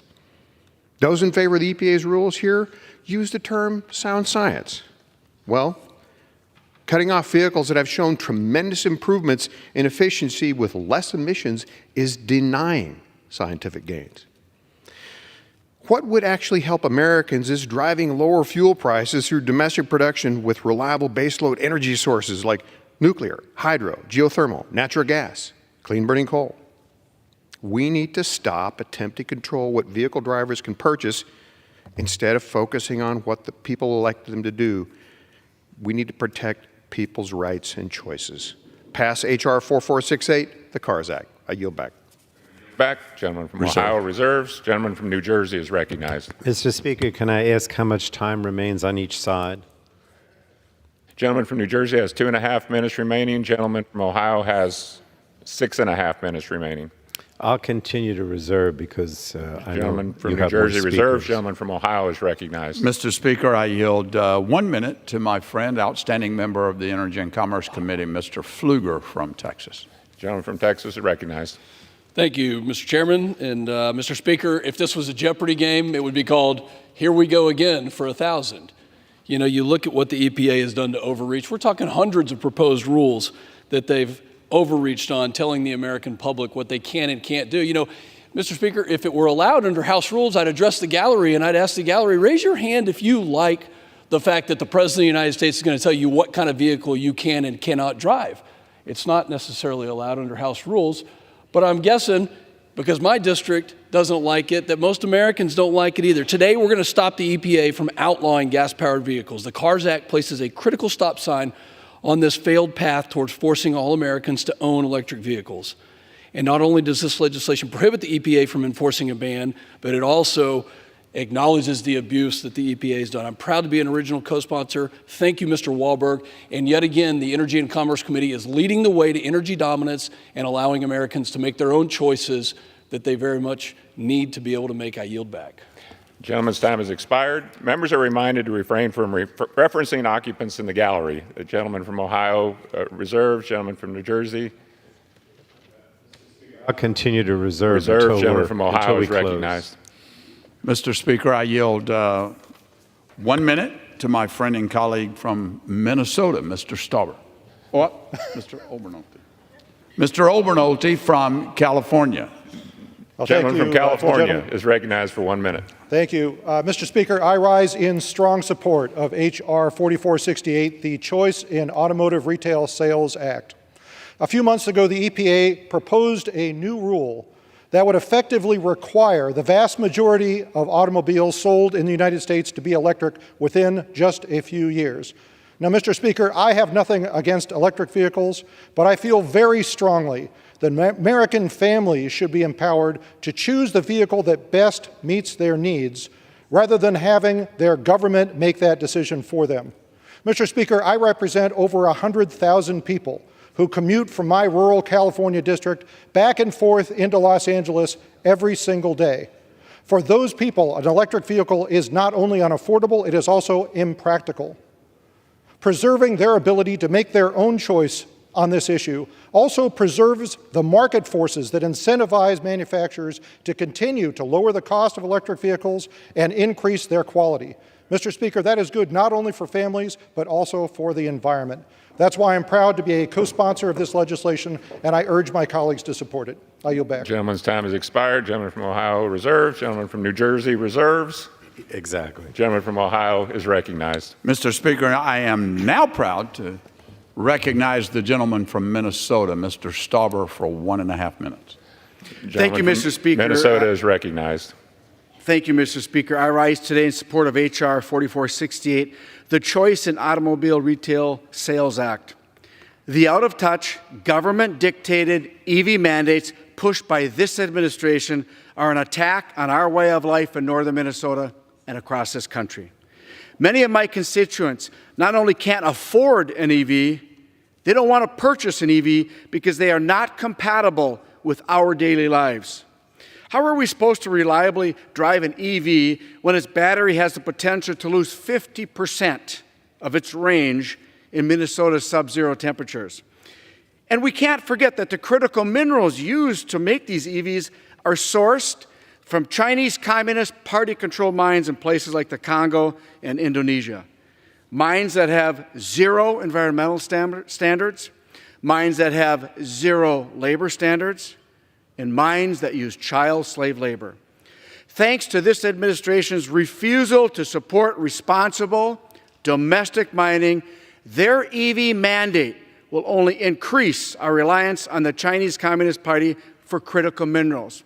Mr. Chair, I want to remind you and others, and my colleagues on the other side of the aisle, the biggest copper-nickel find is in northern Minnesota, the Duluth complex. 95% of our nickel reserve, over 88% of our cobalt, a third of our copper and other platinum group metals that help make electric vehicles. And this administration just pulled the leases. I urge adoption of this Bill 4468, and I yield back. Yields back. Gentleman from Ohio reserves. Gentleman from New Jersey reserves. Gentleman from Ohio is recognized. Mr. Speaker, may I inquire how much time is remaining? Gentleman has 3 minutes remaining. Gentleman from New Jersey has 2.5 minutes remaining. Mr. Speaker, I'm proud to yield 1 minute to the gentleman from Texas, an auto dealer, Mr. Williams. Gentleman from Texas is recognized for 1 minute. Mr. Speaker, I rise today in support of H.R. 4468, and in full disclosure, I am a car dealer. I am frankly the expert in the room. This legislation would stop the EPA from implementing a rule as an attack on hardworking Americans, and if implemented, would decimate small businesses and wreak havoc on the pocketbooks of families. As chairman of the House Committee on Small Business, an owner and operator and expert in car dealerships in Texas for over 52 years, I have seen firsthand the impact that overregulation can have on small businesses. Competition drives my industry, not government innovations. And by the way, no one wants to buy an EV vehicle. We are a country of competition, of risk and reward, and the federal government should not be in the car business. We must allow individuals to choose the vehicle that best suits their needs, not the government or Joe Biden. The EPA's proposed rule would have heightened impact on hardworking American families with an estimated increase in costs from maintenance to interest costs to lack of equity. It is clear President Biden and his EPA are out of touch with the American people by ignoring out-of-control inflation while pushing a green energy bailout. The customer is getting hammered again, and your local car dealer is getting hammered again. The proposed rule would also increase our dependency on China, something the administration seems determined to ensure happens. I urge my colleagues to stand with the American people and Main Street America and vote in favor of H.R. 4468. In God we trust, I yield back. Gentleman from Ohio reserves. Mr. Speaker, I'm prepared to close. I'll. Gentleman from New Jersey is recognized. Thank you. I yield myself such time as I may consume. You know, the amazing thing to me is that today during the debate, I heard very little statements on the part of the Republicans about clean air. This is all about the Clean Air Act and the fact that the EPA is trying to set standards that will eliminate pollution and make it easier for people to breathe and not be negatively impacted by pollution that's in the air. And what the Republicans want to do is gut the Clean Air Act so those standards cannot be put in place. Now, they also mention China, constantly, China, over and over again. The fact of the matter is that with this bill, they would be putting China in charge. China is the country in Beijing that imposes the mandates. What the EPA does is basically say, in order to achieve cleaner air, we are saying to the car manufacturers they have to do certain things, but they still have the choice of what kind of vehicles, whether it be a hybrid, an electric vehicle, a gasoline combustion vehicle. All those vehicles are still going to be available, we're still going to be manufactured. It's just that they're going to have less or no emissions, and the air will be cleaner for Americans to breathe. Now, the ultimate thing is when the Republicans talk about the workers and the jobs. Well, the fact of the matter is the United Auto Workers, which represents most of the car makers, or all of them as far as I know, they are opposed to this bill. And the reason for their opposition is because they want to continue to manufacture cars. They don't want China to continue to innovate and essentially start to corner the world market on electric vehicles or even other vehicles. And if that happens, the number of jobs here in the United States will be diminished. They're saying we oppose this bill because we want to create more cars and we want to create more jobs and we want the United States to continue to be the leader. So for all these reasons, for cleaner air, to keep American leadership above any competition with China, to make sure there continue to be choices with the cars that you buy through your manufacturers, all these reasons are there to oppose this bill. I urge my colleagues to strongly oppose this bill, which I think is going to take away the American leadership in car manufacturing and innovation and so many other things. And with that, Mr. Speaker, I yield back. The gentleman from New Jersey yields back. The gentleman from Ohio is recognized. Mr. Speaker, I'm going to yield to my friend and colleague from California to close, Mr. LaMalfa. Gentleman from California is recognized. Appreciate it. What it really is boiling down to is choice for Americans, affordable choices. And so just because we want to be part of this green agenda here, constantly crying about climate change, doesn't mean it's going to be good for Americans. These mandates, for example, on trucks, will add 16,000 pounds of weight that is no longer part of the cargo capacity for trucks. On automobiles, it's adding about $13,000 to the price of a car. Little credit has been given for how efficient and clean the internal combustion engines runs these days. It's all a big CO2 scam. As I remind you, CO2 is only 0.04% of our atmosphere. So let's go back in the direction of allowing people to have choices of the best manufactured cars that come right here in America instead of giving it over to China, which is what will happen on the mined products, on the labor, so many other things. Americans can figure out what they like. We certainly need California mandates that have already failed in the past and the federal government dictating to them on what their choices are in driving. So this is a good, righteous bill, 4468. Let's support that and help people continue to have their choices they want in this country and not be mandated by Congress or certainly California. I yield back to my colleague. McMillan yields back. The gentleman from Ohio is recognized. That was our close, Mr. Speaker. Okay. I yield. The gentleman yields back. All time for debate on the bill has expired. It is now in order to consider Amendment Number 1, printed in Part A of House Report 118-298. For what purpose does the gentleman from Ohio seek recognition? Mr. Speaker, I rise as the designee of the gentlewoman from Washington, and I have an amendment at the desk. The clerk will designate the amendment. Amendment number 1, printed in Part A of House Report number 118-298, offered by Mr. Johnson of Ohio. Pursuant to the House Resolution 906, the gentleman from Ohio, Mr. Johnson, and a member opposed will each control 5 minutes. The chair recognizes the gentleman from Ohio. Mr. Speaker, the purpose of the CARS Act is to permit Americans, not the executive branch of the federal government, to continue deciding what type of car makes the most sense for them. The purpose is not to reopen decades-old requirements that Americans have become accustomed to with their cars and manufacturers consider to be standard, whether it's the catalytic converter or the onboard diagnostic system, especially because those regulations were not trying to do away with the engine type, just address the most harmful pollution coming from that car. Rather than creating any confusion for EPA, automakers, or the public, or leading to unintended consequences or unnecessary litigation, this amendment sets a limit on how far back in time the provisions of H.R. 4468 apply. Instead of applying to any regulation ever issued in the history of the authority provided under Clean Air Act Section 202A, the manager's amendment caps the retroactivity of the bill's provisions to Section 202A regulations, including revisions proposed or prescribed on or after January 1st, 2021. By adding this date, the legislation focuses on pushing back on regulations that would have the federal government and not Americans decide what kinds of cars they should be able to drive. For over 100 years, Americans have been free to buy their own mode of transportation based upon what is available, reliable, affordable, and functional for their lives.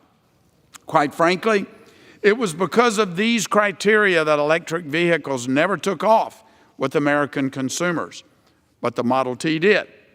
The Congressional Budget Office has concluded that adopting this amendment would have an insignificant net effect on the deficit.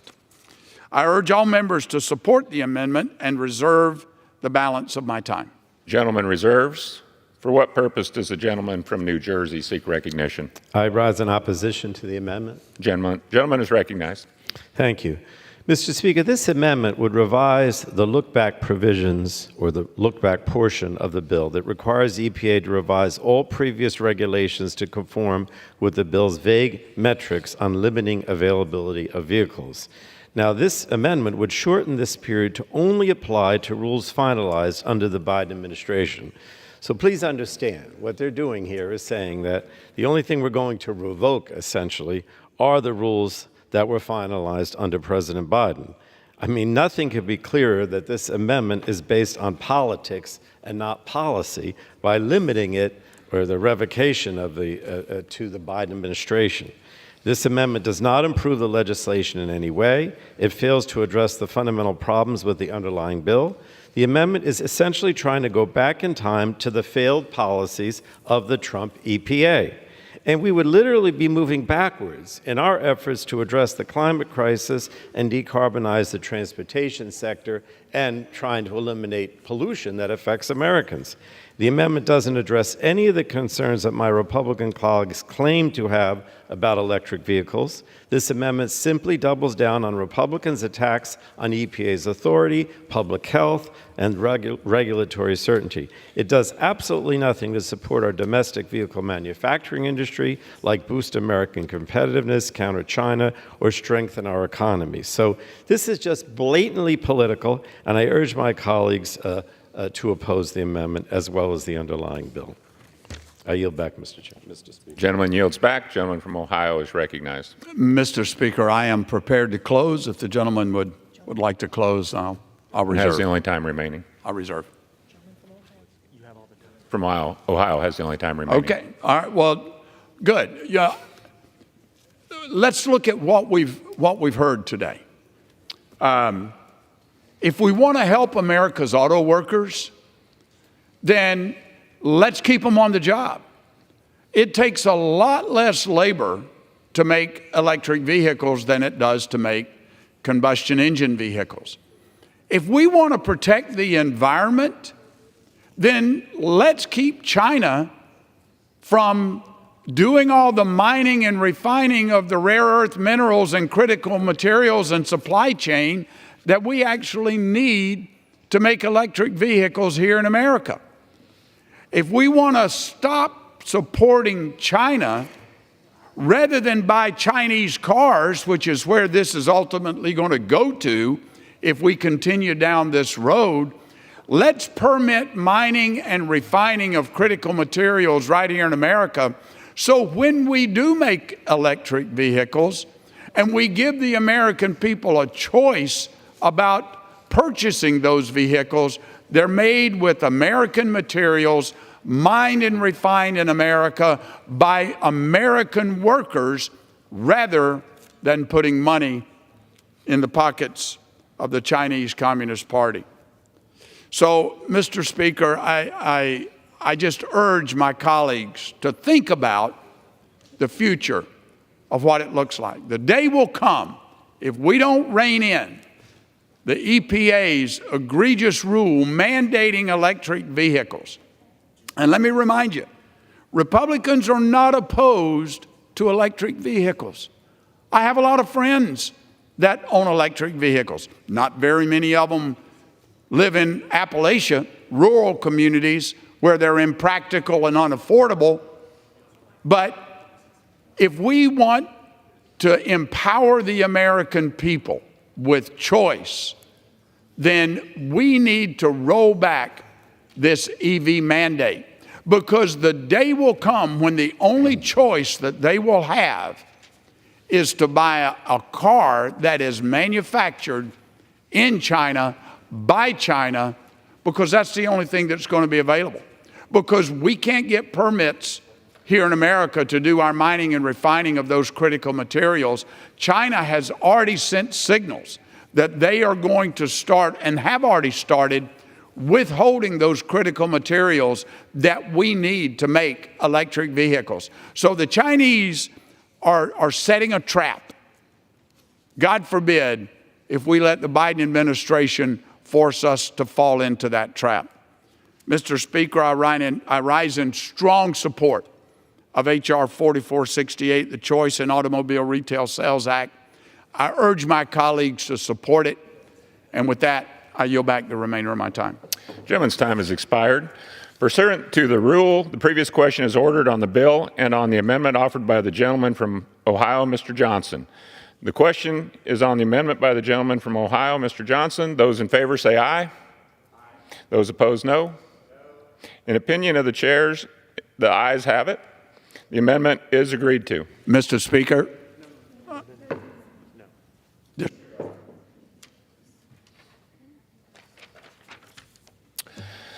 The question is on engrossment and third reading of the bill. Those in favor say aye. Those opposed, no. The ayes have it. Third reading. A bill to prohibit the administrator of the Environmental Protection Agency from finalizing, implementing, or enforcing a proposed rule with respect to emissions from vehicles and for other purposes. Pursuant to Clause 1C of Rule 19, further consideration of H.R. 4468 is postponed.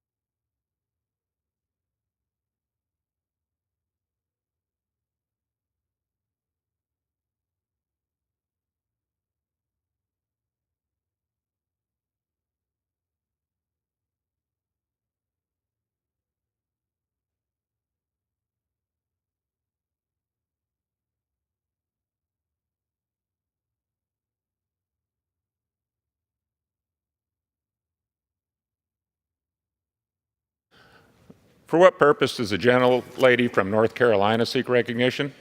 Thank you, Mr. Speaker. Pursuant to House Resolution 906, I call up Bill H.R. 5. Lady will suspend.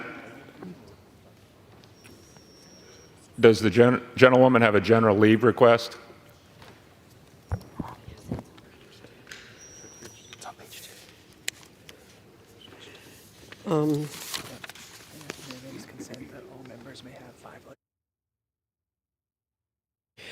I ask unanimous consent that all members have 5 days to revise and extend their remarks. Without objection. Pursuant to the House Resolution 906 and Rule 18, the Chair declares the House in the Committee of the Whole House on the State of the Union for consideration of H.R. 5933. The Chair appoints the gentleman from Guam, Mr. Moylan, to preside over the Committee of the Whole.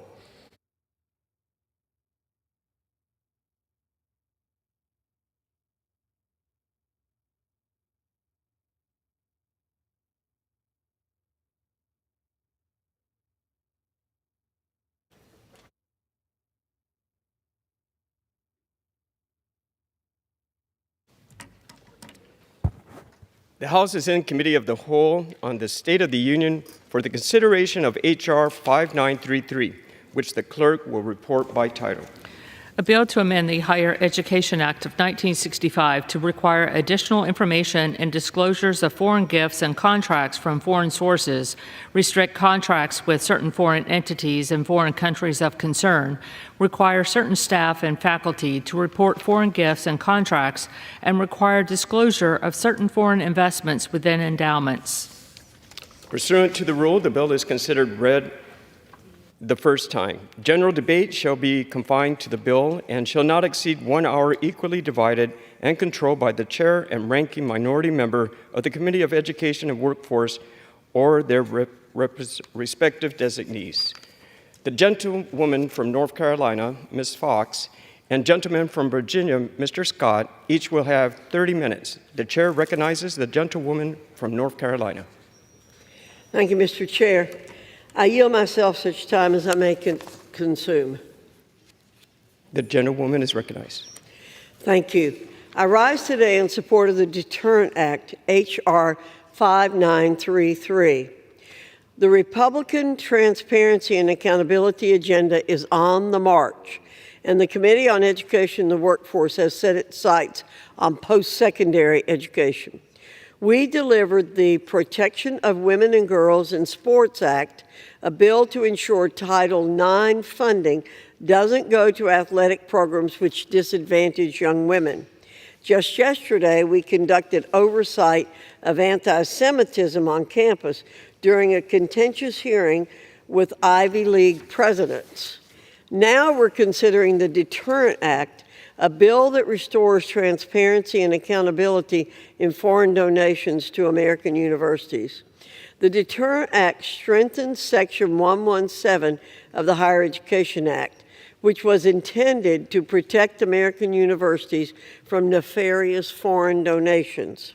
Unfortunately, many schools fail to report these foreign gifts and funding, leaving foreign actors with a stranglehold on U.S. academic institutions.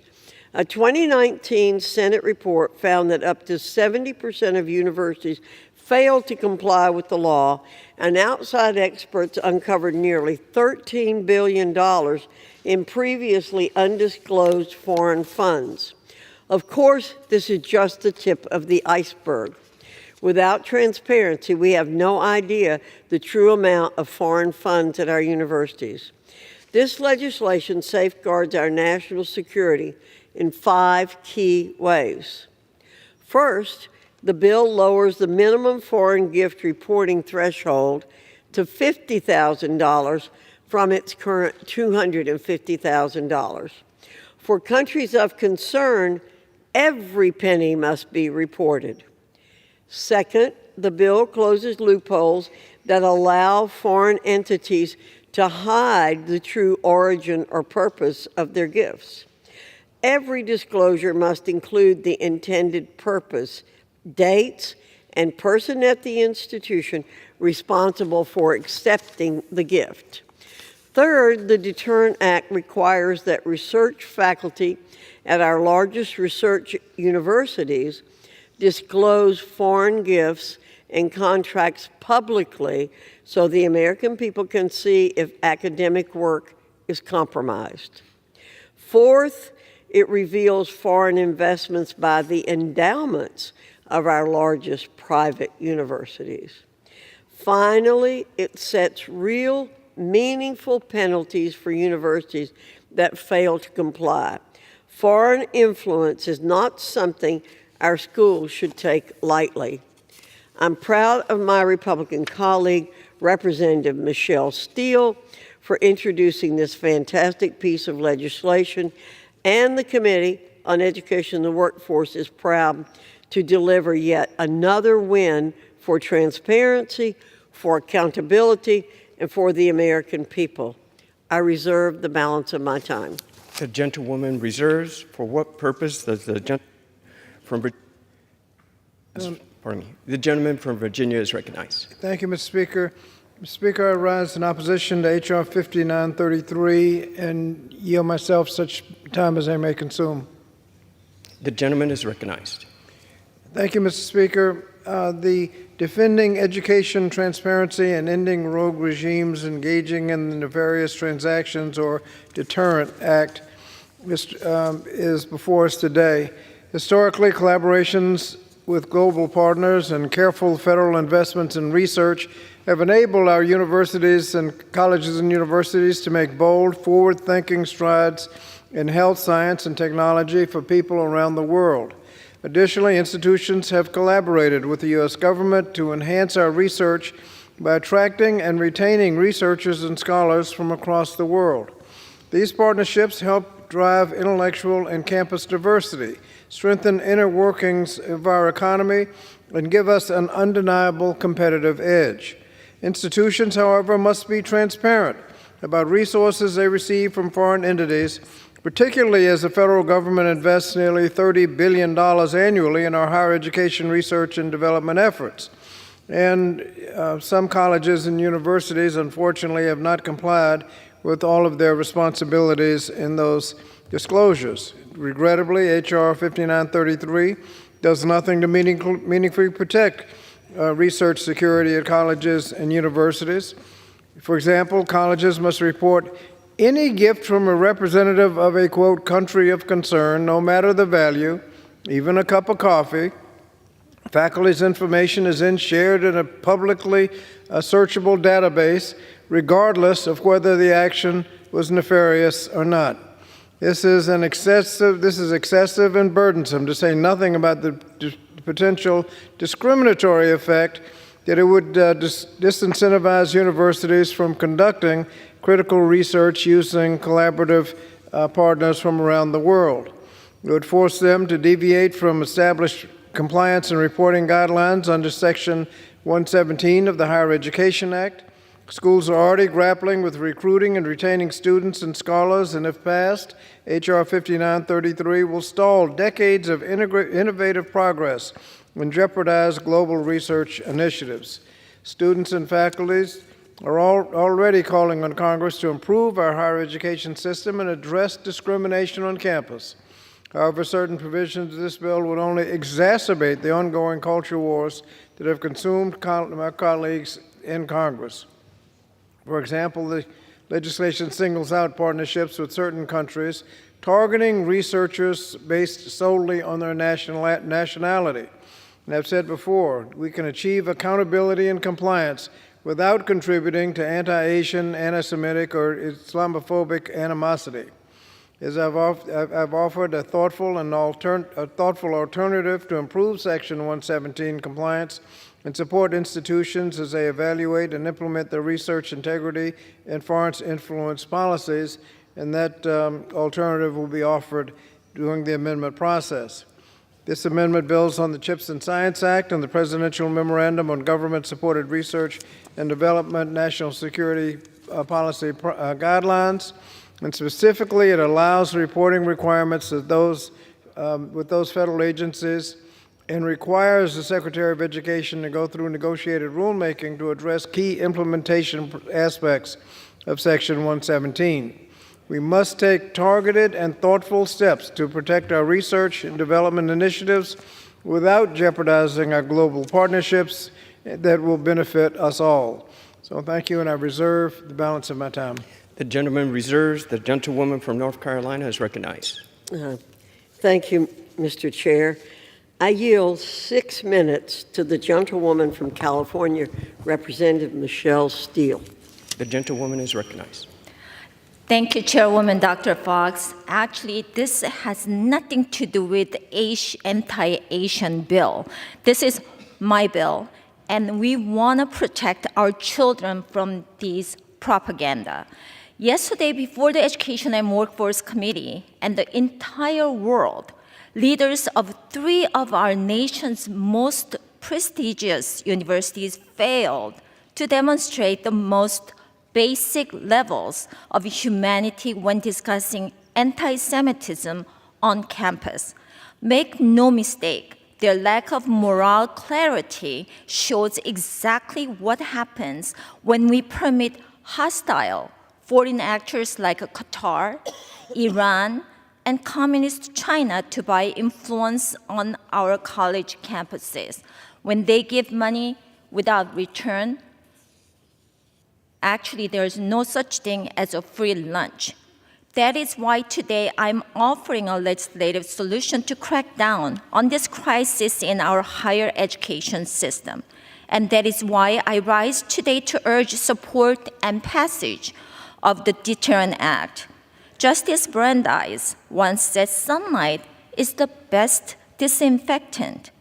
As we saw yesterday, our college campuses are infected. The Deterrence Act brings desperately needed sunlight by strengthening transparency and disclosure requirements under Section 117 of the Higher Education Act of 1965. While the previous administration reinvigorated the use of this tool, the current administration has repeatedly downplayed the threat of foreign actors and failed to take meaningful steps to protect our students, research, and national security. If the president will not act, Congress must. The Deterrence Act has 3 pillars to strengthen Section 117. The first pillar brings much needed transparency. Foreign adversaries look for any loophole to hide their intentions. This is especially true for states that pose the greatest threats to our nation, like Russia, China, Iran, and North Korea. The Deterrence Act eliminates these loopholes by lowering the foreign gifts reporting threshold from $250,000, $50,000 for all foreign donors and eliminating the threshold entirely for those from countries of concern. The bill also requires the disclosures include detailed information about the foreign source, the intent of the gift, and the complete text of any contracts with the concerning entities. The second pillar of my bill establishes accountability. For too long, schools have adopted the take the money first, ask questions later approach to billions of dollars of foreign funds. As reporting and congressional oversight revealed, in the case of UC Berkeley, in my home state of California, these problematic relationships are often discovered years after the fact when the damage has already been done, requiring timely transparency for institutions receiving foreign funds means ensuring the penalties for non-reporting are more than a slap on the wrist. The Deterrence Act institutes a progressive fine schedule culminating in the loss of Title IV funding for non-compliant universities. The bill also sets up an institutional point of contact so institutions cannot use the faceless bureaucracy to claim ignorance of unreported foreign funds on their campuses. The third and final pillar of the Deterrence Act is clarity. The Deterrence Act streamlines the bureaucratic reporting process and aligns Section 117 with other laws.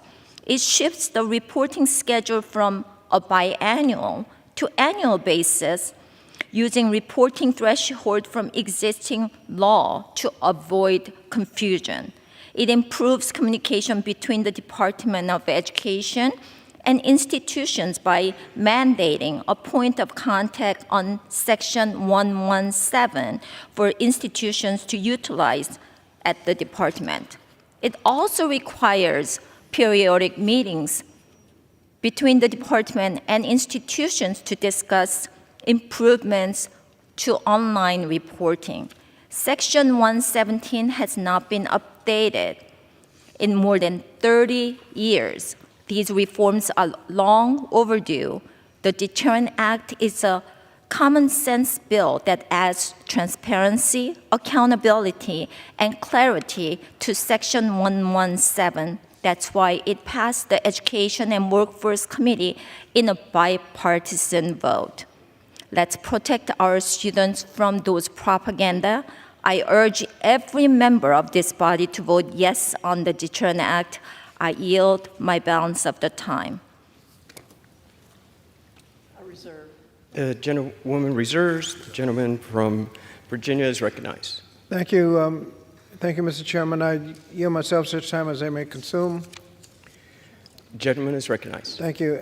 Mr. Chairman, I just want to quote from a letter we received from the Asian American Scholar Forum in terms of the effect this bill would have on Asian American researchers.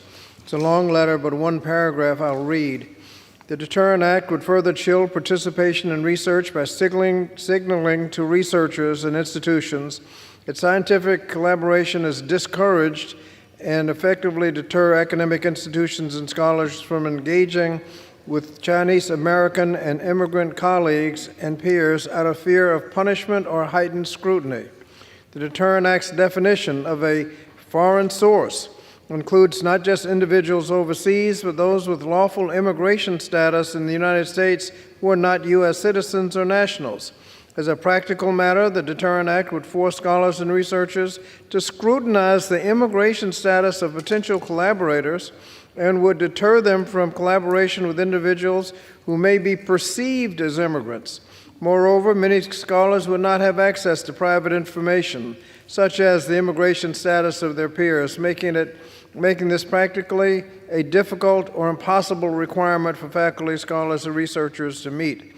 Additionally, the reporting requirement for contracts of no monetary value as it pertains to foreign entities or countries of concern as defined by the Deterrence Act would significantly chill even normal everyday communications as it may be perceived as an agreement.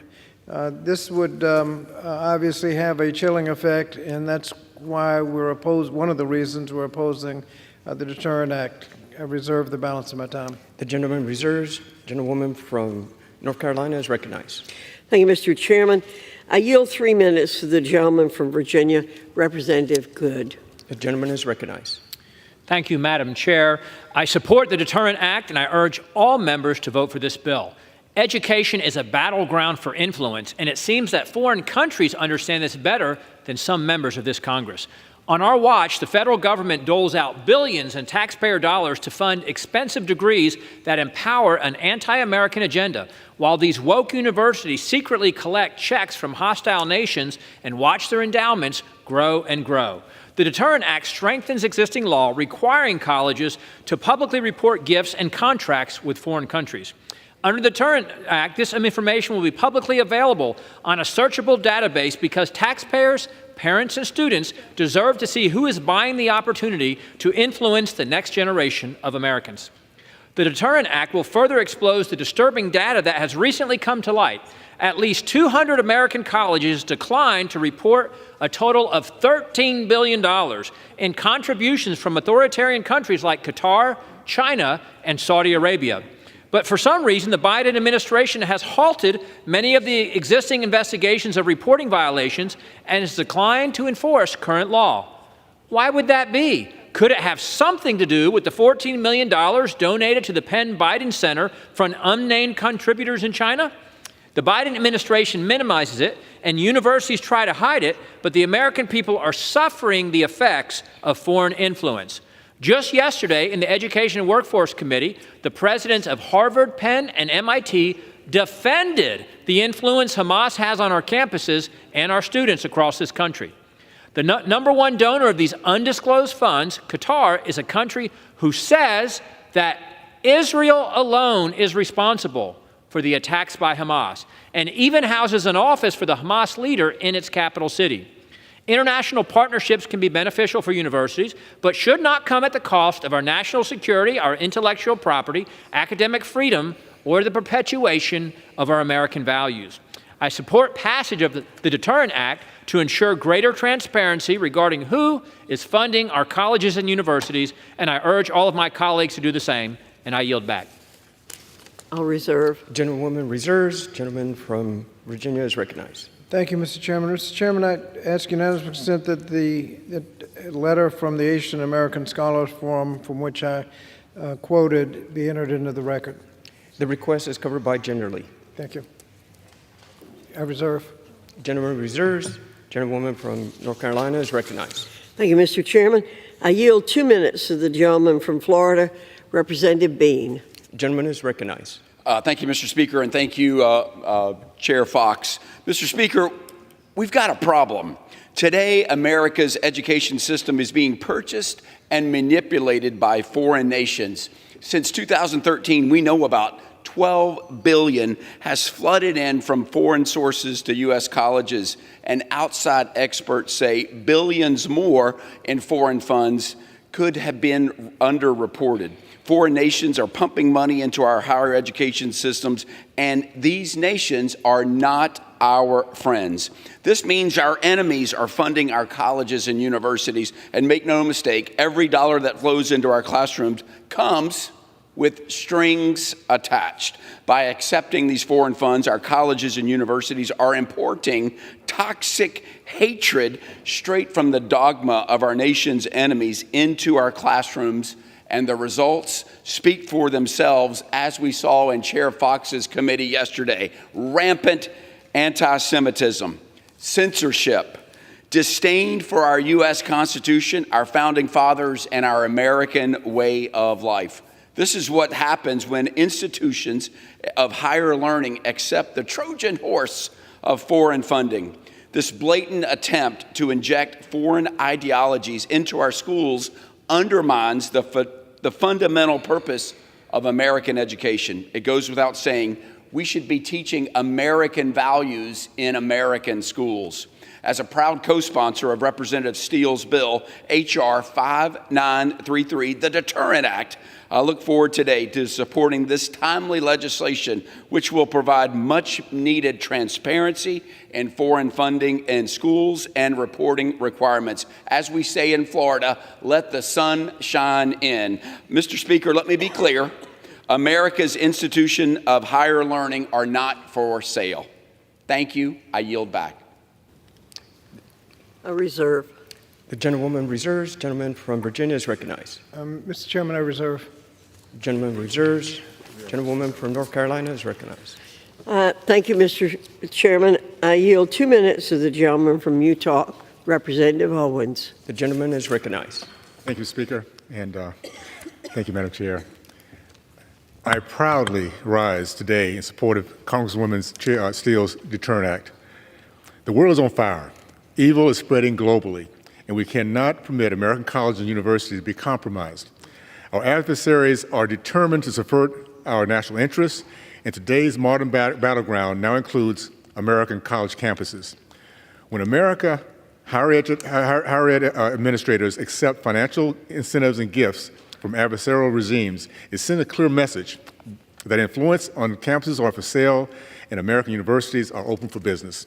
Simply put, this is profit over patriotism, and I will go further, I call it anti-American. It's important to understand that when our universities receive millions from countries that are antithetical to American values, there are strings attached. Under Section 117 of the Higher Education Act, colleges and universities must disclose any foreign funding to the institution exceeding $250,000. And yet, in 2019, a Senate report found that 70% of these colleges chose to evade, hide, and cheat to avoid compliance with this law. Only 30% of administrators overseeing our educational institutions deemed it important to follow the law put in place by Congress with oversight authority. This is incredibly concerning, and it must come to an end. I'm proud that my bill, Reporting on Investments in Foreign Adversaries Act, RIFA, was included in Congresswoman Steele's landmark legislation. This is the latest step to hold private industries accountable for their financial partnerships with foreign countries and entities hostile to the United States. This is a disturbing lack of accountability for private institutions with endowments funded by foreign countries. Many of these countries seek nefarious influence within American universities, which undermine our national security. By bribing American academic institutions with billions of dollars, our adversaries corrode the minds of American students with anti-American and pro-Marxist propaganda. This poses a threat to our national security, research and development efforts, intellectual property, and academic freedom as a whole. The manipulation of our children on American soil. I'll give the gentleman another 30 seconds. Thank you. Thank you so much. Paid for by American taxpayers is unacceptable. For the sake of our republic and millions of taxpayer Americans, we demand a higher standard for full transparency and more accountability for college administrators who are complicit. We cannot be satisfied with anything less. I urge all my colleagues to vote yes on the Deterrent Act. Thank you so much. Appreciate it. And I yield back. The gentlewoman reserves. I reserve. Gentleman from Virginia is recognized. Mr. Chairman, I reserve. Gentleman reserves. Gentleman from North Carolina is recognized. Mr. Chairman, I'm prepared to close. The gentleman reserves. I'm prepared to close. The gentleman from Virginia is recognized. Thank you, Mr. Chairman. I yield myself the balance of the time. Gentleman is recognized. Thank you. Mr. Chairman, despite my colleagues' claims, the Deterrent Act would only burden colleges and universities and jeopardize their global partnerships while doing nothing to help them comply with existing compliance and reporting guidelines. House Democrats tried several times to ensure that the legislation includes attainable common sense provisions for these institutions. For example, in committee, I offered an amendment to build on the CHIPS and Science Act and the Presidential Memorandum on Government-Supported Research and Develop National Security Policy Guidelines, aligning reporting requirements precisely to those the federal agencies that are already reporting with the Department of Education, and requiring the Department of Education to go through negotiated rulemaking to conform those reporting requirements. Unfortunately, The Republican majority did not agree to it. Mr. Chairman, Democrats are committed to helping institutions comply with the law, but we must always strike a balance between enforcing the law and fostering safe campuses for students, scholars, and faculty. Regrettably, the legislation before us does nothing to achieve that goal. It would only drive deeper wedges into higher education system at the expense of students, faculty, and our country's global innovative efforts. Mr. Speaker, as I indicated from that letter from the Asian American Scholar Forum, they said, as a practical matter, the Deterrent Act would force scholars and researchers to scrutinize immigration status of potential collaborators and would defer them from collaborating with individuals who may be perceived to be immigrants, and the zero limit on monetary value for gifts, quote, would significantly chill even normal everyday communications. So I urge my colleagues to oppose H.R. 5933 and yield back the balance of my time. The gentleman yields. Gentlewoman from North Carolina is recognized. Thank you, Mr. Chairman. I yield myself the balance of my time. The gentlewoman is recognized. Thank you. As we all know, public confidence in American universities is in a free fall. According to Gallup, it's dropped almost 3 percentage points a year on average over the last 8 years. The crisis of confidence is multifaceted. Parts tuition costs, sinking return on investment, and soaring debt. To each of the issues plaguing modern universities, the answer is restoring the principles of transparency and accountability. Yes, passing this legislation would send a strong message to our foreign adversaries, but more importantly, it will send a strong message to our constituents. We are good stewards of your votes. While I know we cannot restore public trust in the university system overnight, requiring a basic level of transparency in foreign donations and accountability from universities is a great first step. With that, I urge a yes vote on the Deterrent Act, and I yield back the balance of my time. The gentlewoman yields. The time for general debate has expired. Pursuant to the rule, the bill shall be considered for amendment under the 5-minute rule. The amendment in the nature and of a substitute recommended by the Committee on Education and Workforce printed in the bill shall be considered as adopted. The bill as amended shall be considered as an original bill for the purpose of further amendment under the 5-minute rule and shall be considered read. No further amendment to the bill as amended shall be in order except those printed in Part B of House Report 118298. Each such further amendment may be offered only in the order printed in the report by a member designated in the report, shall be considered as read, shall be debatable for the time specified in the report, equally divided and controlled by the proponent and opponent, shall not be subject to amendment, and shall not be subject to the demand for division of the question.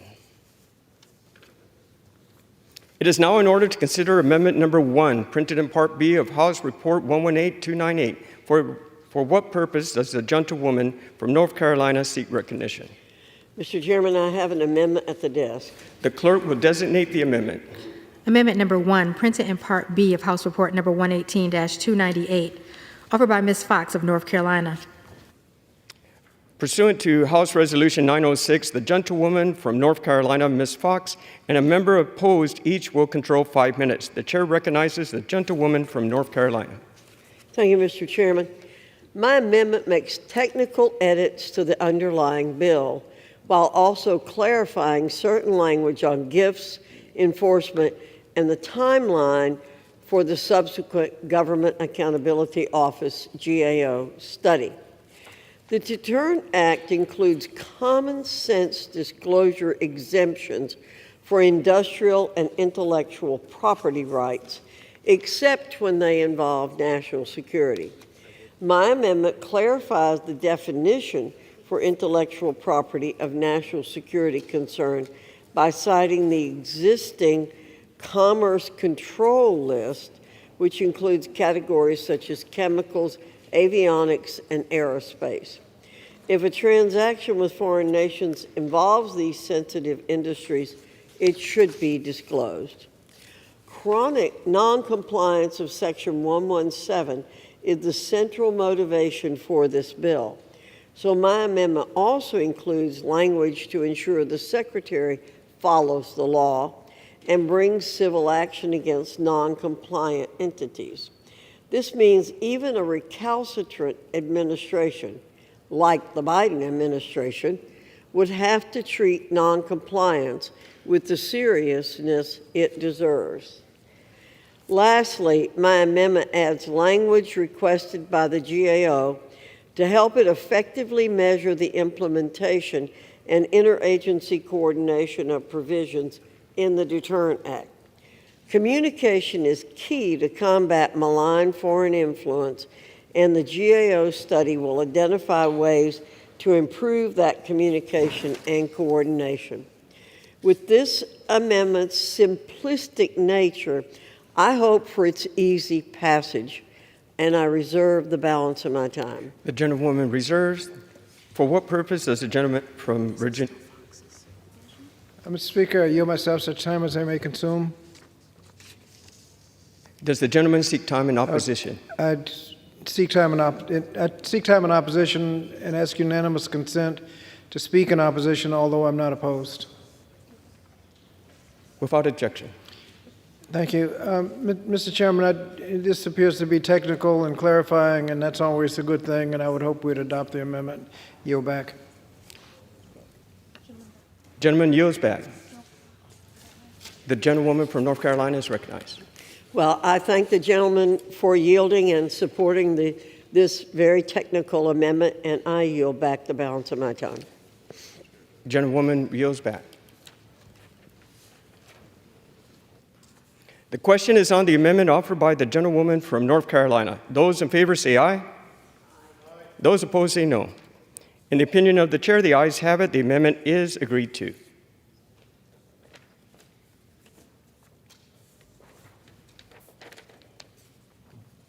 It is now in order to consider Amendment Number 2, printed in Part B of House Report 118-298. For what purpose does the gentleman from Ohio seek recognition? Mr. Chairman, I have an amendment at the desk. The clerk will designate the amendment.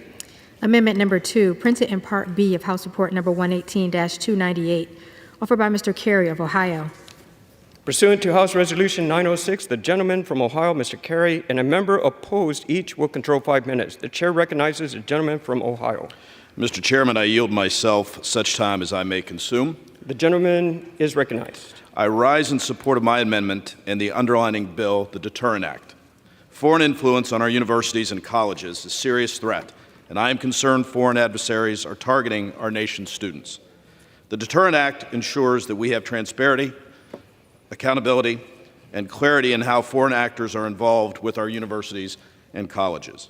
My amendment will improve this important bill by revising a provision in the underlying legislation that creates a public searchable database of staff or faculty who have disclosed gifts or contracts from foreign entities. While I support transparency and accountability for our university faculty and staff to ensure foreign entities do not have undue influence over university research, policies, or instruction practices, it's important we balance that with the need to protect the privacy of an individual faculty or staff member at our institutions of higher education. This common sense amendment simply changes the underlying bill's public database by removing the personal identifiable information of faculty and staff who are listed in the database as a result of reporting gifts or contracts with foreign entities. I urge my colleagues to support the amendment, and I reserve the balance of my time. The gentleman reserves. For what purpose does the gentleman from Virginia wish to be recognized? Mr. Chairman, I ask unanimous consent to take the time in opposition, although I'm not opposed. Without objection. The gentleman is recognized. Thank you. Mr. Chairman, I rise in support of the amendment. I still have deep concerns about Section 117B of the bill because it places a target on the backs of researchers who work with foreign collaborators and would create a chilling effect for both international research and retention of international faculty and scholars. But this amendment would take the identifying information out and remove that target.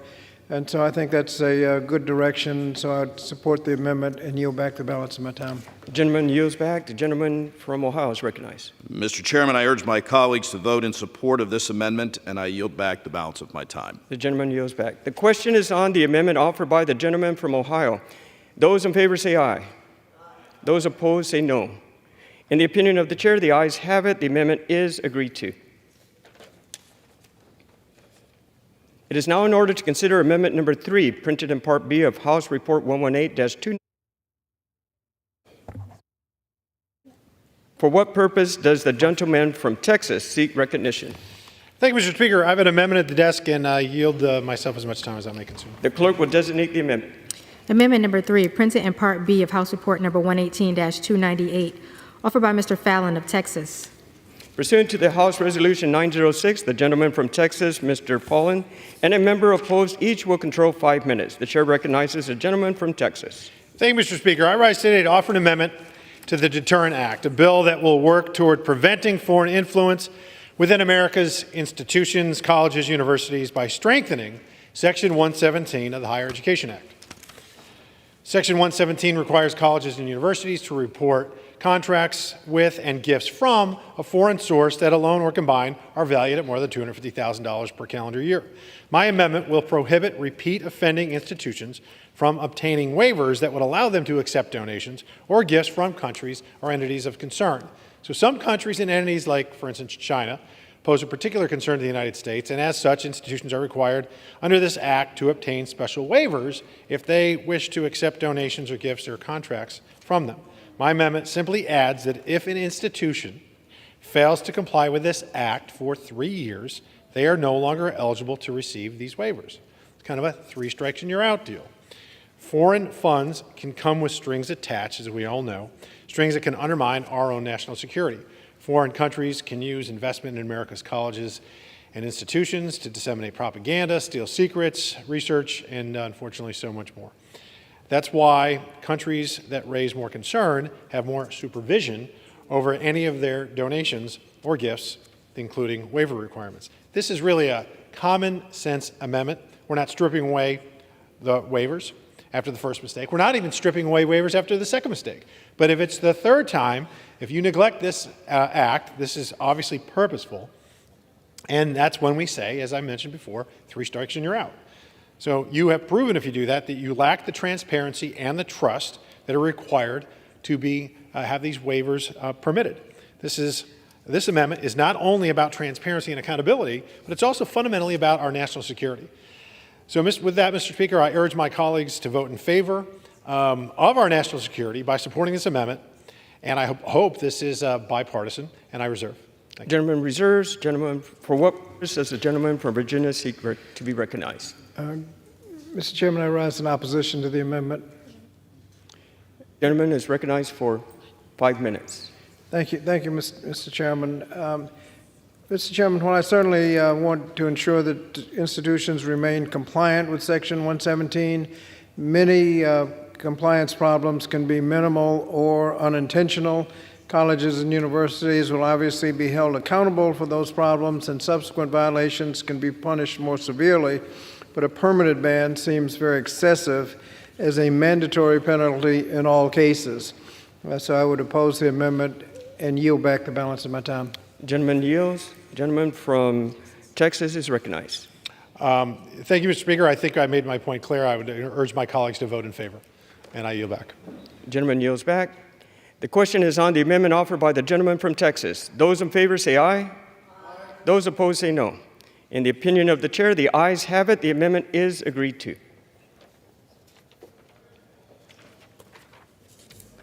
It is now in order to consider Amendment Number 4, printed in Part B of House Report 118-298. For what purpose does the gentleman from Texas seek recognition? Mr. Speaker, I have another amendment at the desk. The clerk will designate the amendment. Amendment number 4, printed in Part B of House Report number 118-298, offered by Mr. Fallon of Texas. Pursuant to House Resolution 906, the gentleman from Texas, Mr. Follen, and a member opposed each will control 5 minutes. The chair recognizes the gentleman from Texas. Thank you, Mr. Speaker, and I will yield myself the balance of time that I consume. Sorry. I rise today to offer yet another amendment on the Deterrent Act. And it, again, deals with Section 117, which requires colleges and universities to report contracts or gifts that total over $250,000 in a given year. And it's, I think, very important because of the nefarious influence that some foreign governments might exert on our youngest and most talented minds. So when Secretary DeVos, in 2019, initiated investigations into just 12 universities to ensure compliance with Section 117, the department found that $6.5 billion, with a B, billion dollars of previously unreported foreign gifts and contracts were revealed. Despite this demonstrating a clear need for increased investigation and enforcement, the Biden administration's Department of Education refuses to open investigations under Section 117 to ensure institutions aren't hiding foreign investments. So think about that for a second. 12 institutions, $6.5 billion of gifts revealed when they were essentially audited. And that's scary. I mean, it's unbelievably frightening. The underlying bill does not require institutions to maintain certain information about foreign gifts or contracts, including unredacted versions, which would allow for future investigations if needed. However, my amendment would change the minimum length of time that they must maintain this information from 4 years to 5 years. So it's a step in the right direction. It's really rather minor, 4 to 5 years.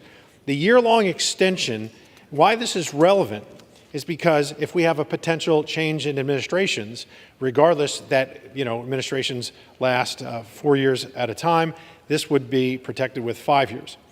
And if we have a Department of Education that is uninterested or unwilling to investigate potential foreign influences on our institutions, this added extension of that 1 year could become very impactful. So this should be, again, I think, in my humble opinion, a completely bipartisan and frankly non-controversial amendment. And it can go both ways. If my colleagues on the other side of the aisle have concerns about a future Republican administration, this just adds that extra year of protection.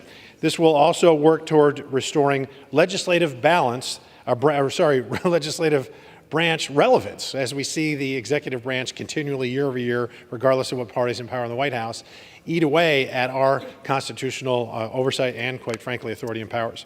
So I urge my colleagues to vote in favor of this amendment and in favor of the underlying bill, and I reserve. Gentleman reserves. For what purpose does the gentleman from Virginia seek to be recognized? Mr. Chairman, I ask United Consent to take the time in opposition, although I'm not opposed. Without objection. The gentleman is recognized for 5 minutes. Thank you, Mr. Chairman. This is not an unreasonable requirement. They have the information. They're stored for 4 years. An additional year is not unreasonable, and therefore I do not oppose the amendment. But I would yield such time as she may consume to the gentlelady from California, Ms. Chu.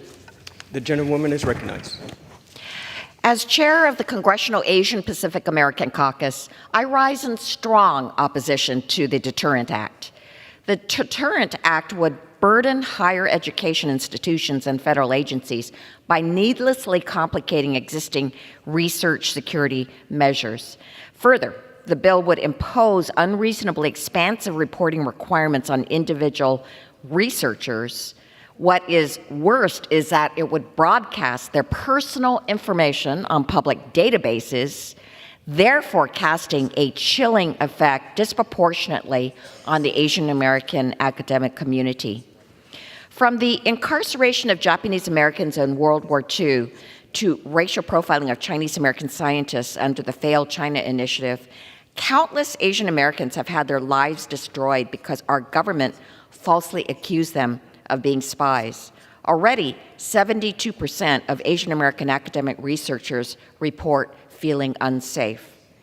Safeguarding national security can be done through common sense reforms that Democrats have offered that don't come at the expense of U.S. scientific innovation, global collaboration, and the Asian American community.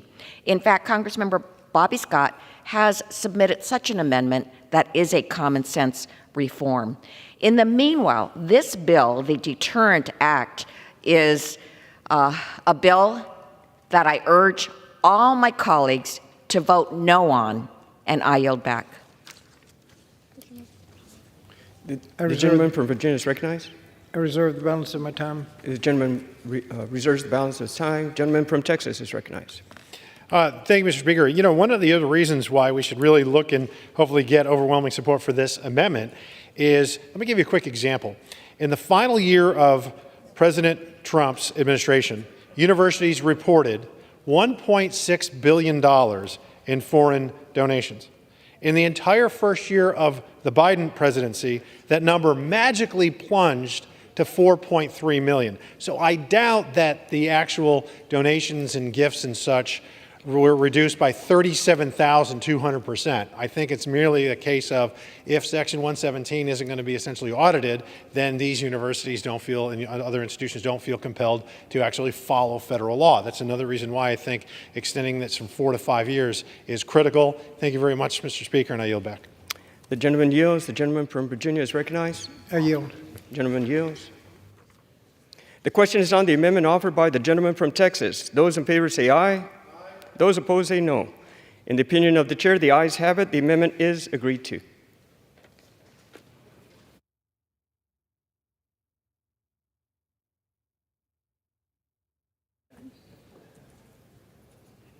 It is now in order to consider amendment number 5, printed in Part B of House Report 118298. For what purpose does the gentleman from New York seek recognition?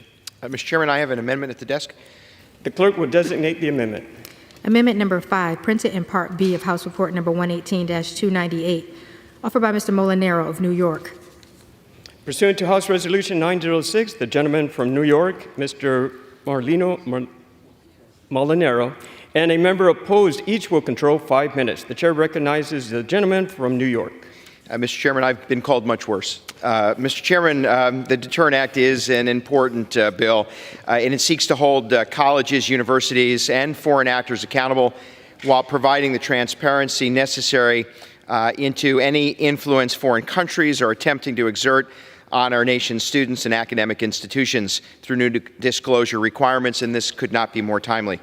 My amendment seeks to clarify that ties to a designated terrorist organization such as Hamas must be disclosed when receiving funds from a foreign group or individual. Now, in light of the disgustingly callous and vile pro-Hamas demonstrations seen on college campuses across the country, including, sadly, even in my own district, this amendment is more important than ever. I might remark that after comments made by college and university presidents in my colleague from Dr. Fox from North Carolina's committee, in light of those comments, which were so horribly dishonest, disturbing, and quite frankly dangerous, this amendment and the necessary exclamation point it sends is necessary. The public deserves to know the source of foreign money being poured into universities, especially if these sources have any ties to terrorist groups and organizations like Hamas. I urge my colleagues to adopt the amendment, and I reserve the balance of my time. The gentleman from New York, Mr. Molinaro, reserves. The gentleman from Virginia seek to be recognized. Rise in opposition to the amendment. Is recognized for 5 minutes. Thank you, Mr. Chairman. Mr. Chairman, this is an amendment we should be able to accept. The problem is it's hard to imagine how the college could actually comply with it. Any association with a terrorist organization obviously should be avoided, but you're not dealing with the terrorist organization, you're dealing with an organization who then has an affiliation with or some support from the organization, and there's no way for the college to know. I would hope we would not force the college into complying with something they have no way to comply with, so I would oppose the amendment. And I reserve the balance of my time. Gentleman reserves. Gentleman from New York is recognized.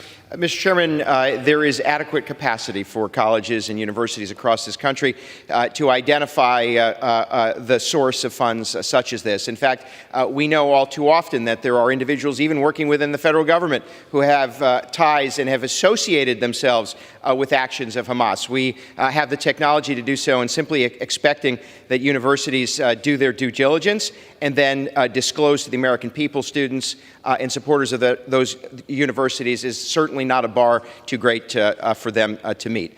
And I urge my colleagues to support the amendment, and with that, I reserve. Gentleman reserves. Gentleman from Virginia is recognized. I reserve, have the right to close. Gentleman is recognized. The gentleman reserves. Gentleman from New York is recognized. Mr. Chairman, I yield back my time. Gentleman yields. Gentleman from Virginia is recognized. Mr. Chairman, I just read it's a short amendment. It just says that any affiliation of the foreign source to an organization that is designated as a foreign terrorist organization pursuant to Section 219 of the Immigration and Nationality Act, it's hard to imagine how a college could always know exactly who has an affiliation with what, and for that reason, I would oppose the amendment and yield back. Gentleman yields back. The question is on the amendment offered by the gentleman from New York. Those in favor say aye. Those opposed say no. In the opinion of the chair, the ayes have it. The amendment is agreed to. For what purpose does the gentleman from New York seek recognition? Mr. Chairman, I seek a roll call vote. A recorded vote. Pursuant to Clause 6 of Rule 18, further proceeding on the amendment offered by the gentleman from New York will be postponed.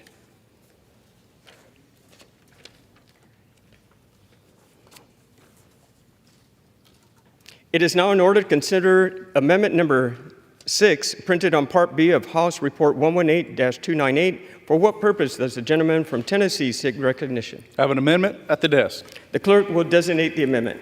Amendment number 6, printed in Part B of House Report number 118-298, offered by Mr. Ogles of Tennessee. Pursuant to House Resolution 906, the gentleman from Tennessee, Mr. Ogles, and a member opposed, each will control 5 minutes. The chair recognizes a gentleman from Tennessee.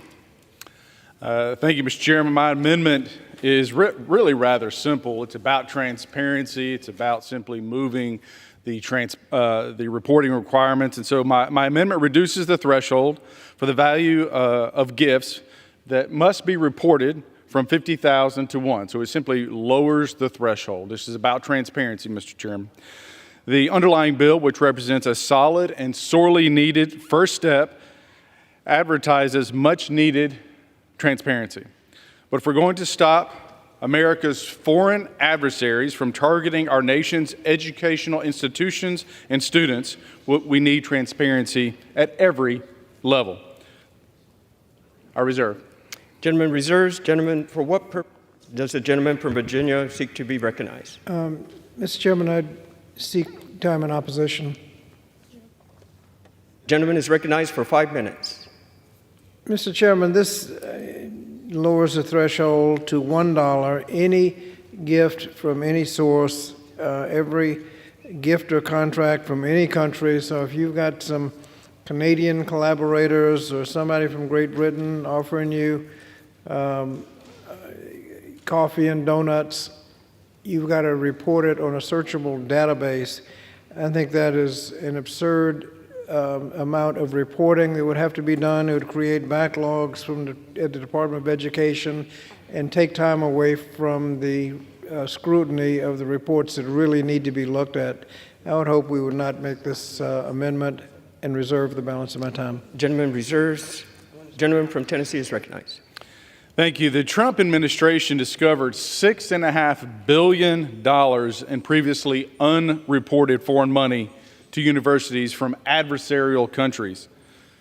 So in response to the terrorist attack against Israel, I think it's important that we make it tougher, that we make it more clear who's trying to unduly influence our universities and our students, the future of America. Qatar, an anti-Semitic country that earlier this week accused Israel of committing genocide, has contributed $5 billion to U.S. universities. Billions of dollars going unreported. Saudi Arabia has contributed $3 billion. This can't be allowed. We have foreign adversaries, adversaries of Israel, adversaries of the West, adversaries of America, donating to universities. And we need to know. That's all we're asking. I reserve. Gentleman reserves. Virginia is recognized. Mr. Chairman, how much time do I have remaining? 4.25 minutes. Thank you. Mr. Chairman, I'd yield 1 minute to the gentlelady from Texas, Ms. Jackson Lee. The gentlewoman is recognized. Our universities across America has opened the doors to working class Americans, impoverished Americans, to be able to access a better life and education. I had to speak to this amendment that indicates that any donation as much as $1 has to be under this particular act. First of all, this is a blanket representation that our universities are taking monies from terrorists. I'm outraged to say that the University of Houston, University of Texas, Texas Southern University, Purdue A&M would be in the position of taking money from terrorists. If you pass this amendment, you implode the innocent persons who are giving donations and the work of our universities attempting to provide dollars to educate more Americans, more impoverished Americans who simply have families that cannot afford for them to go to school. This is an outrage. I want everybody to know $1 has to be under this particular act.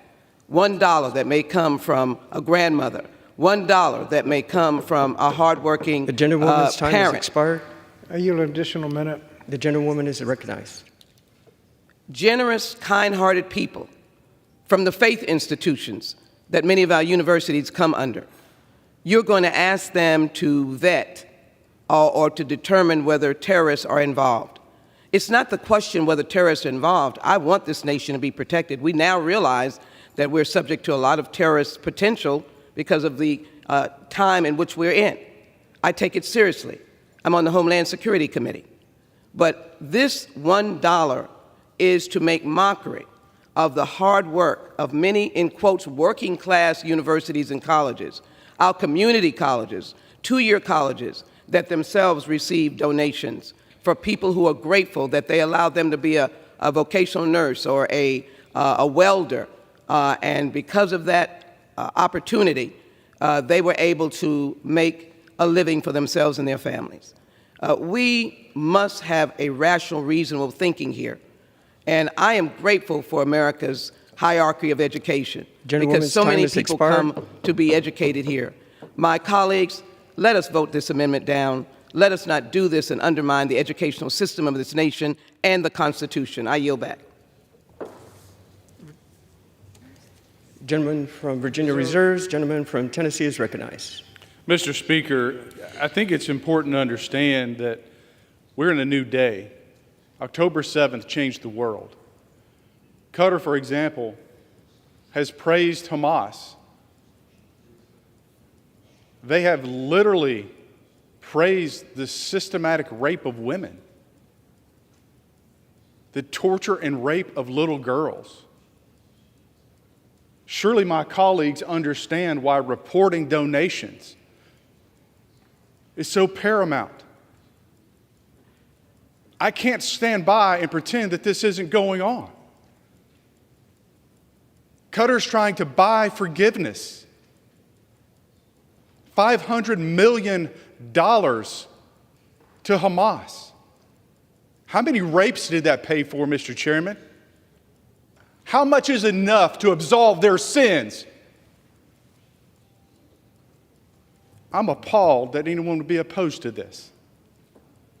We need reporting. We need transparency. We're in a new day. The West is under attack. I reserve. Gentleman reserves. Gentleman from Virginia is recognized. I reserve. Gentleman reserves. Gentleman from Tennessee is recognized. Mr. Chairman, I could go on about Al Jazeera, which is funded by Qatar, praising the torture. They were cutting off the genitals of men. They were cutting off the breasts of women. They were gang raping women. Foreign contributions need to be found out, discovered, and disclosed. And the only way to make sure that nothing is slipping through the cracks is to lower the threshold. There's no reason to oppose this amendment. And if the universities are doing nothing wrong, then they have nothing to hide. I reserve. Gentleman reserves. Gentleman from Virginia is recognized. Mr. Chairman, I reserve and prepared to close. Reserves. Gentleman from Tennessee is recognized. Mr. Chairman, I urge adoption of my amendment. It's common sense, and it takes a stand against the atrocities that took place in Israel and the pay-fors and the forgiveness that Qatar's trying to buy through our American universities. I yield back.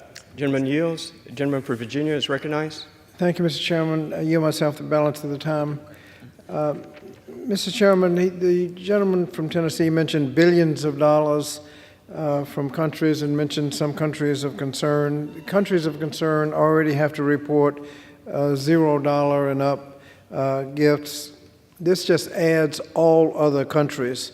There's no need to go in the bill from the present law of 250,000 and up reports down to 50,000 in the bill for countries that are not countries of concern, down to $1 to scrutinize billion-dollar gifts from countries of concern. Now, these reports are not free to comply with. The estimated costs of compliance are in the hundreds of thousands of dollars under the bill already. If you explode the number of reports that have to be made if this amendment is adopted, there's no telling what the cost will be to the colleges and universities. I would hope we would defeat the amendment and yield back the balance of our time. Gentleman yields. The question is on the amendment offered by the gentleman from Tennessee. Those in favor say aye. Aye. Those opposed say no. In the opinion of the chair, the ayes have it. The amendment is agreed to. For what purpose does the gentlewoman from North Carolina seek to be recognized? On that, I ask for the yeas and nays. Does the gentlelady seek a recorded vote? I seek a recorded vote. Pursuant to Clause 6 of Rule 18, further proceedings on the amendment offered by the gentleman from Tennessee will be postponed. It is now in order to consider Amendment Number 7, printed in Part B of House Report 118-298. For what purpose does the gentleman from Pennsylvania seek recognition? Mr. Chairman, I have an amendment at the desk. The clerk will designate the amendment. Amendment number 7, printed in Part B of House Report number 118-298, offered by Mr. Perry of Pennsylvania. Pursuant to House Resolution 906, the gentleman from Pennsylvania, Mr. Perry, and a member opposed each will control 5 minutes. The chair recognizes the gentleman from Pennsylvania. Well, I'd like to begin by thanking the chair, Fox, for her hard work in an effort to try and right our country in the committee that she so artfully presides over. This amendment, Mr. Chairman, simply adds international organization to the bill's definition of foreign source, including them in the bill's reporting requirements. It uses the definition found in 22 U.S. Code 288, which reads in part, quote, a public international organization in which the United States participates pursuant to any treaty or under the authority of any act of Congress authorizing such participation or making an appropriation for such participation, end quote. Unfortunately, Mr. Chairman, Americans are all too aware of the influence of international organizations such as the United Nations or the World Health Organization. Just one example, the World Health Organization was one of the so-called authorities trying to dismiss the lab leak theory with the assistance of prominent academics and the Chinese Communist Party. Many of our adversaries, such as China and Iran, are active participants in these organizations, much to my dismay and to the dismay of many Americans.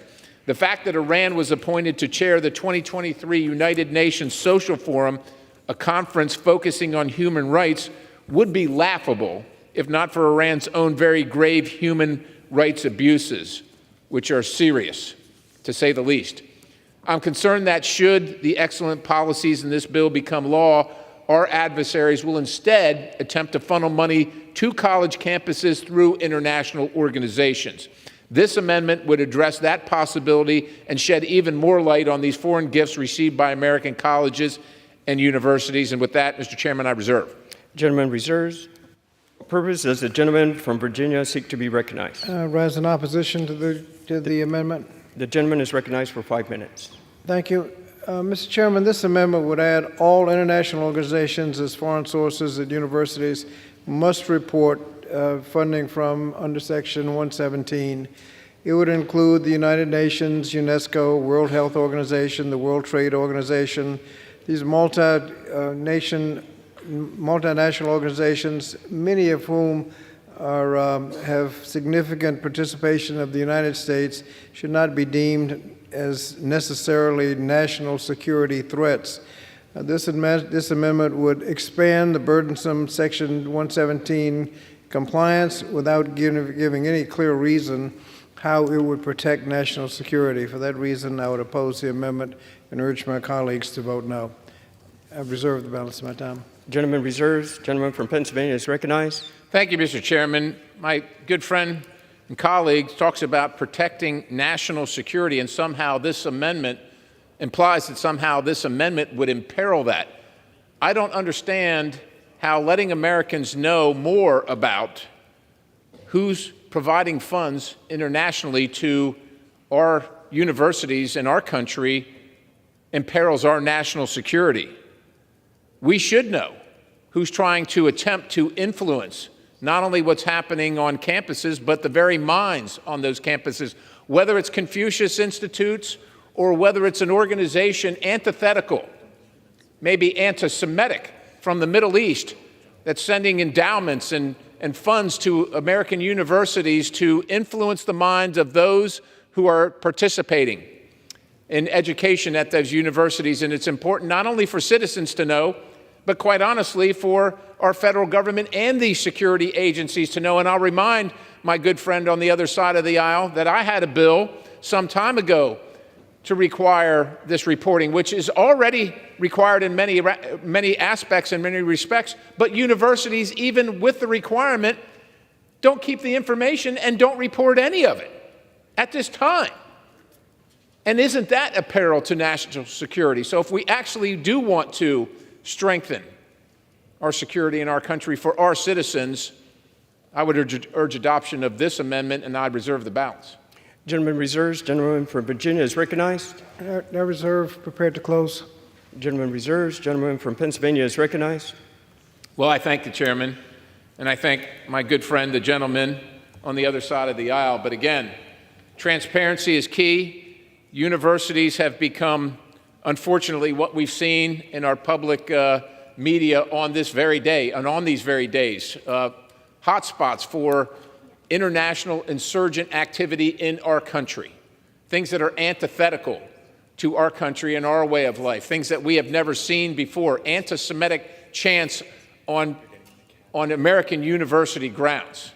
And if those things at all are being stoked and inflamed and encouraged and paid for by international organizations, Americans ought to know that.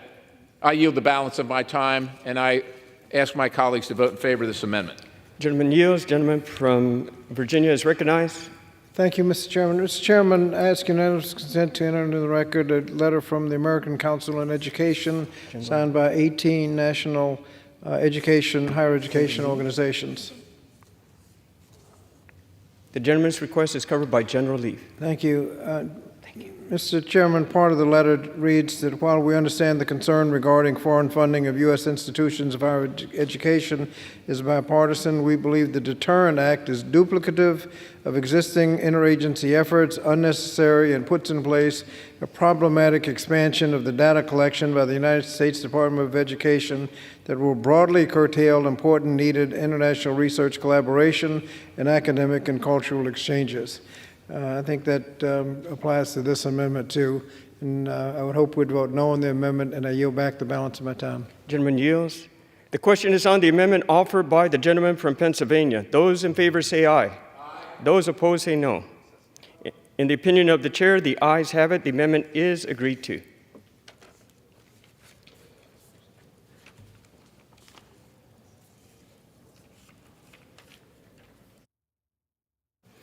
It is now in order to consider Amendment Number 8, printed in Part B of House Report 118298. For what purpose does the gentleman from Virginia seek recognition? Mr. Chairman, I have an amendment at the desk. The clerk will designate the amendment. Amendment Number 8, printed in Part B of House Report Number 118-298, offered by Mr. Scott of Virginia. Pursuant to House Resolution 906, the gentleman from Virginia, Mr. Scott, and a member opposed, each will control 5 minutes. The chair recognizes the gentleman from Virginia. Thank you, Mr. Chairman. I'm pleased to offer this Democratic amendment in nature of a substitute for H.R. 5933. My Democratic colleagues and I remain committed to ensuring institutions have sufficient resources to safeguard their work from undue foreign influence. But while I appreciate the majority's interest in addressing this important issue, I fear their proposal is far too extreme and does not actually promote international and institutional compliance. Specifically, with such harsh fines and limited opportunities for institutions to seek guidance, I'm concerned that these changes to Section 117 of the Higher Education Act will discourage institutions from collaborating with international entities that are essential to solving important global issues. I'm also very concerned to see language that targets individual faculty members for their collaboration with foreign entities, and we've seen that in cases such as a wrongfully accused MIT faculty member, that this sort of targeting can easily lead to harmful consequences rooted in xenophobia for innocent scholars. We must always strive to balance the difference between enforcing the law and fostering safe campuses for students, scholars, and faculty. Through its very overlapping and overly burdensome requirements, harsh penalties, and duplicities, the current foreign influence requirements across federal agencies, the Deterrent Act takes a sledgehammer to a problem that needs to be addressed with a scalpel.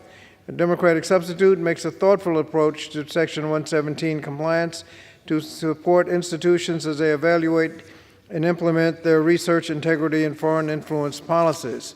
In addition to requiring the filing of annual reports for gifts and contracts from foreign entities, our bill would create a robust database at the Department of Education to hold these reports.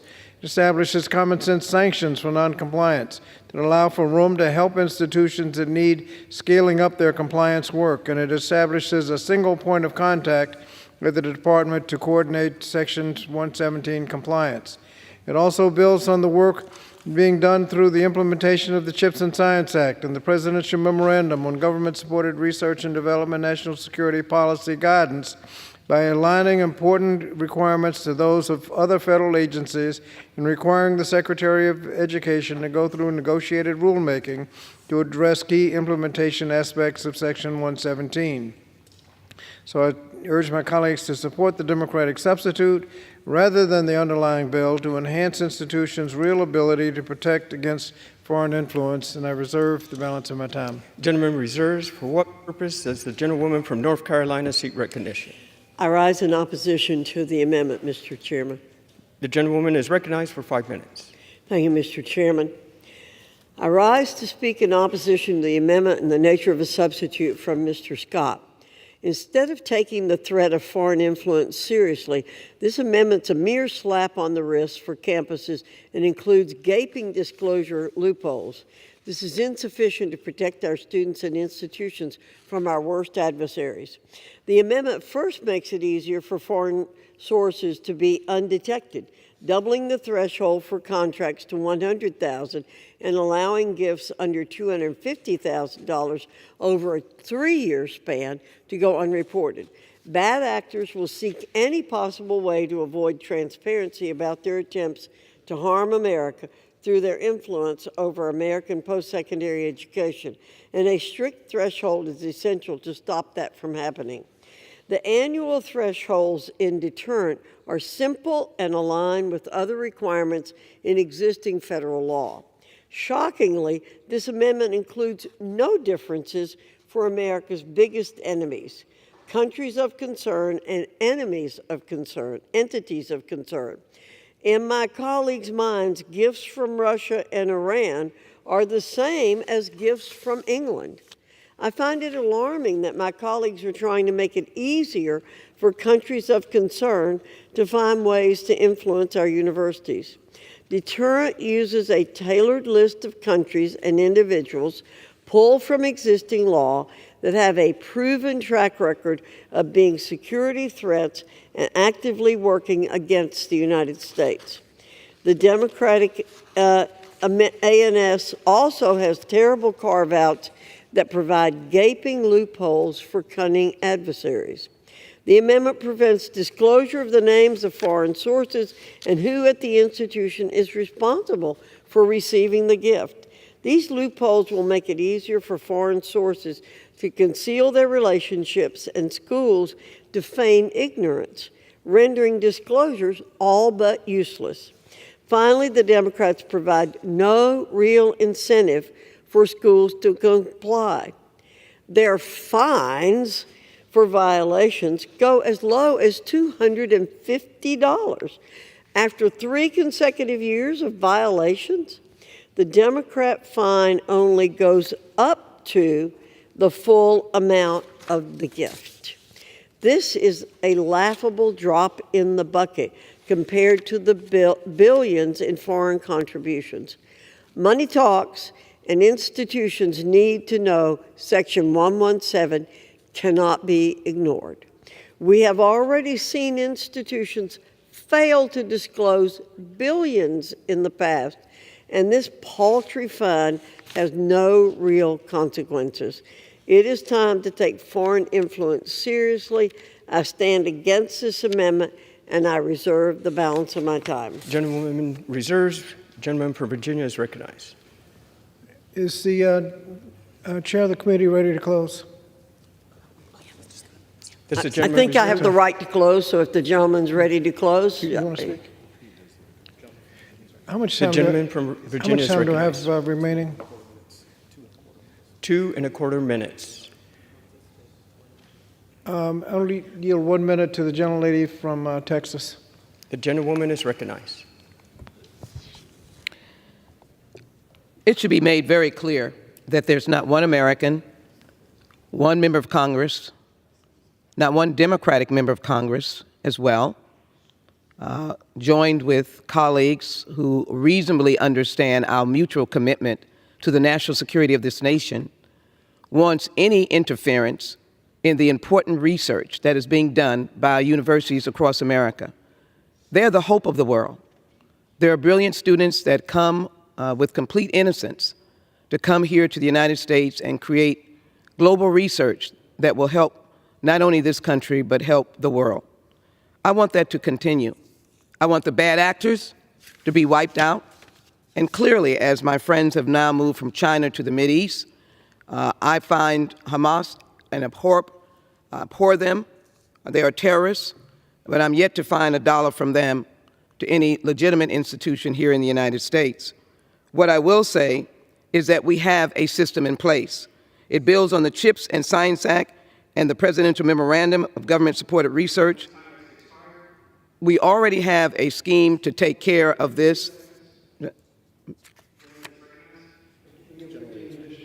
Gentlewoman is recognized. We already have a process to weed out and to stop. I can't imagine stopping research at the Yales and Harvards and Princetons, but I can't imagine stopping it from the ordinary universities across America. Let us support the present legislation, the U.S. Department of Education, and stop blaming our educational institutions and calling them terrorists. I yield back. Gentleman from Virginia is recognized. Mr. Chairman, I yield myself the balance of the time.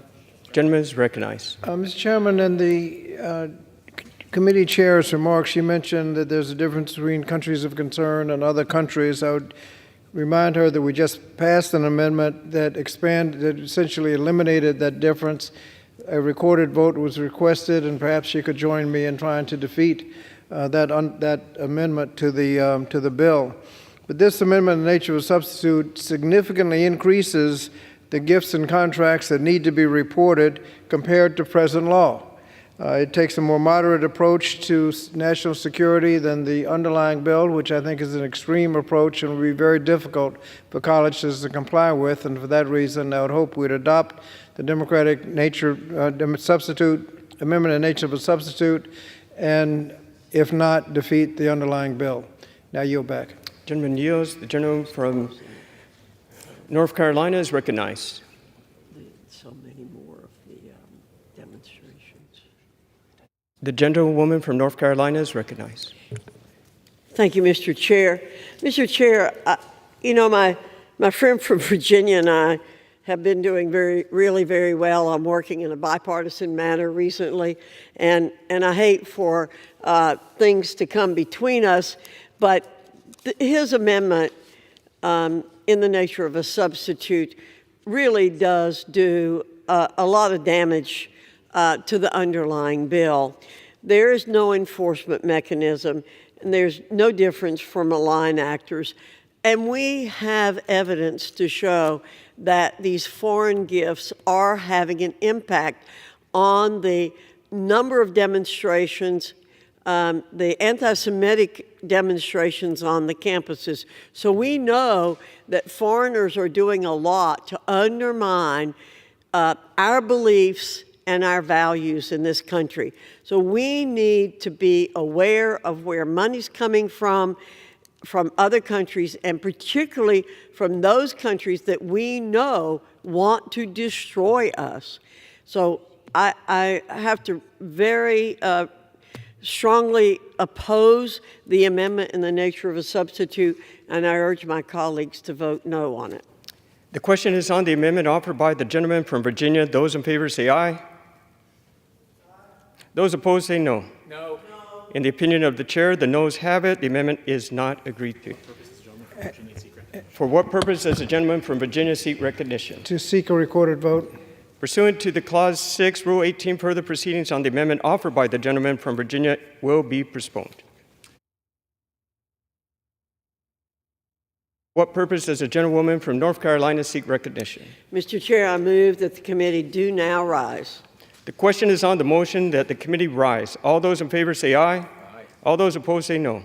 The ayes have it. The motion is adopted. Accordingly, the committee rises.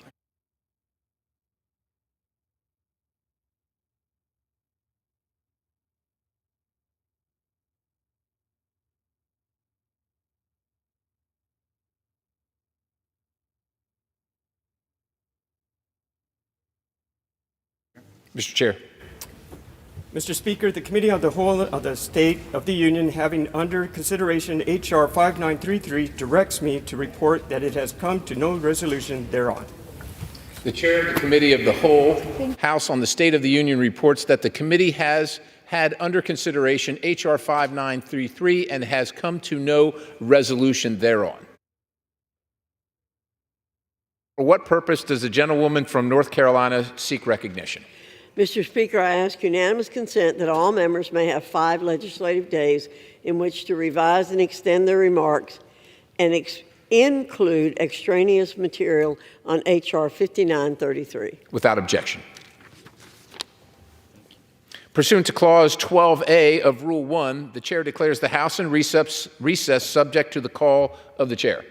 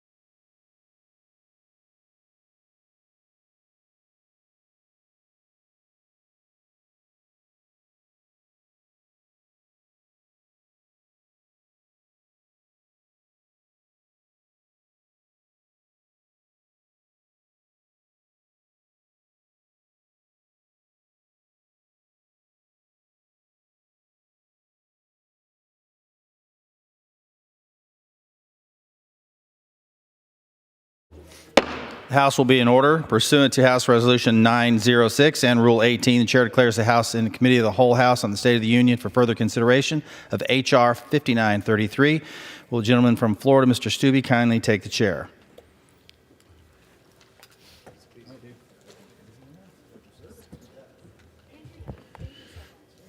The House is in the Committee of the Whole House on the State of the Union for further consideration of the bill, H.R. 5933. The clerk will report the title. Amend the Higher Education Act of 1965 to require additional information and disclosures of foreign gifts and contracts from foreign sources, restrict contracts with certain foreign entities and foreign countries of concern, require certain staff and faculty to report gifts and contracts, and require disclosure of certain foreign investments within endowments. When the Committee of the Whole rose earlier today, a request for a recorded vote on Amendment Number 8, printed in Part B of House Report 118 to 298, offered by the gentleman from Mr. Virginia, Mr. Scott, had been postponed. Pursuant to Clause 6 of Rule 18, proceedings will now resume on those amendments printed in Part B of House Report 118 to 298, on which further proceedings were postponed in the following order.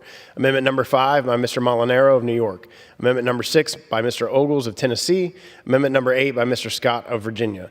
The chair will reduce to 2 minutes the minimum time for any electronic vote after the first vote in this series. The unfinished business is the request for a recorded vote on Amendment Number 5, printed in Part B of House Report 118 to 298 by the gentleman from New York, Mr. Molinaro, on which further proceedings were postponed, on which the ayes prevailed by voice vote. The clerk will redesignate the amendment. Amendment Number 5, printed in Part B of House Report Number 118-298, offered by Mr. Molinaro of New York.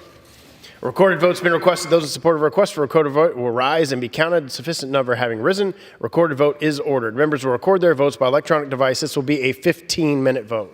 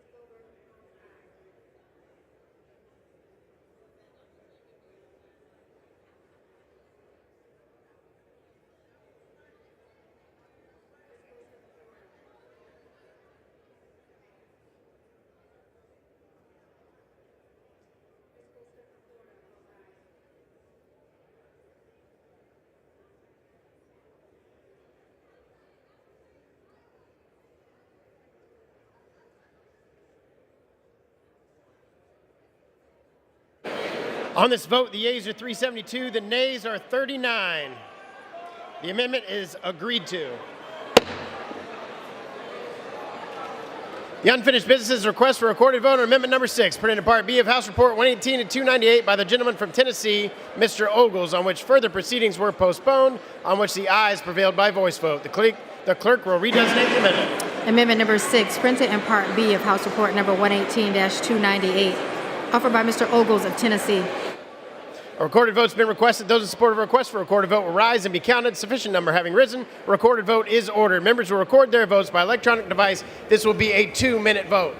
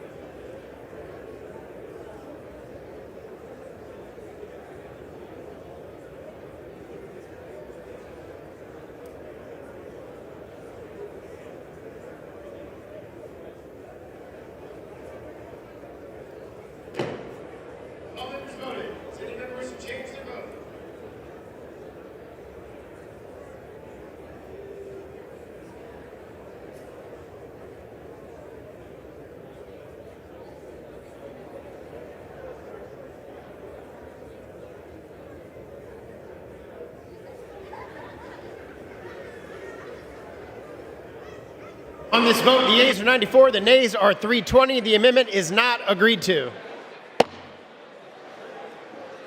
The unfinished business is a request for recorded vote on amendment number 8, printed in Part B of House Report 118 and 298 by the gentleman from Virginia, Mr. Scott, on which further proceedings were postponed, on which the noes prevailed by voice vote. The clerk will redesignate the amendment. Amendment number 8, printed in Part B of House Report number 118-298, offered by Mr. Scott of Virginia. A recorded vote's been requested. Those in support of a request for a recorded vote will rise and be counted. Sufficient number having risen, a recorded vote is ordered. Members will record their votes by electronic device. This will be a 2-minute vote.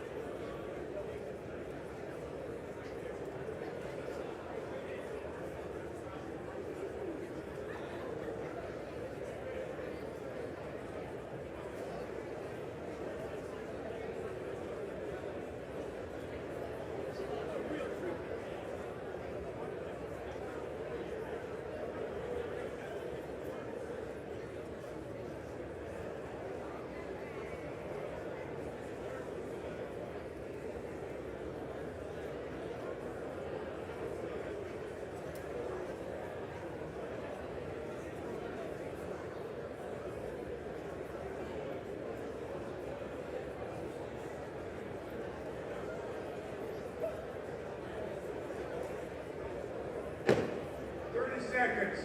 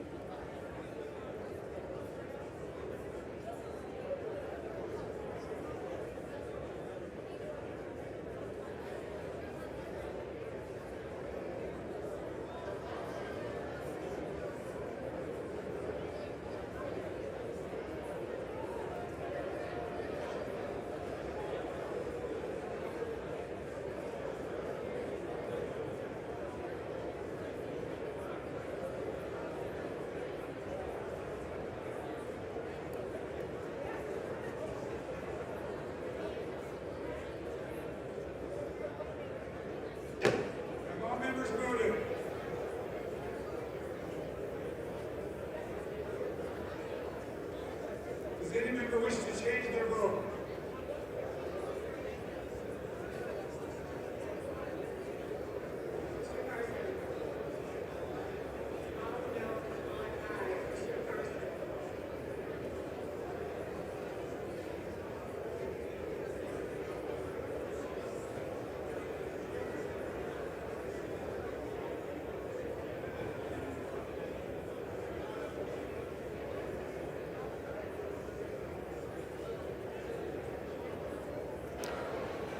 On this vote, the yeas are 202, the nays are 213. The amendment is not agreed to. There being no further amendment pursuant to the rule, the committee rises.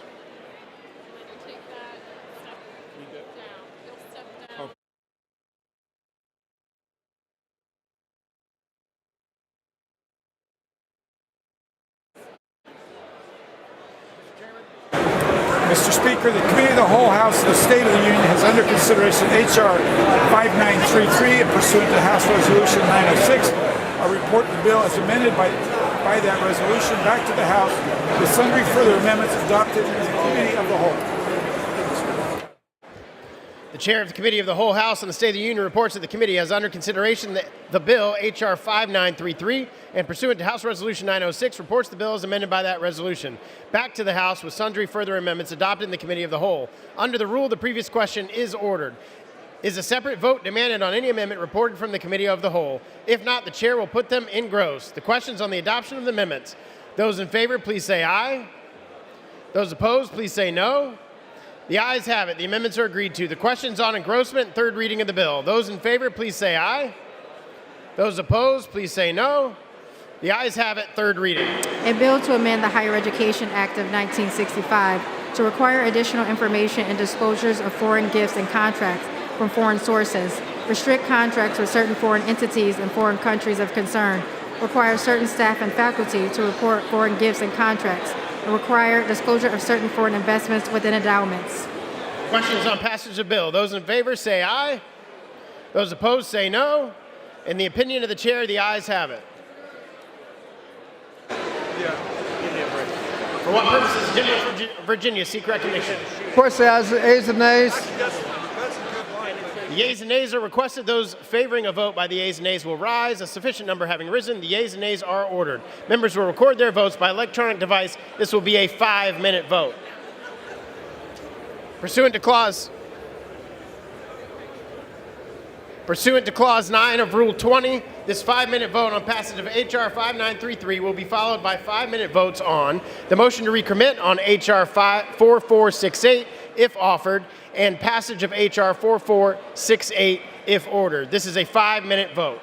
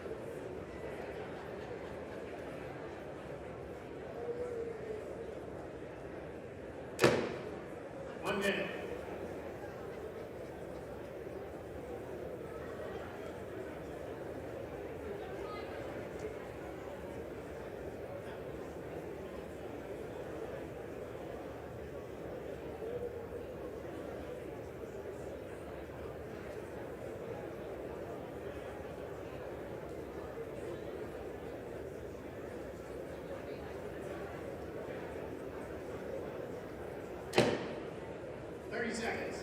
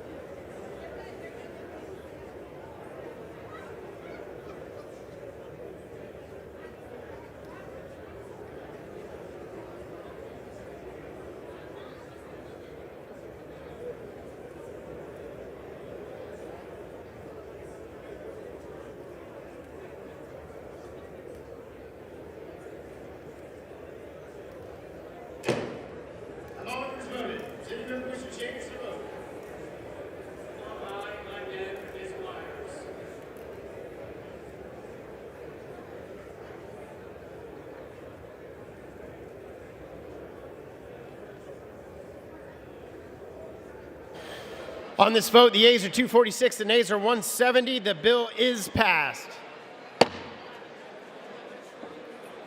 Without objection, a motion to reconsider is laid on the table. Pursuant to Clause 1C of Rule 19, further consideration of H.R. 4468 will now resume. The clerk will report the title. Union Columns Order Number 135, H.R. 4468, a bill to prohibit the administrator of the Environmental Protection Agency from finalizing, implementing, or enforcing a proposed rule with respect to emissions from vehicles and for other purposes. The House will be in order.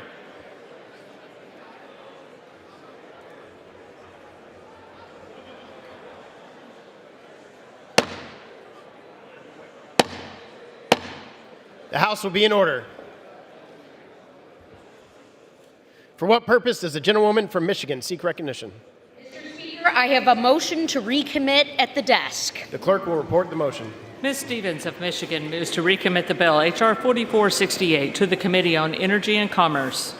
Pursuant to Clause 2B of Rule 19, the previous question is ordered on the motion to recommit. The question is on the motion. All those in favor say aye. Those opposed, no. The noes have it. The motion is not agreed to. Mr. Speaker, I ask for the yeas and nays. The yeas and nays are requested. Those favoring a vote by the yeas and nays will rise. A sufficient number having risen, the yeas and nays are ordered. Members will record their votes by electronic device. This is a 5-minute vote.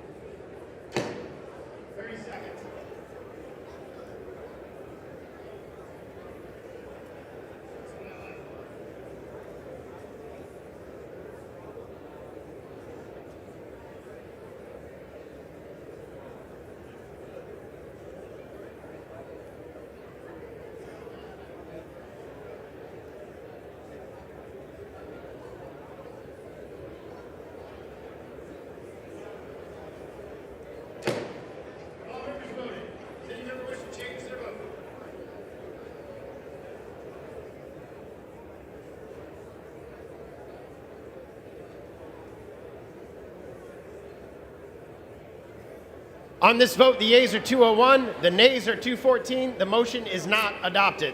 The question is on the passage of the bill. Those in favor, please say aye. Those opposed, please say no. The ayes have it. The bill is passed, and without objection, a motion to reconsider is laid on the table. Aye, yes for the yeas and nays. The yeas and nays are requested. Those favoring a vote by the yeas and nays will rise. A sufficient number having risen, the yeas and nays are ordered. Members will record their votes by electronic device. This is a 5-minute vote.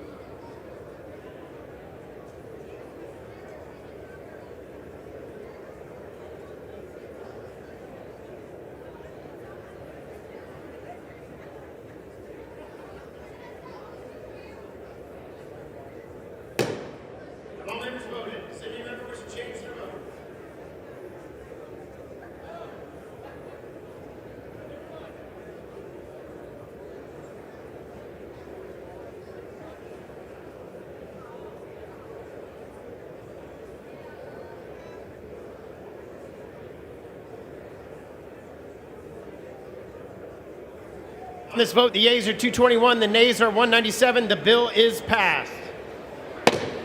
Without objection, a motion to reconsider is laid on the table.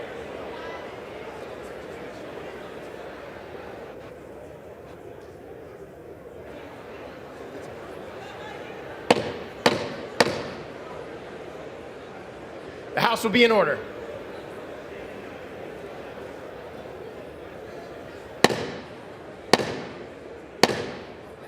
The House will be in order.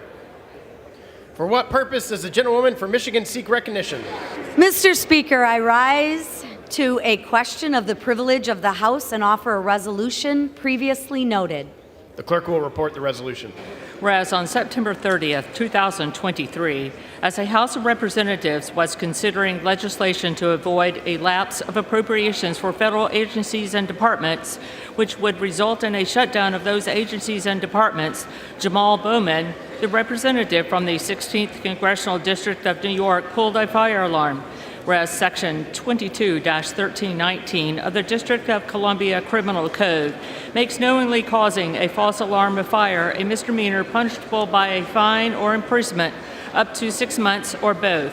Whereas Section 22-1319 of the District of Columbia Criminal Code states, it shall be unlawful for any person or persons to willfully or knowingly give a false alarm of fire within the District of Columbia, and any person or persons violating the provisions of this subsection shall, upon conviction, be deemed guilty of a misdemeanor and be punished by a fine not more than the amount set forth in Section 22-3571.01 of this code, or by imprisonment for not more than 6 months, or by both such fine and imprisonment.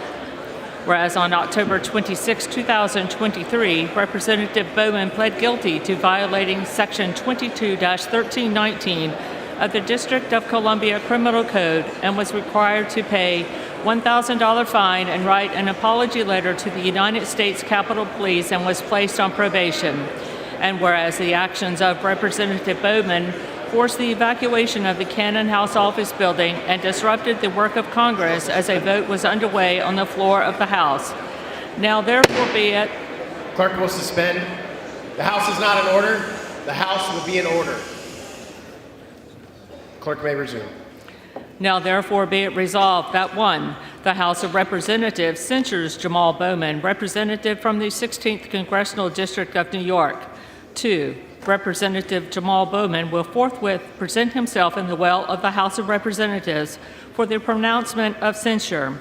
And 3, Representative Jamal Bowman will be censured with the public reading of this resolution by the Speaker. The resolution qualifies. For what purpose does the gentlewoman from Massachusetts seek recognition? Mr. Speaker, I have a motion at the desk. The clerk will report the motion. Ms. Clark of Massachusetts moves to lay the resolution on the table.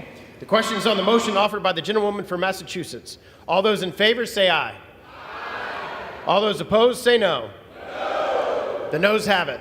Mr. Speaker, I request a call of the yeas and nays. The yeas and nays are requested. Those favoring a vote by the yeas and nays will rise. A sufficient number having risen, the yeas and nays are ordered. Members will record their votes by electronic device. This is a 5-minute vote.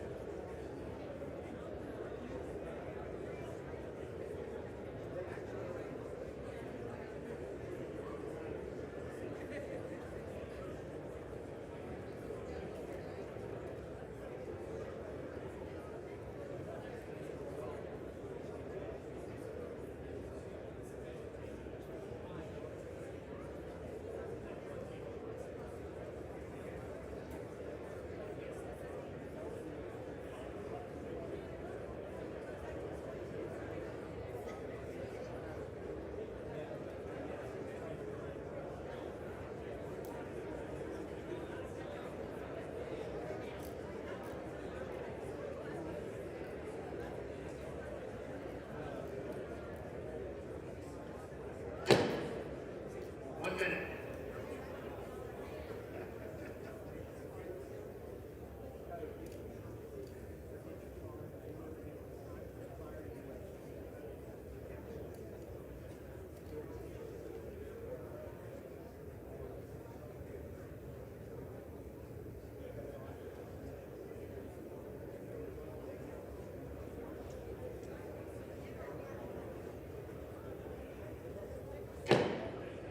Seconds.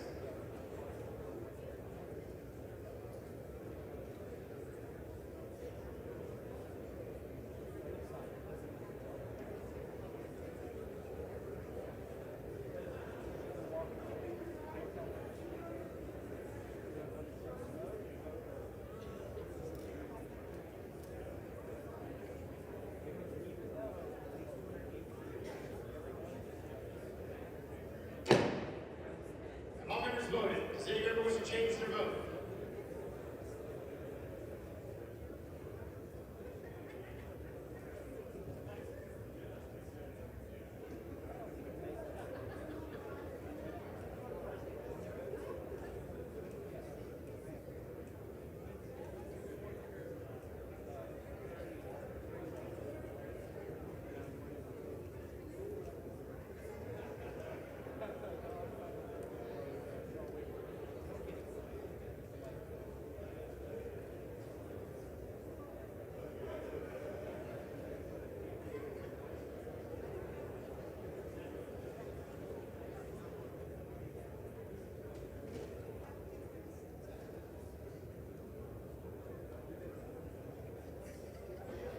On this vote, the yeas are 201, the nays are 216, with 1 answering present. The motion is not adopted.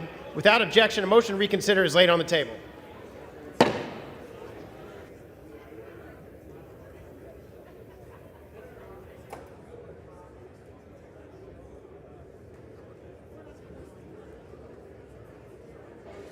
Solid.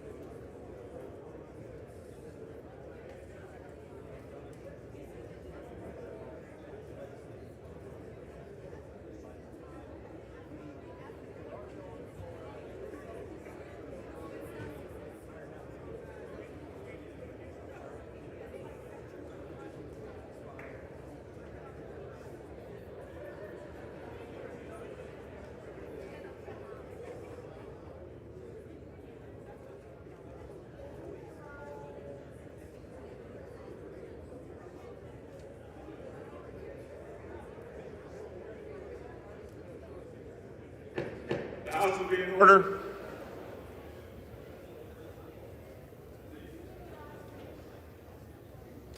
Pursuant to Clause 2 of Rule 9, the gentlewoman from Michigan, Ms. McMillan, and the gentleman from Massachusetts, Mr. McGovern, each will control 30 minutes. The chair recognizes the woman from Michigan. Thank you, Mr. Speaker. On September 30th, Gentlelady will suspend. The House is not in order. Please take your conversations off the floor.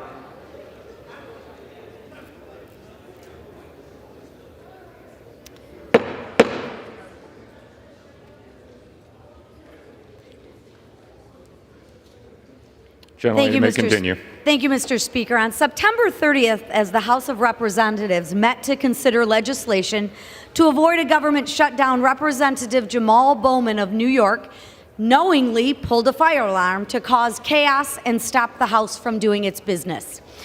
This is a felony, plain and simple. It's not difficult to understand. Capitol Police was forced to waste resources in investigating rather than doing their job to keep the Capitol safe. USCP determined Bowman broke the law, and he was indicted by the Attorney General of the District of Columbia. Realizing no number of excuses could get him out of this, Mr. Bowman pled guilty. As a former principal of the Cornerstone Academy for Social Action in New York City, Mr. Bowman should know the consequences of pulling a fire alarm to cause panic. In New York schools, the policy is clear. When a student commits a crime on campus, police are called and that student is either suspended or expelled.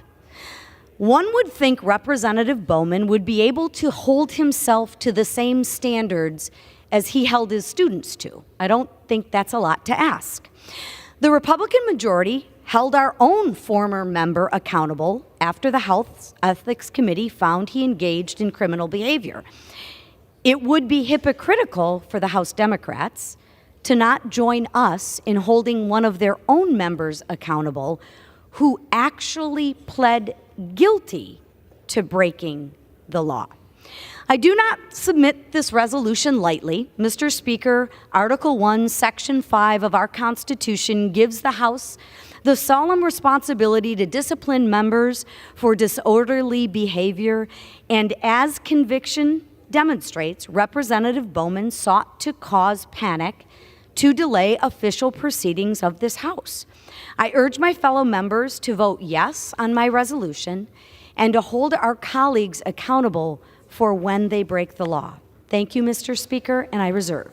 Gentlelady reserves. Gentleman from Massachusetts is recognized. Mr. Speaker, I yield myself such time as I may consume. Gentleman's recognized. Mr. Speaker, this is a profoundly stupid resolution.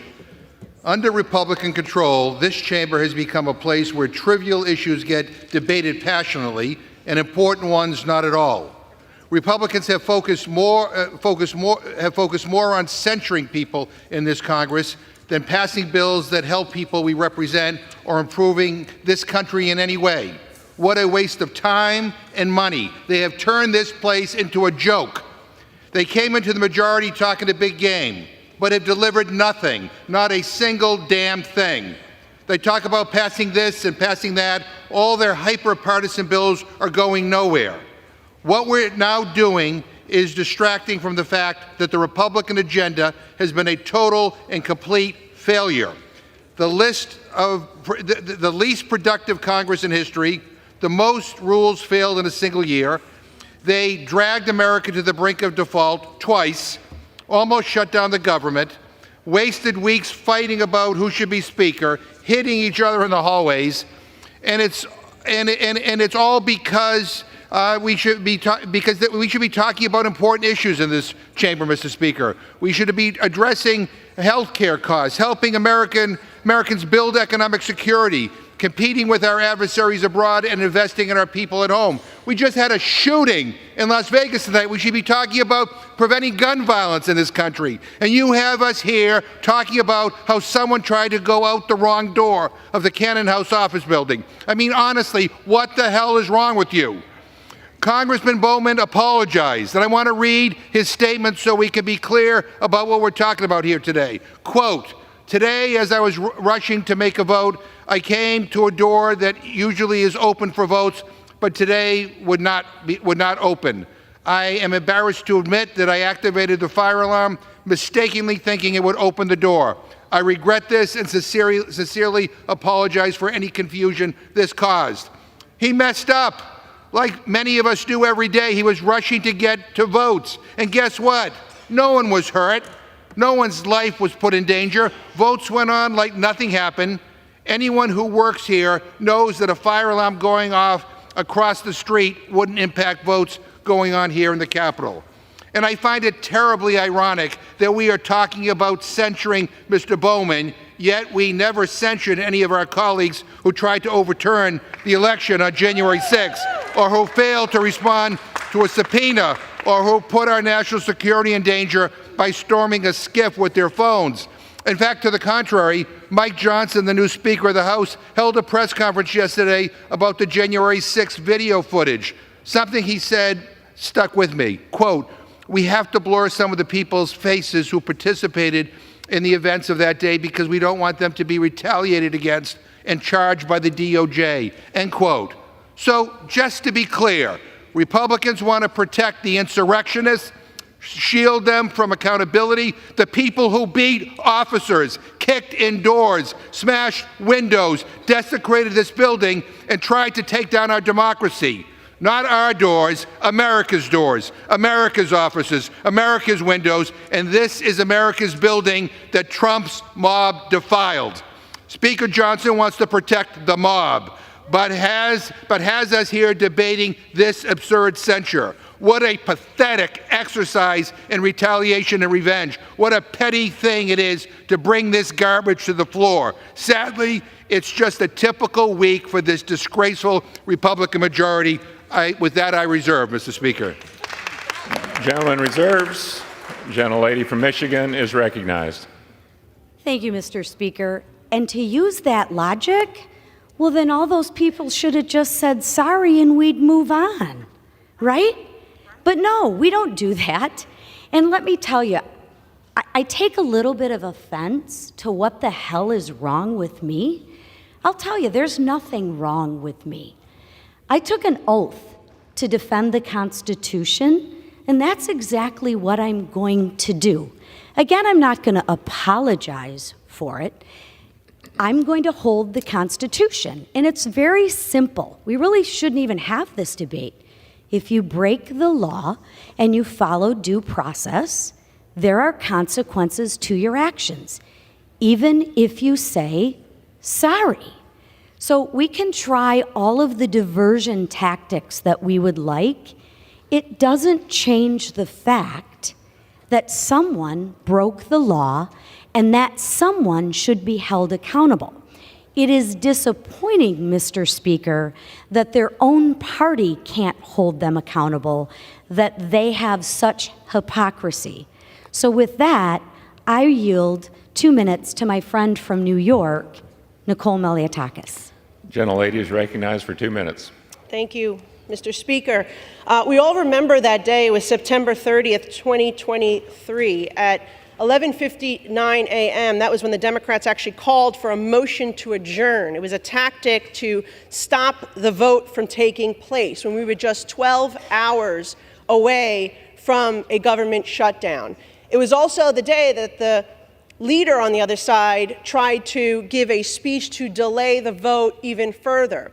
But perhaps the most egregious thing we saw was when one of the members, remember, we are members of Congress, and a member on the other side of the aisle would pull a fire alarm to disrupt proceedings.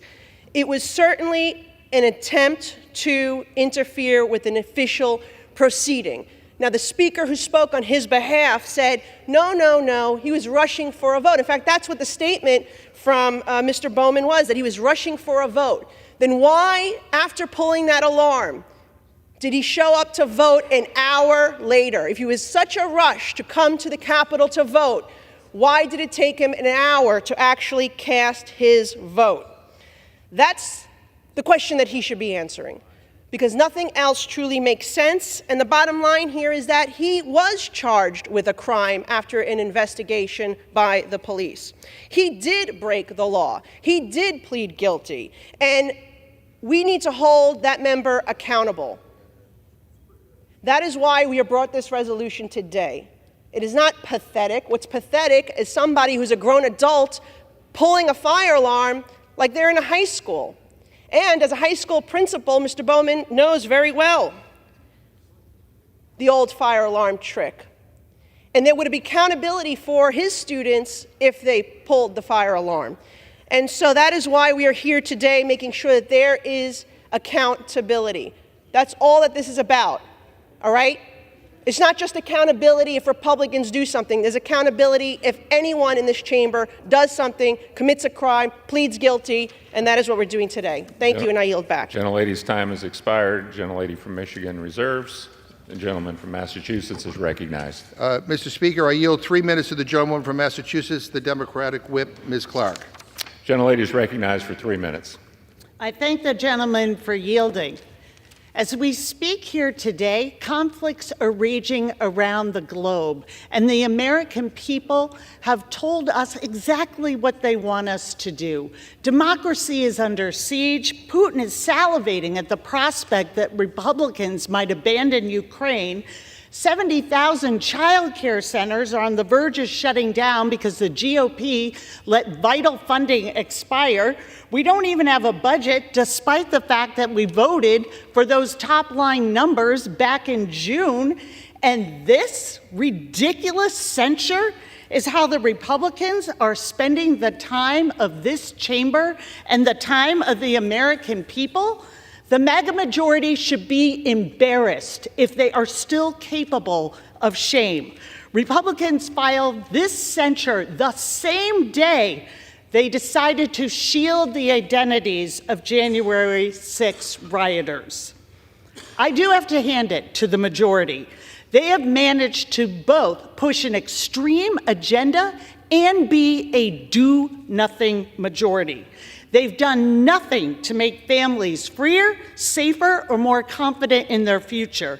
Instead, they have voted against lowering the cost of insulin, affordable housing, and gun safety. They've done nothing to promote freedom, but they do not miss an opportunity to vote for abortion bans, book bans, and tax cheats.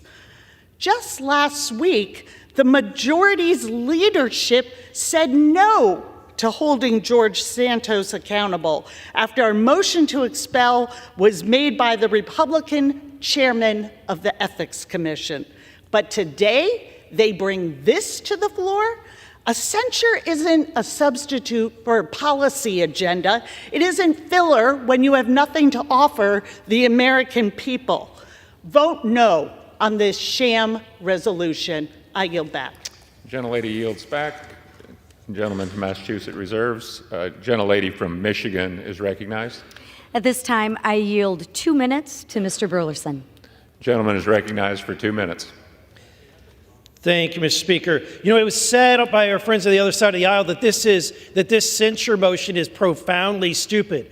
Well, you know what's profoundly stupid is an adult man who has been elected as a member of Congress, held to a high esteem, pulling a fire alarm like a child, throwing a tantrum. But what's worse is that he violated the law. He broke the law when he did it. It wasn't just something to say, oh, I'm sorry. He broke the law because he wanted to obstruct the meeting of this body, the vote of this body. And you know, it's been talked about January 6 individuals. Had someone done that on January 6, they would have been put in jail. And the American people know it. They see that there's a double standard. They see that this side of the aisle cleans up its house. The other side is going to let people who have committed crimes continue to sit in office. The other side of the aisle and the other side of the building is going to let someone who has taken bribes in the form of gold bars. Apparently, cash isn't good enough under Biden inflation. You know, for a Democratic member of the Senate to take cash is not enough. You have to take gold. Look, we clean up, and we have the standard on this side of the aisle, and the American people know it. The standard on this side of the aisle is high.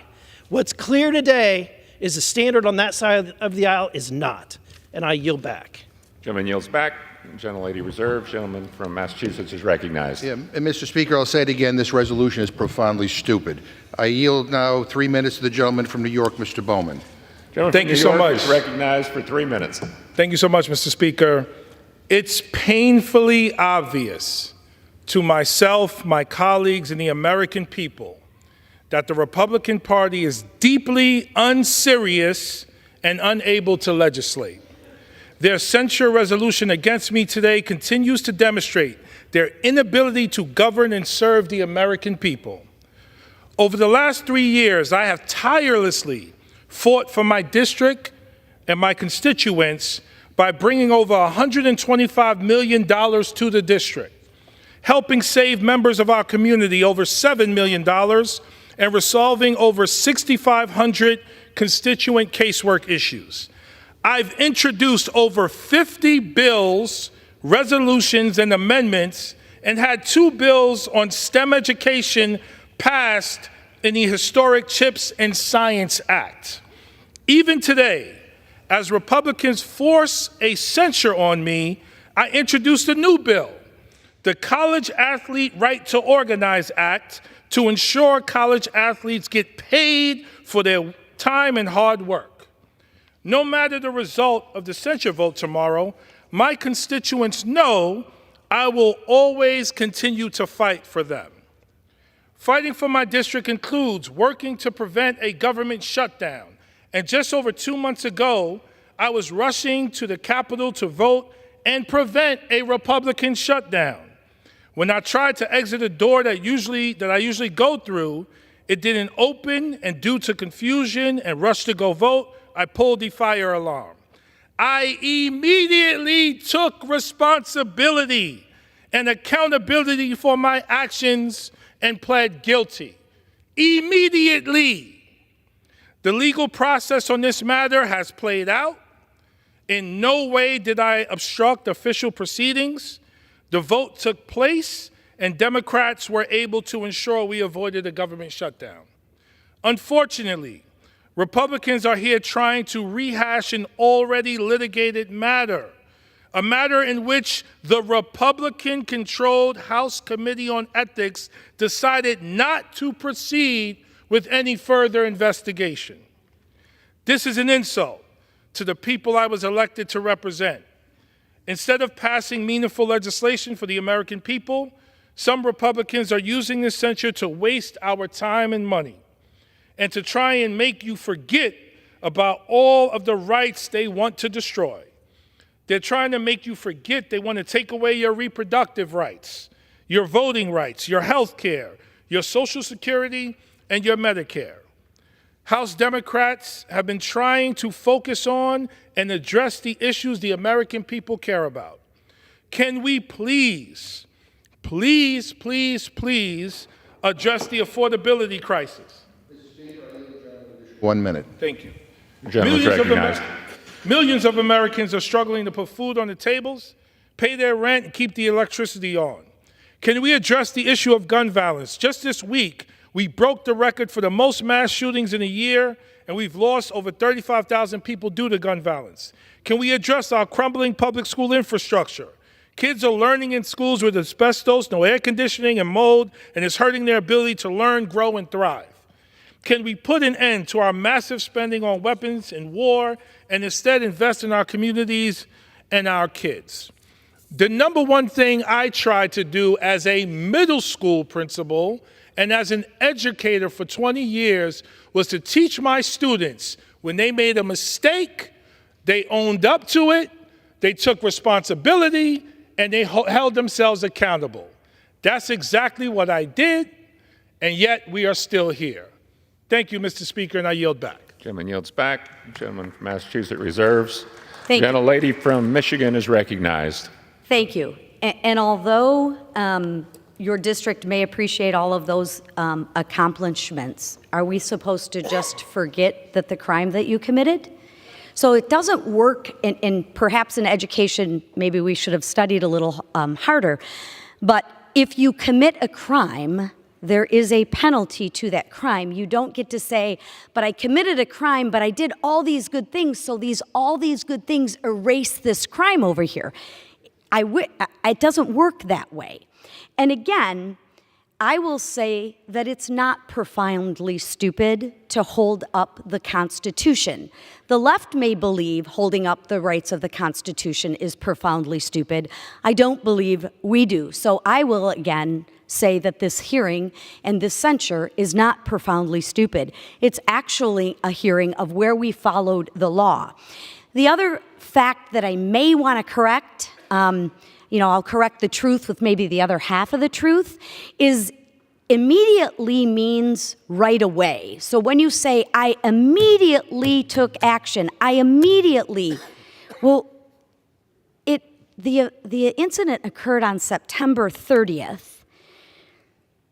October 26th was when you pled guilty. So I think that's a little bit longer than immediately, but again, maybe math wasn't our best subject either. So with that, I yield 2 minutes to Mr. Jimenez.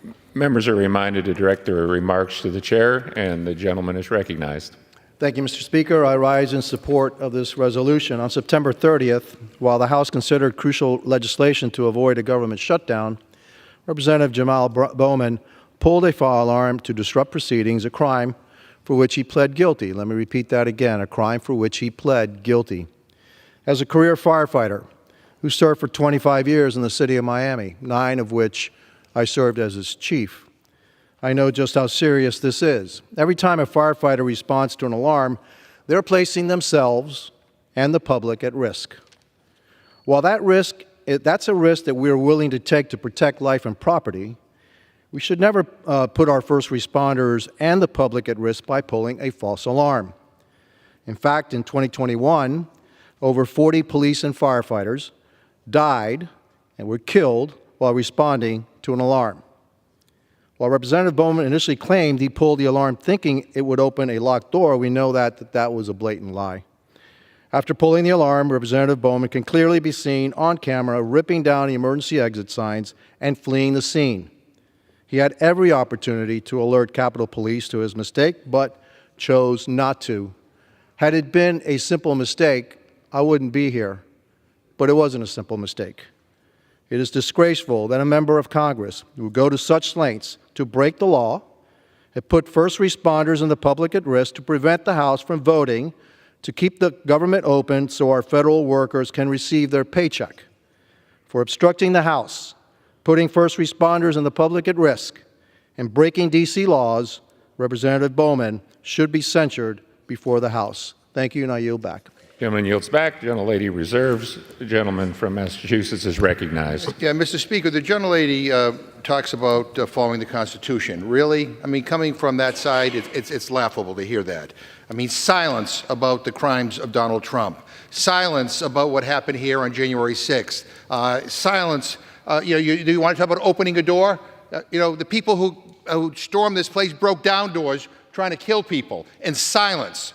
So I don't want any lectures about upholding the Constitution. There's nothing but silence about the crimes of those who attacked this Capitol on January 6th. I yield 1 minute to the gentleman from Michigan, Ms. Stevens. He is recognized for 1 minute. Thank you, Mr. Speaker. I rise today to talk about my colleague, Mr. Jamal Bowman, who I have the privilege of serving on 2 committees with in this very Congress, the Education and Labor Committee and the House Science, Space, and Technology Committee. I have seen Mr. Bowman fight for disability rights, for child care, for affordable prescription drugs, affordable housing. He has stood up to racism. He's stood up to the attacks on public education, attacks on teachers, cuts to school nutrition. There is a unique and vital perspective Mr. Bowman brings to education issues in this Congress. In his freshman term, he served as a subcommittee chair for energy. He was a conference committee member on the CHIPS and Science Act, advocating for diversity, equity, and inclusion so that the jobs and profits could go to everyday Americans. This man does not deserve to be reprimanded. We should heed the leadership that he brings to education issues. He looks at AI and he asks, how can we solve the problems of tomorrow if we could all do such thing? Thank you, and I yield back. Gentlelady yields back. Gentleman reserves. Gentlelady from Michigan is recognized.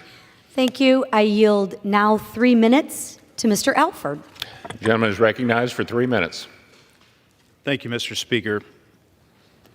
Look, I really don't take any joy in being here, standing before you today to address this matter of grave concern.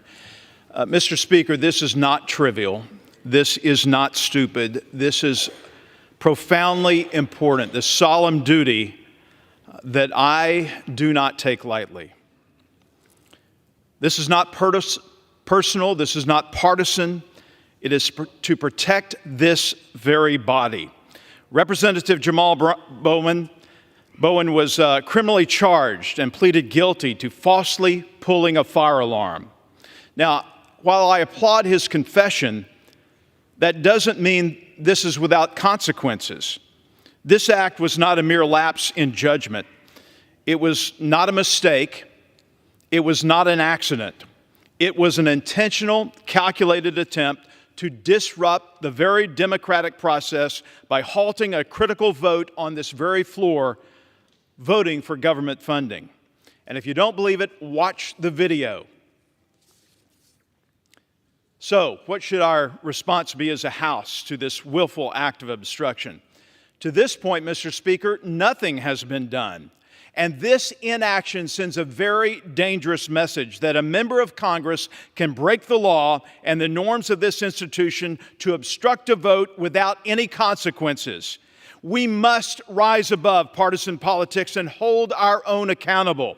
The integrity of our democratic process, the safety of our community, the trust of the American people, the function of this body demands nothing less.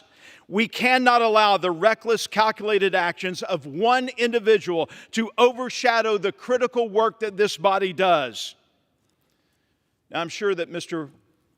Bowman is a fine representative for the people of his district. This is not a joyous day for anyone here on this side of the aisle. This is a sad day for this body. But it is an even sadder day if we do nothing about this egregious act. I recommend that the entire body vote yes for the censure. Thank you, and I yield back. Gentleman yields back. Gentlelady reserves. Gentleman is recognized. Mr. Speaker, let me just respond to the gentleman by saying if this isn't political or partisan, I don't know what the hell is. This is a pathetic display that we are seeing here on the House floor today. I now yield 1.5 minutes to the gentleman from California, the chairman of the Democratic Caucus, Mr. Aguilar. I thank the gentleman for yielding, Mr. Speaker. I rise today in opposition to the resolution because House Democrats want a functioning House of Representatives. We're in the midst of the least productive Congress since the Great Depression. This historic dysfunction is what happens when extreme MAGA Republicans dictate the agenda. The majority is fixated on censures, expulsions, and impeachments. Meanwhile, the American public are worried about making ends meet. Where is the Republican urgency around lowering costs? Where are their solutions for their constituents worried about rent, groceries, and utilities? The truth is, they have no plan, they have no solutions. They're taking orders from the former president and being led by the most extreme members of their conference. But when House Democrats held a majority, we passed the Bipartisan Infrastructure Law, the Bipartisan Safer Communities Act, the Bipartisan Chips and Science Act, and the Inflation Reduction Act. These laws are creating good-paying jobs, lowering energy costs, and making schools safer in communities across this country. A vote for this resolution will further divide this body at a time when we should be coming together to make the needs of the American public front and center. I'm proud to stand with my colleague, Mr. Bowman of New York, and I urge a no vote. I yield back. Gentleman yields back. Gentleman from Massachusetts reserves. Gentlelady from Michigan is recognized. Mr. Speaker, how much time does each side have?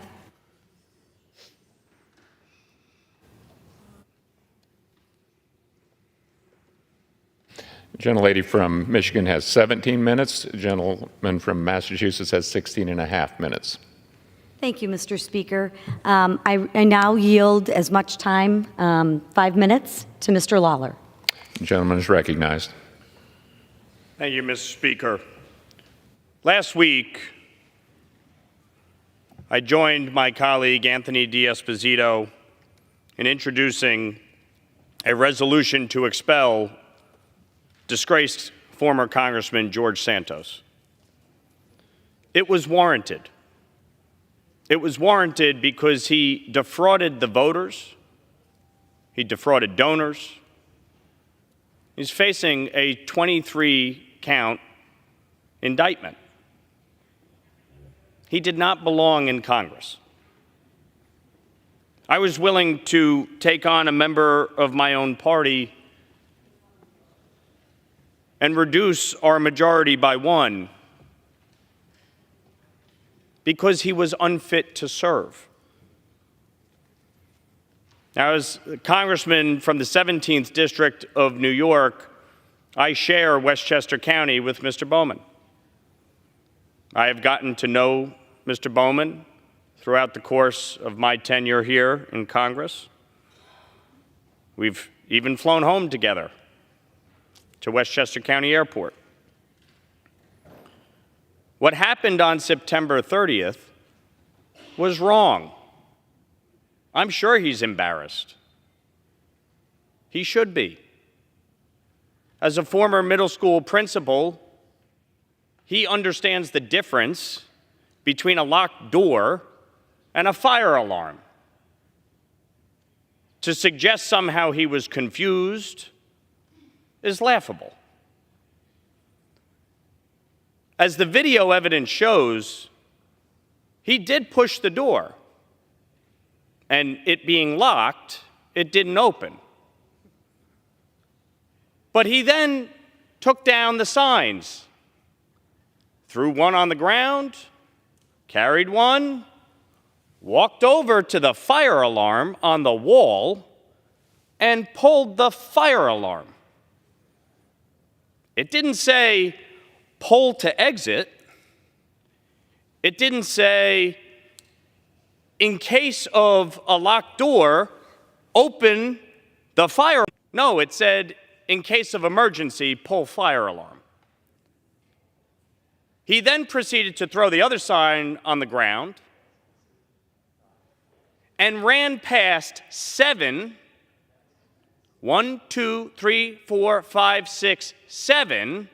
Capitol Hill police officers and did not utter one word about accidentally and embarrassingly pulling a fire alarm.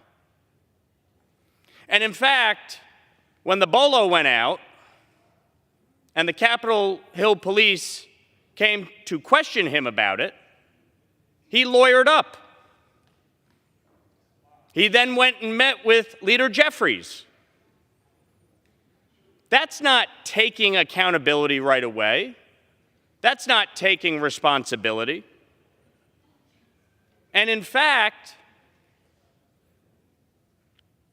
a few days after it happened, he called me directly to ask me, please don't get on a censure or an expulsion resolution. And I said to him, I will not do anything until I hear from the Capitol Hill police as to what happened. And he told me, oh, I won't be charged. They're dismissing it. I didn't do it. I didn't do anything.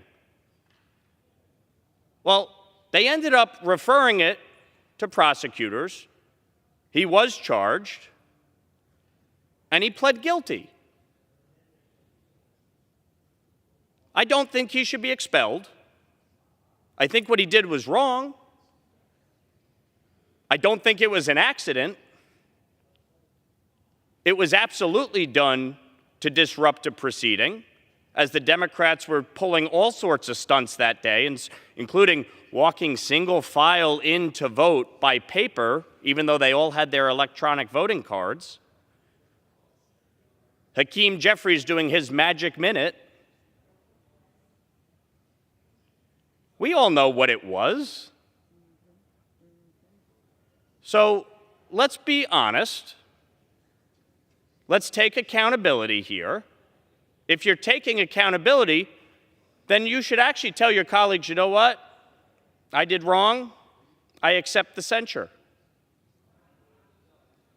Instead, you're sitting there smirking and laughing. I don't think your constituents think it's funny. In fact, I know they don't think it's funny. Because the amount of times I get calls from your constituents... Gentleman's time has expired. More minute. An additional minute. The amount of times I get calls from your constituents, the amount of times my office gets inundated with requests from your constituents, like when you shut your office down for 2 weeks in August, all offices shut down. You know how many cases we had to take on? Or Jewish constituents. No, it's not. Jewish constituents. Order, gentleman's recognized. Jewish constituents who don't feel that they can go to you for help. So they don't think it's funny. The people of Westchester County don't think it's funny. And so I encourage all of my colleagues to vote in favor of this censure. I yield back. Gentleman yields back. Members are again reminded to direct the remarks to the chair. Gentlelady reserves. Gentleman from Massachusetts is recognized. let me just say to my Republican colleagues, are you listening to yourselves talk? I mean, we're in the House chamber. Heads of state address this body. We have debates about war and peace, and you're talking about a fire alarm? I mean, give me a break. Suspend. Members are reminded to direct their remarks to the chair, please. The gentleman is recognized. Yeah. Mr. Speaker, I will yield 2 minutes to the gentleman from New York, Mr. Ocasio-Cortez. The gentlelady is recognized for 2 minutes. I thank the ranking member. Mr. Chair, I think the Republican side of the aisle made the case quite clearly today as to why we should not vote for censure. Right now, you can tell how weak their arguments are because they are grasping for straws, trying to do their best My Cousin Vinny impersonation as to breaking down what happened here with a fire alarm. Jamal Bowman has more courage in his pinky finger than the entire Republican Party put together, more integrity than the entire Republican Party put together. And that's exactly why they're moving to censure him today. Let me tell you what's actually going on. New York Republicans are so embarrassed that they propped up George Santos, got him elected to office, and then had to turn around and vote to expel him, that they want to distract the entire world from their massive embarrassment. New York Republicans are so embarrassed that they have not accomplished a damn thing for New Yorkers this entire year, that they have to find a distraction. So they've decided to target one of the first black men to ever represent Westchester County in the United States Congress for censure. That is what today is about. And New York Republicans are so unfocused and so unable to make people's lives better that they've decided to bully their colleague. That's what today is about. They're wasting our time. They're wasting the country's time over some petty what rises to censure. I mean, truly, these arguments that are being made here, what's next? Jaywalking? Do you want to get us for jaywalking, for not crossing the street correctly? Is that what you're going to raise for censure next? This is truly ridiculous. It's beneath the character of the House, and it is beneath the stature and the status of what rises to consideration before this body. And with that, I yield back. Lady yields back. Gentleman from Massachusetts reserves. Gentlelady from Michigan is recognized. Thank you, Mr. Speaker. And I agree. I wish we didn't have to be here. We should, as most sports teams do, clean up our own locker room. That would be the best case scenario, like we actually did with a member of our body. We cleaned up our own locker room. It would be nice if the other side would clean up theirs. So I agree with you, Ms. Ocasio-Cortez, and I loved your My Cousin Vinny analogy. That was funny. But this isn't a funny thing.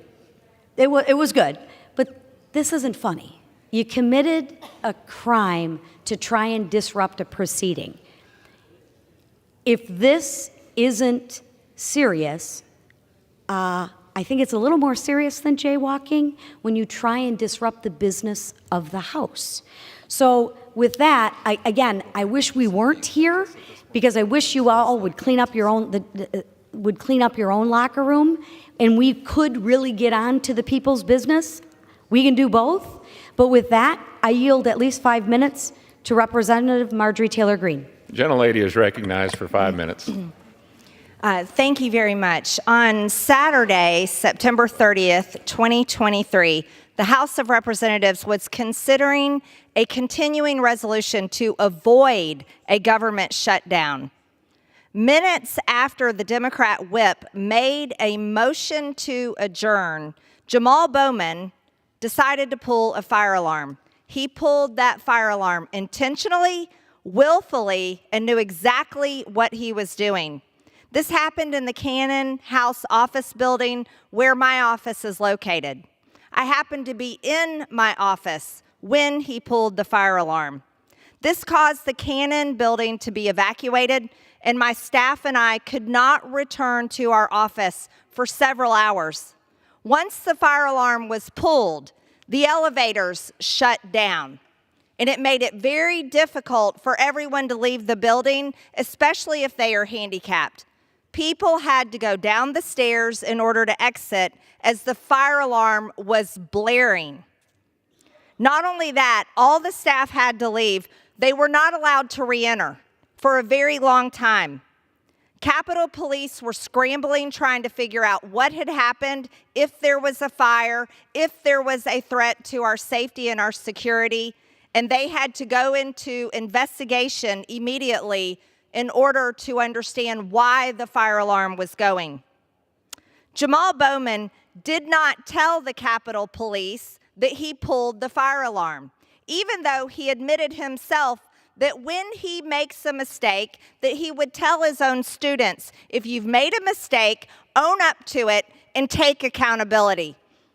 Jamal Bowman had plenty of opportunity to admit his mistake and take accountability for his own actions. He should have told Capitol Police immediately that he made a mistake, as he claimed. But it wasn't a mistake, Mr. Speaker. It was on purpose, it was intentional, and it was all in part to play the games and the shenanigans that the Democrats were pulling that day as they were trying to block the continuing resolution that was being considered on the House floor.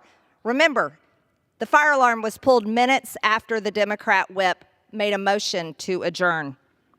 But more importantly, he was intentionally playing his part to obstruct an official proceeding. By the way, this is the same thing that has been used against January 6 defendants and is still being used to this day. They are being locked up, held pre-trial detention, and being prosecuted by the Department of Justice nearly 3 years later for obstructing an official proceeding, which is exactly what a member of Congress did, Jamal Bowman did, on September 30th. But yet we have a two-tier justice system in Washington, D.C. And while regular people who walked into the Capitol, by the way, nonviolent offenders, many of them walked in open doors, and some of them also standing out on the lawn, never entering the Capitol, are all being charged for obstructing an official proceeding. But yet Jamal Bowman says, oh, it was a mistake and he should get a pass, and his colleagues make excuses for them and call us unserious. You know what's unserious? Having a justice system that doesn't hold everyone accountable and treat people the same way. This is an outrage, and this is a disgrace on this institution and this body. For someone that is a former principal who punished his own students for intentionally pulling fire alarms to make up petty excuses and think that his own constituents and the American people will buy his lies is a slap in the face to his voters, the people that he represents, and this entire country, and every single one of us that serve in this body. I would also add that if anyone is going to be charged and forced to remain in jail, forced to be serving prison time for obstructing an official proceeding, then Jamal Bowman should face the exact same fate for every single January 6th defendant. Mr. Speaker, I urge all of my colleagues to vote for this censure resolution. I thank Representative McMillan for introducing it, and at this time I yield back. Thank you. Gentlelady yields back. A gentlelady from Michigan reserves. Gentleman from Massachusetts is recognized. Yeah. Mr. Speaker, it's really rich to get a lecture from someone about civility who stood on this House floor and screamed and interrupted the President of the United States during his State of the Union, or somebody who continues to circle the wagons and cheer on the insurrectionists who attacked this Capitol violently on January 6th. I was the last person off the House floor on that day, and I saw what happened. And for people to come down here and defend those actions, it is pathetic and disgusting. I now yield 1.5 minutes to the gentlewoman from Michigan, Ms. Tlaib. Gentlelady is recognized for 1.5 minutes. So desperate. Y'all so desperate to distract from the fact that you all have nothing to improve the lives of the American people or end the ongoing genocide. So now you're trying to shift the focus by baselessly attacking Rep. Bowman to score cheap political points. comparing him to the white supremacist on January 6th who are smashing windows in the Capitol, y'all, and screaming, "Hang Mike Pence." Give me a break. Your inability to govern is so obvious to the American people. Y'all can't even find enough Republicans to vote, pass a budget, or even keep a speaker. This is yet another attempt to silence a person of color in this chamber. We all see it. This is all about the fact that Representative Bowman calls out your hypocrisy. Leave him alone. Get a grip. Do something that will actually improve the lives of the American people that you all represent. Vote no on this cheap political stunt. I yield. Gentlelady yields back. Gentleman reserves. Gentlelady from Michigan is recognized. I would just like to remind you, Mr. Speaker, that we talk about baseless claims. If I'm not mistaken, Capitol Police did an investigation, referred it to the District of Columbia that did an investigation, and Representative Bowman pled guilty to a crime. I don't think that's baseless. In fact, I think that is basis for crime. And that is basis for this censure, because baseless means you have no cause, Mr. Speaker. And I think the mere fact that Mr. Bowman pled guilty isn't baseless, it is basis for a crime. So with that, I reserve, sir. Gentlelady reserves. The chair would once again remind all members on both sides of the aisle to direct their remarks to the chair and not to each other in the second person. Gentleman is recognized. Mr. Speaker, I yield 1 minute to the gentleman from New York, the Democratic leader, Mr. Jeffries. Gentleman is recognized for 1 minute.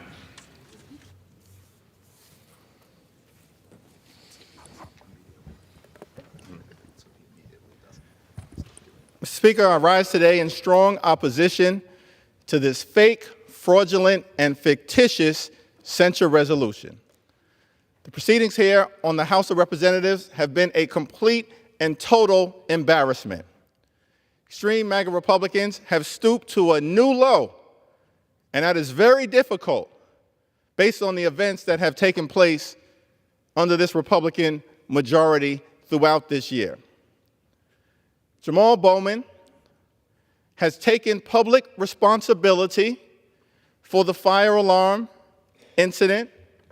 He's apologized, explained the circumstances under which it has occurred. He's been held publicly accountable by the D.C. Superior Court, paid a $1,000 fine, and the Ethics Committee, on a bipartisan basis, here in this Congress, made clear that no further action was required. The Ethics Committee, under a Republican chair. So why is the author of this resolution and the extreme MAGA Republicans on the floor of the House wasting time and taxpayer resources, trying to undermine the credibility of Jamal Bowman, someone who is doing his best to serve his constituents, including in some of the poorest sections of the Bronx, and extreme MAGA Republicans on the floor with this sad and silly charade. Now, the extreme MAGA Republicans have said, including the author of this resolution, that this is about law and order. Give us a break. All you've done is demonstrate throughout the years, including on January 6th and thereafter, that you're not the party of law and order. Extreme MAGA Republicans are the party of lawlessness and disorder. As a matter of fact, the author of this resolution has endorsed Donald Trump. Multiple indictments. Someone who undertook a crime wave over and over and over again, proudly smirking now that she stands behind Donald Trump, and then wants to communicate to us that this is about law and order, when you are the party of lawlessness and disorder. In fact, the author of this resolution voted to overturn the will of the American people on January 6th. And you know what? Came back like the majority of her extreme MAGA Republican colleagues after the violent insurrection, after the Capitol was overrun by a violent mob, after more than 100 Capitol police officers were seriously injured, and then voted still. Not for law and order, not for accountability, not for the Constitution. You voted with the insurrectionists. Lawlessness and disorder. Give us a break lecturing us about the Constitution and law and order. Your own record suggests that's a phony argument. Nobody is buying it. The American people aren't buying it. The people of Michigan, we will make sure, won't buy it. Now, extreme MAGA Republicans, it's been very interesting to watch this debate, acting like detectives on the House floor. Extreme MAGA Republicans pretending to be Perry Mason. Extreme MAGA Republicans pretending to be Matlock. Extreme MAGA Republicans pretending to be Cagney and Lacey. Not even worthy of being held to the standard of Inspector Gadget and Ace Ventura Pet Detective. That's how embarrassing your display on the House floor has been. But this is a serious matter. You have now, this is a serious matter. Your behavior on the House floor is a serious matter. And I have the floor. I have the floor.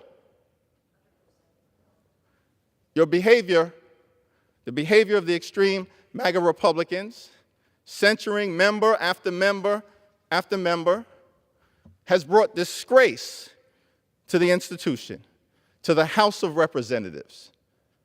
This behavior has brought disgrace, not the underlying censure.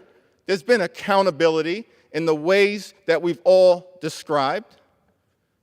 The effort to weaponize the censure. What happened, Mr. Speaker, to civility, to trying to foster an environment where we can solve problems on behalf of the American people? We don't take these arguments of civility seriously because the overwhelming majority of the extreme MAGA Republican conference supports the violent insurrectionists and supports the insurrectionists in chief, twice impeached, under federal indictment, repeatedly for breaking the law and violating the Constitution. So we're here on the House floor because extreme MAGA Republicans have no plan. Extreme MAGA Republicans have no policies. Extreme MAGA Republicans have made no progress for hardworking American taxpayers on any issue. And so you're here to try to distract. We're not going to let it happen. We're not going to let extreme MAGA Republicans distract the people of Michigan, distract the people of New York, distract the people of America. We're on the House floor, wasting time talking about fire alarms.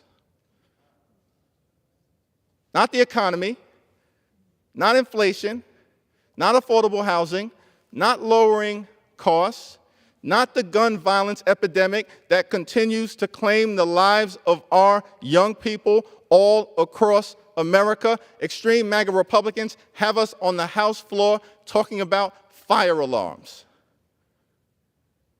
How silly is that under these circumstances? Social Security is under assault. Medicare is under assault. Reproductive freedom is under assault. The Affordable Care Act is under assault. Democracy itself is under assault. And extreme MAGA Republicans are wasting time on the House floor talking about fire alarms under these circumstances, embarrassing themselves. It's petty, it's pathetic, and it's petulant. Now, House Democrats have said from the very beginning of this Congress that we will find bipartisan common ground with our Republican colleagues on any issue, whenever and wherever necessary, in order to make life better for the American people, on any issue. But we will push back against Republican extremism whenever necessary. And you've crossed a line once again. And we will call out MAGA extremism in the loudest, strongest, most direct way possible. And if you're going to continue this extreme MAGA Republican, do-nothing Republican Congress, which has done nothing to improve the lives of American people all over the land, this do-nothing Republican Congress, which has failed to solve a single problem on behalf of hardworking American taxpayers, this do-nothing Republican Congress, which has failed to do a single thing to improve the quality of life of the American people. If extreme MAGA Republicans are going to continue to try to weaponize the censure as is being done on this floor right now, going after Democrats repeatedly, week after week after week, because you have nothing better to do, then I volunteer. Censure me next. Censure me next. That's how worthless your censure effort is. It has no credibility, no integrity, no legitimacy. Censure me next. And I'll take that censure and I'll wear it next week, next month, next year like a badge of honor. Go home, sleep well, and say to myself, today was a good day. I yield back. Gentleman yields back. Gentleman from Massachusetts reserves. Gentlelady from Michigan is recognized. Therein lies the problem. So as one of your so-called MAGA Republicans, who again, I don't apologize for it, because under MAGA Republican leadership, I might remind everybody, crime was down. Crime was up. Crime was down under the last administration. Clearly, crime was down. Inflation was up. All of these problems that we're dealing with in this Congress today, Mr. Speaker, is created by the Biden administration and created by my friends on the left. That's the truth. That's the facts. Talk to me about how many, under the MAGA Republicans, how many wars were we fighting overseas? 0. What was the crime rate? Down. Again, we have some serious problems since the Democrats took office and this administration took office. And therein lies the problem. And you want to talk about law and order. And you want to talk about Cagney and Lacey and Ace Ventura. That's cute. That's cute. You want to talk about, Mr. Speaker, a disgrace to this body? Doing investigative work and actually following due process? That's what we're supposed to do. That's what I thought we did. And I will not apologize for following law and order. But under the Democrats' law and order, you shouldn't go through any investigation. You should just, on a whim, do some impeachment. That's what the other side of the aisle does. We clean up our locker room, but when you commit a crime, it's unfortunate that we have to bring this to the table. So as much as you want to compare us and call us names, you can continue to do that, but the facts speak for themselves. We waited till an investigation was completed before we brought this censure resolution. We didn't do it on a whim. That's law and order. And if that's Cagney and Lacey following due process, perhaps, Mr. Speaker, my friends on the other side of the aisle could use a little investigative and reporting themselves and some detective work themselves. So with that, I reserve for the closing. What is the time remaining, ma'am? The lady has 1 minute remaining. The other side. Gentleman has 11 and a half minutes, and gentleman is recognized. Yeah, Mr. Speaker, oh my goodness, I had trouble following the gentlelady. I mean, crime was up or down in the last administration. The one thing I can say with certainty is that crime was way up in the White House in the last administration, without a doubt. I now yield 1 minute to the gentleman from Florida, Mr. Frost. Gentleman is recognized for 1 minute. Thank you, Mr. Speaker. You know, I grew up not understanding why people didn't hold Congress in a high regard throughout the country. But I can just imagine the people turning on C-SPAN, turning on the news, hearing the arguments that we're hearing from the other side of the aisle, and then it just makes sense to me. I mean, let's recap what the American people have witnessed over the last few years. A member who physically assaulted a colleague, a Republican member who tried to bring a gun on the House floor, a Republican colleague who brought January 6 insurrectionists into the Capitol. This is the least productive Congress that we've had since the Great Depression, and this entire party is pushing us towards a shutdown and economics collapse daily. But it's Congressman Bowman, who's a thoughtful former educator and staunch defender of democracy, who they want to censure. What a pathetic waste of time. No wonder half of this country doesn't vote when they turn on the TV and see their leaders wasting time like this. We need more educators in Congress like Congressman Bowman, not less. And maybe if we had some more educators here, they'd be able to give my Republican colleagues a class on how to truly govern. Thank you. I yield back. Gentleman's time has expired. Gentleman reserved. Gentlelady continues reserved. Gentleman from Massachusetts is recognized.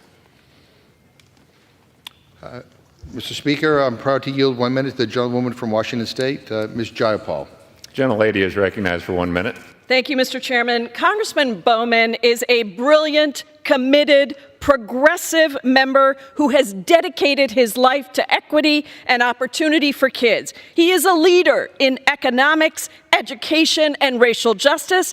He is a leader of the Green New Deal for public schools and legislation to pay artists what they're worth. He made a mistake. He apologized. He paid the fine. The Ethics Committee declined to further investigate this matter. That should be the end of this. But what are we doing here? Republicans would rather waste time with political stunts and demonizing a black member. They want you to forget that they want to strip your health care from Americans. They want you to forget that they want to cut Social Security and Medicare, the two most important and trusted programs in the country. They want you to forget that they are denying election results on that side, your right to vote. Anything to distract from what they are really doing. That's what they're doing right now. There is nothing to show for the majority but chaos, infighting, and cruelty. And I just have to end with this. Just a few weeks ago, time has expired. I yield the gentlelady 30 seconds. Just a few weeks ago, Congressman Chip Roy stood on the floor of this chamber and called for his fellow Republican colleagues to, quote, come explain to me one meaningful, significant thing the Republican majority has done. The answer is obvious. Nothing. Oppose this resolution. Gentlelady yields back. Gentlelady continues to reserve. Gentleman from Massachusetts is recognized.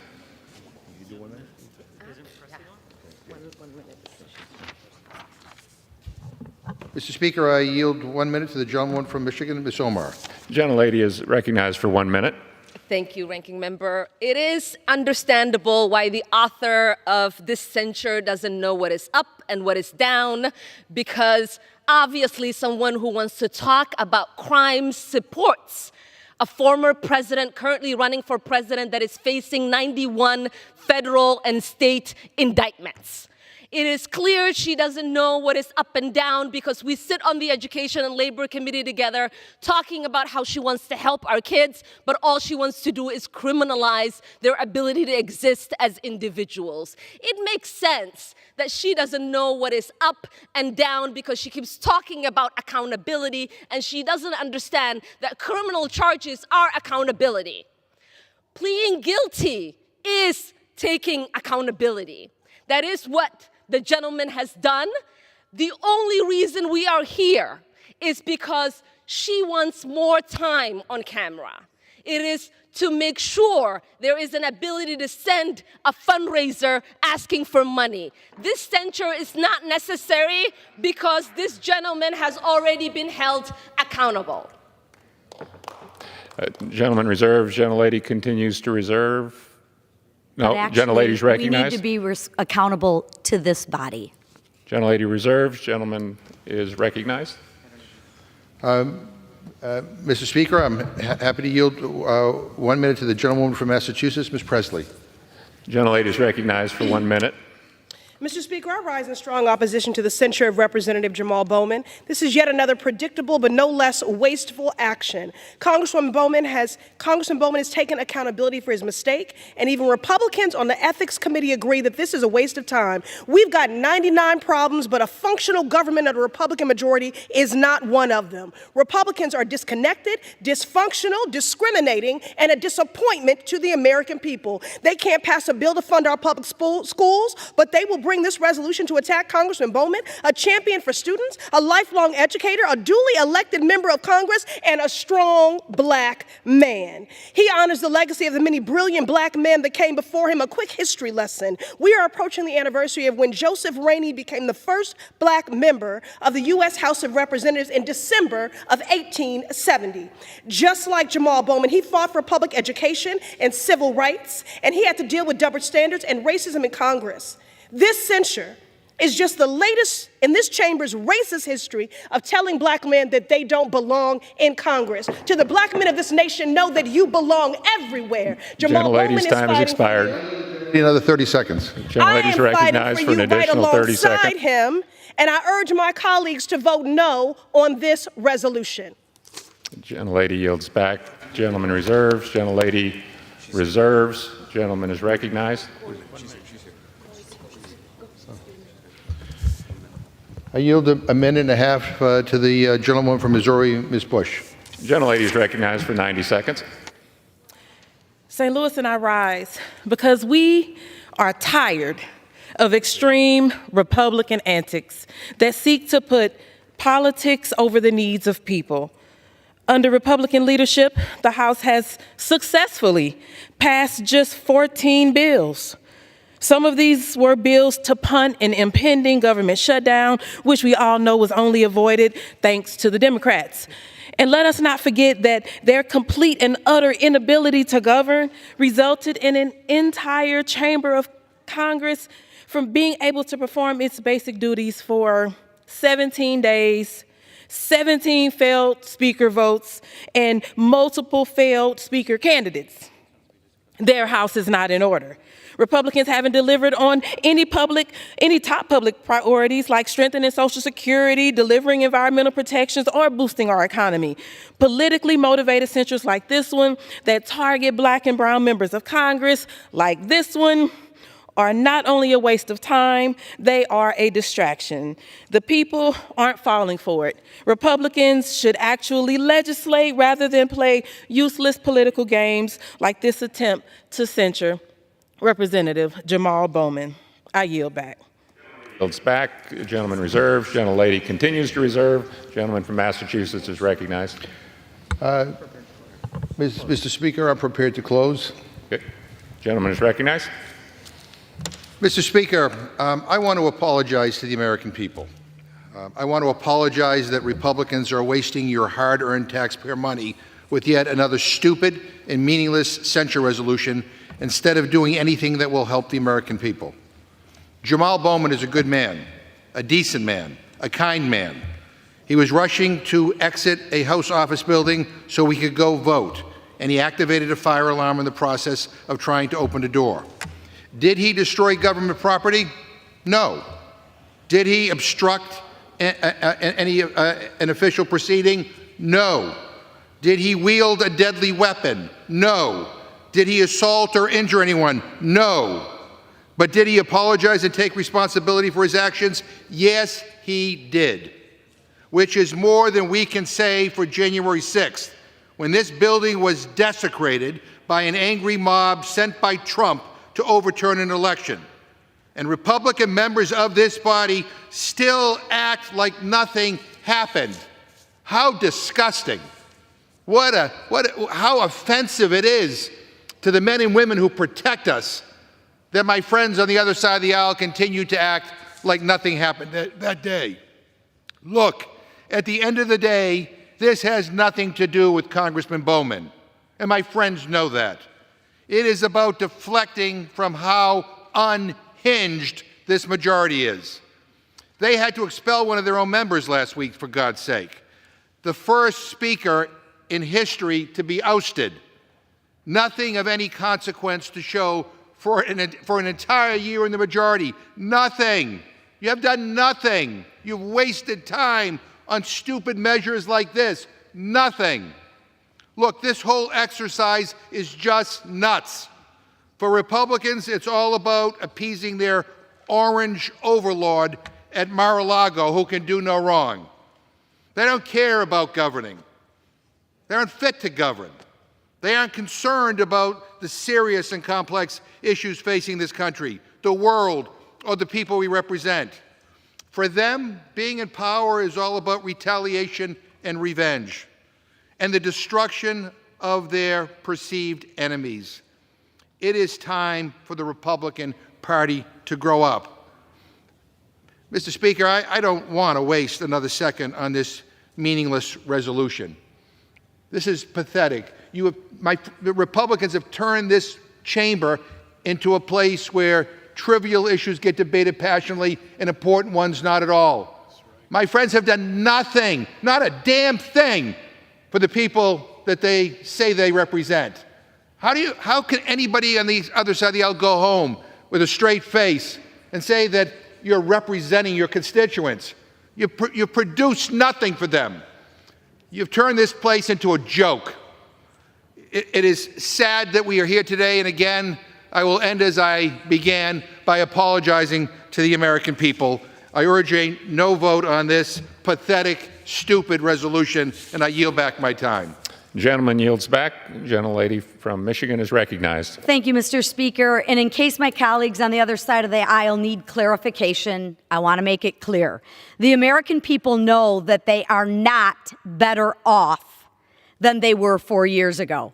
And they know it's Democrats in this Congress and the White House that have put them in this anguish as we see today, just to clear things up. We've heard from congressional Democrats is excuse after excuse for Representative Bowman's criminal behavior. I dare say, Mr. Speaker, that if a Republican did what Mr. Bowman did, that every single member on the Democratic side would be down here calling for censure, if not expulsion. Mr. Bowman himself, despite pleading guilty, said it was an accident. How? Someone looks at a sign that says fire and thinks, Gentlelady's time has expired. I wonder what this will do. Thank you, Mr. Chairman. And I urge everyone to vote yes. Without objection, the previous question is ordered on the resolution. The question is on adoption of the resolution. Those in favor say aye. Aye. Those opposed, no. No. The ayes have it. Mr. Speaker. Gentleman from Massachusetts is recognized. I asked for the yeas and nays, and maybe you need a hearing aid. The yeas and nays requested. Those favoring a vote from the yeas and nays will rise. A sufficient number having risen, the yeas and nays are ordered. Pursuant to Clause 8 of Rule 20, further proceedings on this question are postponed.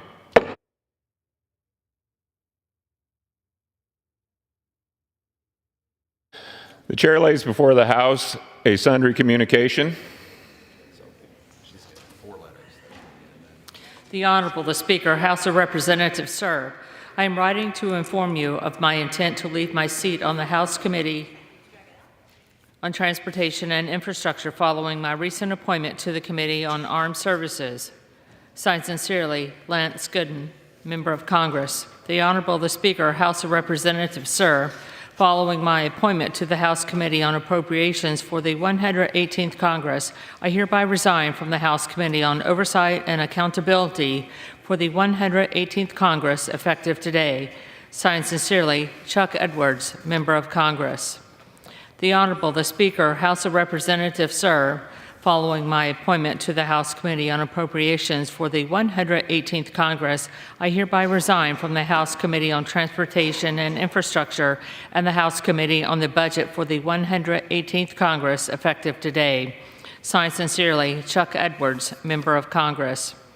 The Honorable the Speaker, House of Representatives, sir, I respectfully inform the House Republican Conference that I resign my membership on the Committee on Oversight and Accountability for the remainder of the 118th Congress, effective immediately. It has been an honor and a privilege to serve on the committee under the leadership of Chairman Comer. I am proud of the committee's accomplishments and look forward to continuing this important work on behalf of the American people. Signed sincerely, Kelly Armstrong, Member of Congress. Without objection, the resignations are accepted.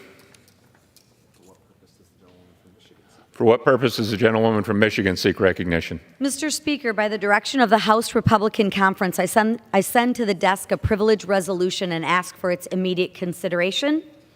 The clerk will report the resolution. House Resolution 913, resolved that the following members be and are hereby elected to the following standing committees of the House of Representatives. Committee on Appropriations, Mr. Edwards. The clerk will suspend. Mr. Speaker, For what purpose does the gentlewoman from Michigan seek I recognition? ask unanimous consent to dispense with the reading. Without objection. The resolution is agreed to, and the motion to reconsider is laid upon the table. For what purpose does the gentlewoman from Michigan seek recognition? Mr. Speaker, I ask unanimous consent that the clerk be authorized to make technical corrections in the endorsement of H.R. 5933 to include corrections in spelling, punctuation, section numbering, and cross-referencing, and the insertion of appropriate headings. Without objection. For what purpose does the gentleman from Michigan seek recognition? Mr. Speaker, I ask unanimous consent that when the House adjourns today, it adjourn to meet at 9 a.m. tomorrow. Without objection. The chair lays before the House a communication. The Honorable the Speaker, House of Representatives, sir, pursuant to Clause 5A, 4A of Rule 10 of the Rules of the House of Representatives, I designate the following members to be available to serve as members of the investigative subcommittee established by the Committee on Ethics during the 118th Congress.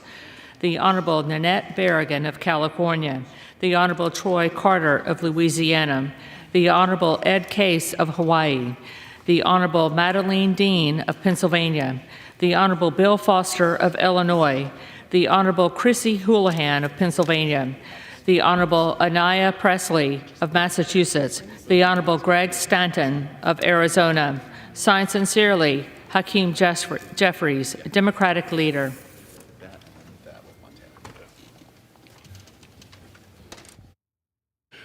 The chair will now entertain requests for 1-minute speeches.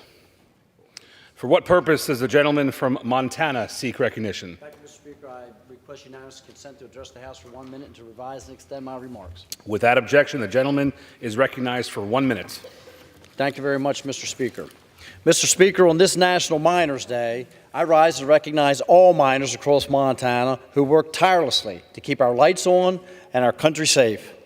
It is truly an honor and a privilege to represent the state of Montana in Congress, a state whose founding history lies in the hard-working hands of miners.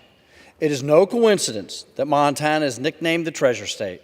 As seen on our state's great seal and state flag, a pick, shovel, a plow, along with the words Oro y Plata, gold and silver in Spanish, are depicted front and center, symbolizing our state's diverse natural resources and our rich history of farming and mining.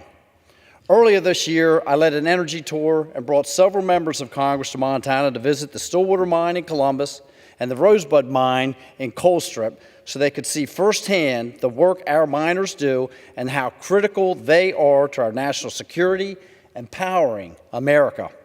On this day and every day, I would like to thank Montana miners for their indispensable role in the production of domestic energy that keeps America safe, thriving, and powered. With that, Mr. Speaker, I yield back. For what purpose does the gentleman from California seek recognition? Thank you, Mr. Speaker. I seek unanimous consent to address the House for 1 minute, revise and extend my remarks as necessary. Without objection, the gentleman is recognized for 1 minute. Thank you. Mr. Speaker, I honor the life and highlight the memory of Glenn Schaller, a teacher, organizer, labor leader, political and policy strategist, and a friend of many in California's 19th Congressional District. After high school, Glenn traveled the country, and he found his way to Santa Cruz, fell in love with that special place, and he felt it necessary to make it his home. He studied at Cabrillo College and UCSC, and he worked in early childhood education for 26 years. See, Glenn found that he loved helping vulnerable people. As a teacher, as an activist, as an ally for the LGBTQ community, for which he was named Ally of the Year and Grand Marshal of the annual Pride Parade. Glenn also played a key role in the local Democratic Central Committee and was a political coordinator for the Central Coast Labor Council. And in that position, I can tell you he made sure that local public servants truly understood what it takes to fight for workers and working families. Another admirable quality of Glenn was that he didn't just focus on politics, but also on policy. He was a director of a local workforce development board, and he fought to prevent closure of local public schools. To his son, Devin, please know that your father impacted so many people in so many ways. By finding Santa Cruz, Glenn found his purpose in fighting for equality so that everybody has the same foundation for opportunity and success on the Central Coast of California. Thank you, Mr. Speaker. I yield back. For what purpose does the gentleman from Utah seek recognition? Mr. Speaker, I seek unanimous consent to address the House floor for 1 minute and revise and extend my remarks. Without objection, the gentleman is recognized for 1 minute. Mr. Speaker, I rise to express my sympathies to the family and friends of Anthony White for the tragic loss of their father, husband, friend, and coach. My remarks will be particularly directed to you, Anthony Jr. and Olivia Grace. I met your father 25 years ago this very week when I actually voted for him to be the next Wendy's High School Heisman recipient, an award given to members of the community that excelled in athletics, academics, and citizenship. He then later went on to play for University of Utah football, and his crowning achievement was taking a school that hadn't seen success for years and turn it into a championship team in Buena Park in Southern California. Now, most recently, creating that same type of success for Santa Ana Junior College.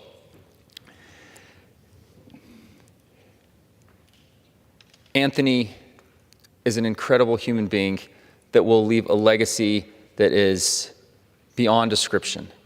And I hope you can always remember what he has done for not only you as his dad, but every community and every person he's touched. We are all better for knowing Anthony, and losing him has been tragic. San, your husband, has touched so many of us, and we want to just share with you that we will be here for you after his passing.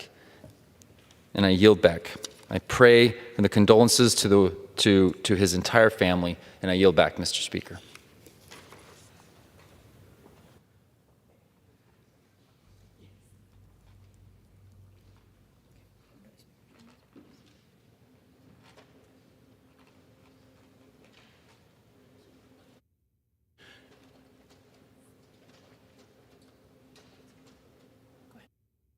Speaker's announced policy of January 9, 2023. The gentleman from Utah, Mr. Moore, is recognized for 60 minutes as the designee of the majority leader.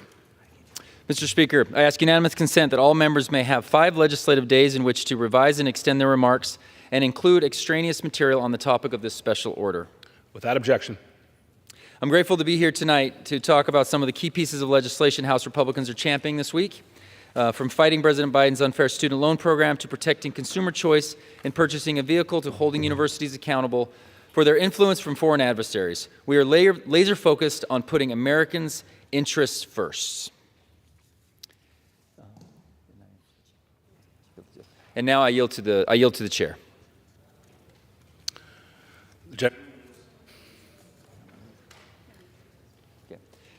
And I would now like to introduce my colleague from Kansas, Mr. Tracy Mann, Representative Tracy Mann. I want to thank my good friend, the Vice Chair, and thank you for hosting this special order with me here tonight. I appreciate you and others standing here to highlight House Republicans' wins and to advocate for our conservative values. Mr. Speaker, I rise today to discuss the problems America is facing and what Congress must do to get this country back on track. Our grandchildren deserve to live in a country that still stands for freedom, and I serve in Congress to work towards building that future. Freedom tomorrow means upholding the constitutional rights of all Americans today. That's the lens through which I view my job in Congress and the measuring stick I use for every piece of legislation I consider. I've highlighted the path forward in my four-part commitment to the big first and House Republicans' commitment to America. Number one, Congress needs to create an economy that's strong. According to the Congressional Budget Report, America is $33.5 trillion in debt, and the federal government is deficit spending more than $1 trillion every year. Our energy independence is eroded, small businesses are laboring under burdensome regulations and taxes, and rampant inflation is a tax on everyone. We need to end Washington's spending addiction by balancing the budget, growing the economy, curbing inflation, and decreasing federal spending. We need to cut red tape and burdensome regulations for agriculture producers, business owners, and for all Americans. We also need to preserve the family-owned farms and small businesses throughout our country. Early this year, the House passed the Limit, Save, Grow Act to reduce government spending, reclaim unspent COVID relief money, and promote pro-growth economic policies. The House and Senate passed my resolution to prohibit the listing of the lesser prairie chicken as endangered or threatened. The House and Senate also passed a joint resolution to prohibit President Biden's Waters of the U.S. rule from having the force of law. A strong economy is good for everyone, the whole supply chain, businesses, parents, students, everyone. Ensuring a strong economy remains our commitment. Number two, this Congress needs to create a nation that's safe. Violent crime is on the rise, drug addiction is spiking, and many parts of our country are in chaos. Meanwhile, we're still hearing calls from Washington Democrats to defund the police, and the Biden administration is failing to address our open southern border, where fentanyl, criminals, and people caught up in human trafficking rings flood into our country. We need to defend America's national security and food security. We need to support our troops and invest in efficient, effective military. And we need to secure the border, stop illegal immigration, end the fentanyl crisis, and support the police. We also need to reauthorize strong agriculture trade legislation, negotiate new international trade agreements, support global food security legislation, promote U.S. goods, and stop wars before they start. This year, the House passed the National Defense Authorization Act and the Department of Defense Appropriation Act to support our troops. House Republicans passed the Secure the Border Act to finish construction of the wall at the southern border, and the Schools Not Shelters Act to prohibit the use of public schools for housing illegal immigrants. We passed the Halt Fentanyl Act and a resolution expressing support for local law enforcement officers and condemning efforts to defund or dismantle local law enforcement agencies. While we all want to live in a country where we can lay our heads on a pillow at night knowing that we live in the safest, best country in the world. Number three, Congress needs to create a future that's built on freedom. As I meet with Kansans, I hear concerns about big government, sweeping executive orders, and infringements on the basic rights enshrined in our Constitution. We must preserve America's constitutional freedoms and that protects the lives of unborn children and their mothers. We need to educate students in American history and civic engagement. We also need to improve access to rural health care, including access to telehealth services. We must support those who fought to defend our freedoms by improving accountability and transparency at the Department of Veterans Affairs and working to reinvigorate civilian life after military service.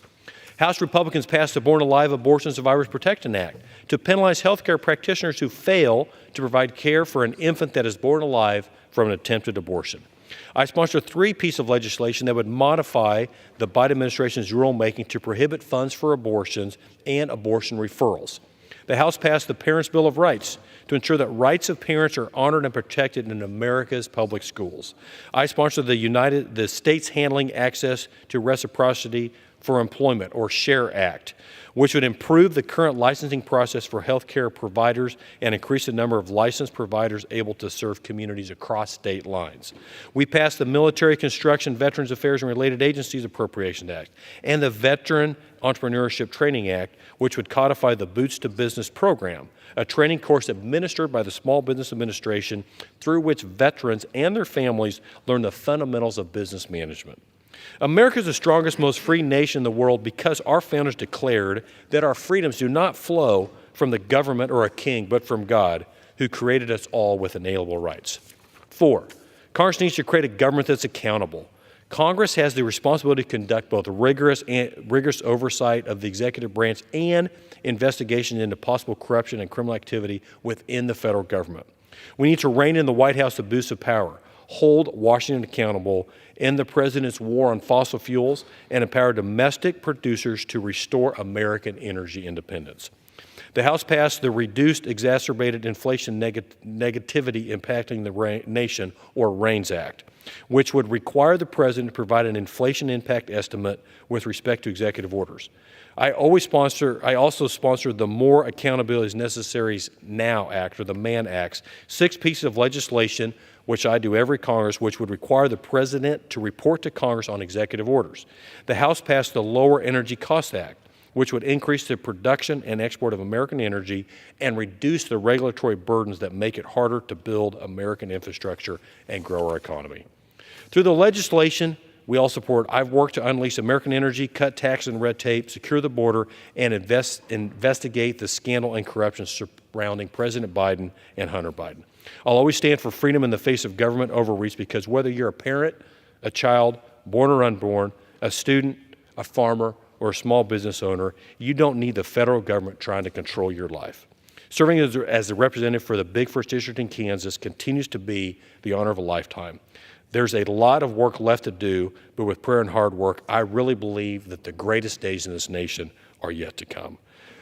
Thank you for doing this special order hour. Next, I'm going to yield 3 minutes to, and now yield my time back to Representative Blake Moore.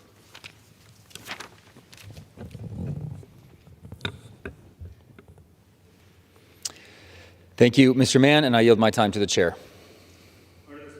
Policy of January 9, 2023, the chair recognizes the gentleman from Kansas, Mr. Mann, for the remainder of the hour. Great. I'm now going to yield 3 minutes to Representative Brian Babin, represents the 36th District of Texas. Congressman Babin serves on the House Transportation Infrastructure Committee with me. I'm grateful for his presence here tonight and for his friendship. Congressman Babin. Thank you so much. I appreciate my good friend, the gentleman from Kansas, and this special order. Mr. Speaker, it's hard to imagine an administration that goes out of its way to increase our dependency on an adversarial nation hell-bent on our demise here in the United States of America. But that's precisely what is happening, all because the left hates oil and gas and fossil fuels. I represent a district that's the epicenter of energy in East Texas and the greater Houston region. Communist China wishes nothing more than to see America burn to the ground.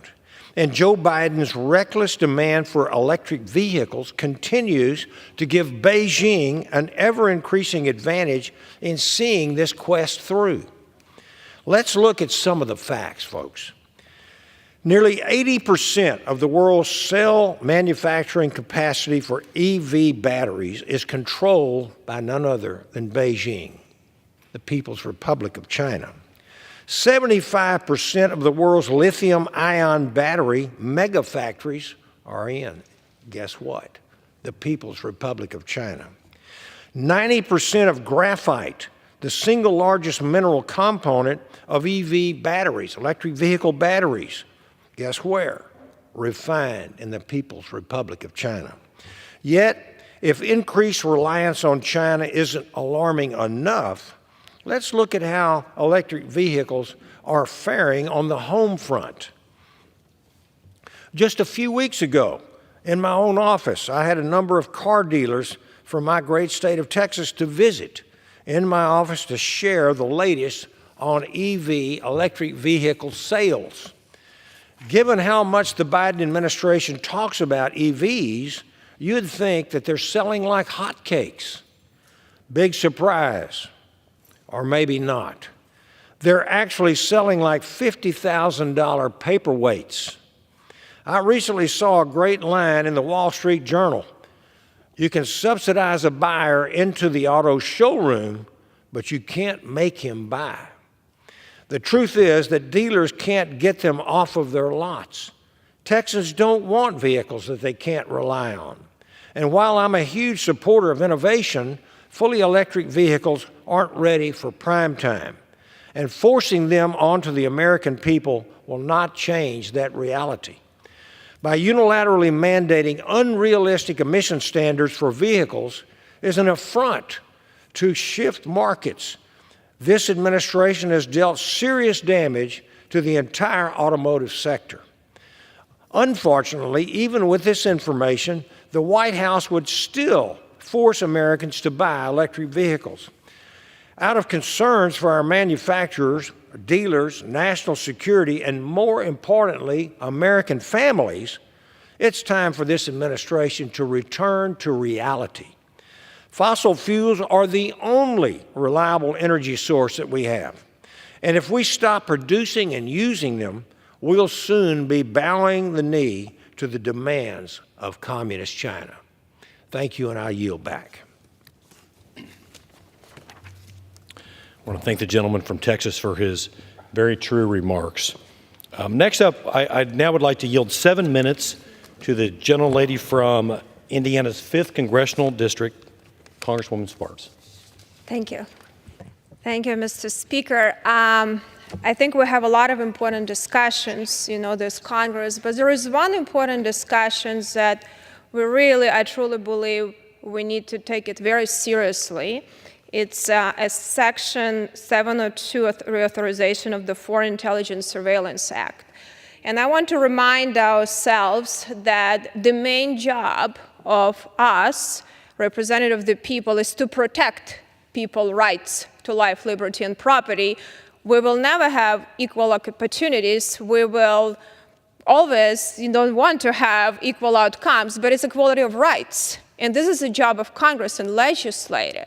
And we know very well that rights of American, constitutional rights of American have been violated. And I'm going to cite some excerpts from the report that Privacy and Civil Liberties Oversight Board just issued recently. That is, board was created to oversee due processes, and they issued in line with our reauthorization. And it's actually ran by Democrats, and the chair is appointed by President Biden.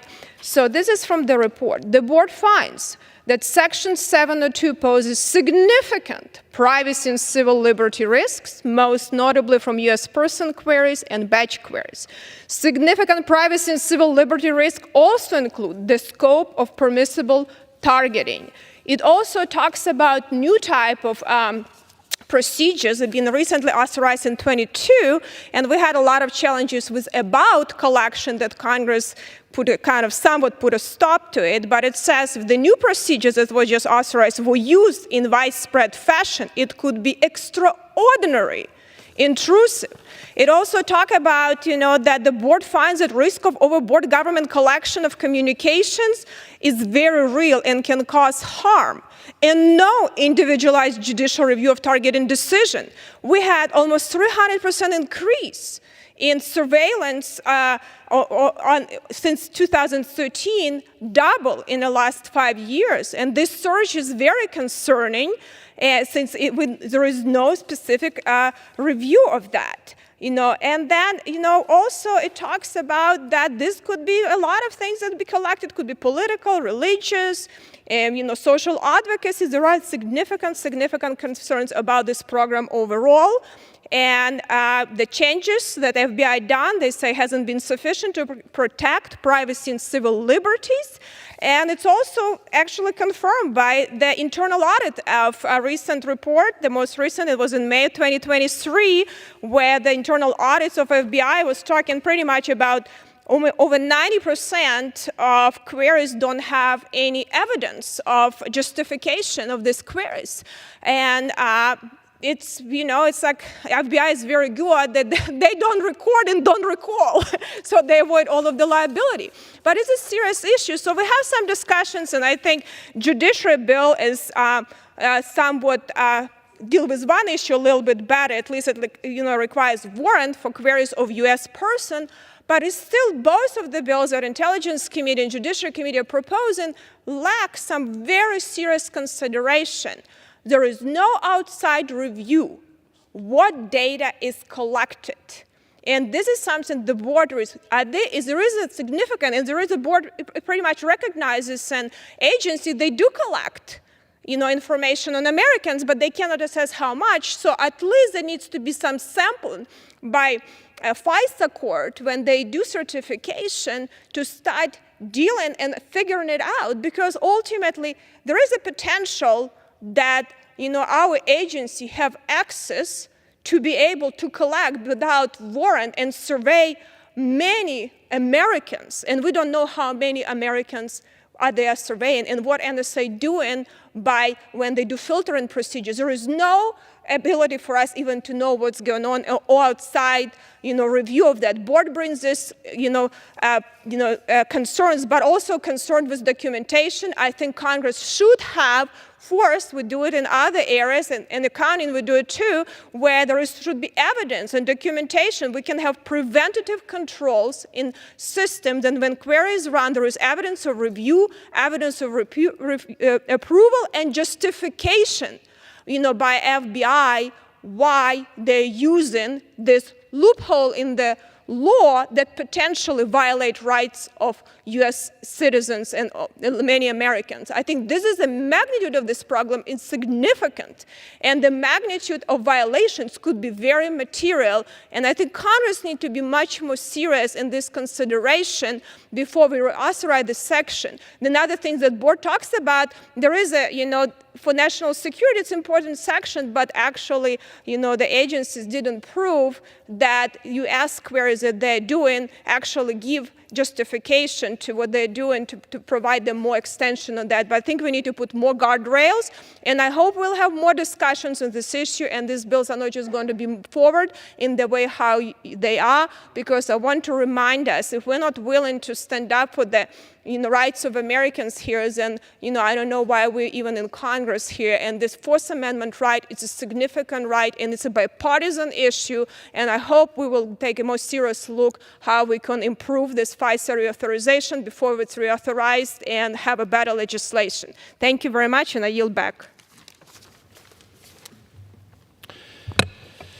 Well, I want to thank everyone for all the members for participating tonight. When government grows, freedom shrinks. And as conservatives in Congress, we must not compromise on freedom. Our sworn duty is to uphold the constitutional rights of all Americans, and I encourage all of my colleagues to remember the solemn oath that we all took to do so and support legislation that will aid us in that effort. It's now my pleasure to yield 3 minutes to the gentleman from Utah's 1st Congressional District, Representative Blake Moore, the co-host of this special order, for his closing remarks. Thank you. Mr. Speaker, President Biden has once again circumventing the rule of law and leaving hardworking Americans who never went to college with a $559 billion bill to cover unpaid student loans. House Republicans will bring to the floor H.J. Res. 88, expressing our disapproval of President Biden's Savings on a Valuable Education SAVE plan, which would drastically alter the income-driven repayment program and make America's student loan program even more expensive for taxpayers. Let's be clear. This sets the precedent that federal education loans do not need to be repaid. Using American tax dollars to give a blanket subsidy to those who earn disproportionately more money than others is government at its worst. For those who never went to college, for those who are struggling with inflation and don't need more money flooding into a broken system, for those who already paid off their loans, any effort to wipe the slate clean is completely unfair. I, along with many other House Republicans, support universities focusing on a strong ROI to keep costs down. We support federal student loan reforms. We do not support blanket student loan forgiveness for political pandering in an election year. And even though the system has plenty of room to improve, it's my job to highlight ways the state of Utah is getting it right. Utah has the lowest average student loan debt per borrower in the country and the lowest percentage of graduates leaving campus with student debt. The University of Utah's medical school and the nursing program at Weber State University work to hold down student debt by designing instructional schedules to allow students to work while attending college. I've had to apologize multiple times to constituents in the 1st District who built businesses after paying their way through school or other programming and paid their taxes, only to have their hard-earned dollars transferred to folks who have chosen a career in a different approach that required carrying some debt that they planned for. And now with the government saying they don't need to plan for it, we are teaching our children the exact wrong thing that made our country so great. I'm deeply frustrated that I'm going to have to continue to apologize. And with that, I yield back to Mr. Mann. Thank you very much, Congressman Moore. With that, I yield back the remainder of my time to the chair. Gentleman yield.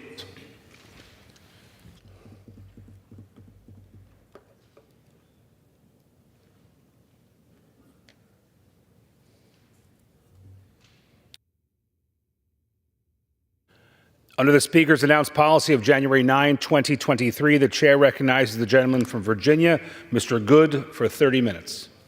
Mr. Speaker, I ask unanimous consent that all members have 5 legislative days to revise and extend the remarks and to submit extraneous materials. Without objection. Thank you, Mr. Speaker. Mr. Speaker, here tonight concerned about our country, and I'm concerned about our willingness as members of Congress to meet the moment, to stand in the gap, to validate the hope placed in us as the Republican majority, to stand in the gap and to meet the moment to deal with the great crises, the threats facing our country. I begin with mentioning our national debt. You know, the days of spending without consequence are over. We have 40-year high inflation as a result of unprecedented, excessive, reckless spending. We're on track this year for a $2.5 trillion deficit. We're running a monthly deficit of about $200 billion a month. And again, we're suffering the consequences. 40-year high inflation, grocery prices where Thanksgiving dinner costs 40% more than it did when this president was sworn in 3 years ago. Gas prices are up, utility prices are up, housing prices are up, rent prices, and then you've got interest rates. The American people suffering further under 20-year high interest rates. Interest rates that have been increased by the Fed in a futile attempt to try to combat inflation. Historically, you raise interest rates because you have a hot economy and you're trying to ward off inflation. In this case, the inflation has been caused by the unprecedented levels of spending, and then we have further exacerbated this administration, this Federal Reserve under this president, with interest rates that have put home prices out of reach for most Americans. Well, now we've got our credit being downgraded. 2 credit rating agencies having downgraded our debt, which will further cause interest rates to go up and payments on our national debt to increase even more. The snowball effect of $34 trillion in debt, record interest rates, a $200 billion monthly deficit is taking its toll. And with each passing day that we fail to deal with this greatest fiscal crisis in the history of the country, we deepen the pain and the suffering that is put upon the American people, not only just today, but in the future.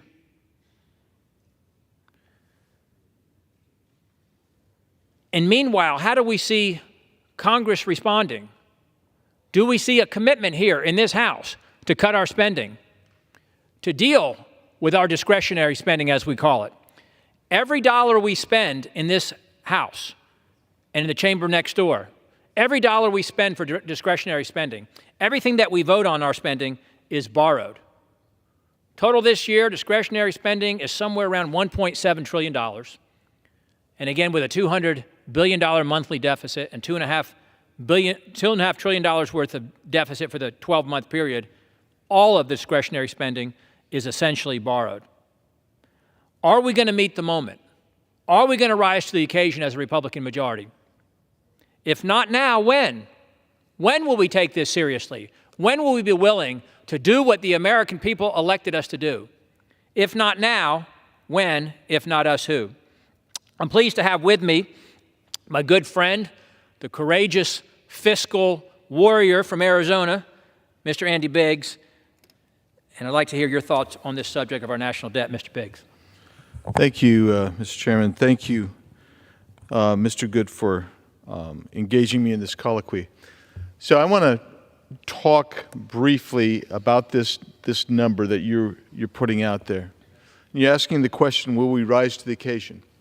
And I'm going to give the bad news. This is like in The Matrix, the first version, where they give you the red pill or the blue pill. Red pill's reality. Blue pill is you can continue on in your slumber. Well, I'm going to propose a different pill, and it's a black pill. And the black pill that I would suggest to you means the reality is the awful truth. Mm-hmm. And the awful truth here is we know that we're not going to rise to the moment. Why do we know that? Because in the context of everything you just gave us, I want to talk about that supplemental that's been proposed by the Senate. We've already passed out of this body a $14.5 billion supplemental package for Israel. We found a way to pay for it. Goes to the Senate, they don't bother to take it up, right? They don't want that. In fact, one of the Republican appropriators over there said, "But we don't do that. We don't pay for supplementals." Wow. And you know what? That individual was correct. It had never been done before, but we did it. But they don't want to do that. So instead, they want to leverage a controversial spend of $61 billion for Ukraine funding by leveraging what Israel needs, our good friend in the Levant. That's what they want to leverage. And then you know what they throw in there as well? They throw in some money for Taiwan, but they throw in some money for the border. And I won't get into the border till you yield more time, but I will tell you this. That money that they're talking about for the border, it's not to stop the 10 to 12,000 people a day who are coming into the country. It's to facilitate their entry and dispersion throughout the country.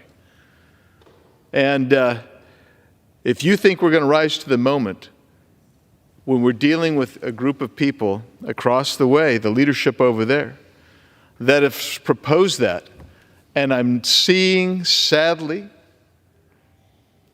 a momentum for that to happen right here on the floor of this chamber, then I would tell you the black pill has been swallowed and there's trouble and tough sledding ahead for the United States of America because the people who have been elected to fight that are acquiescing, and I'll yield back to you.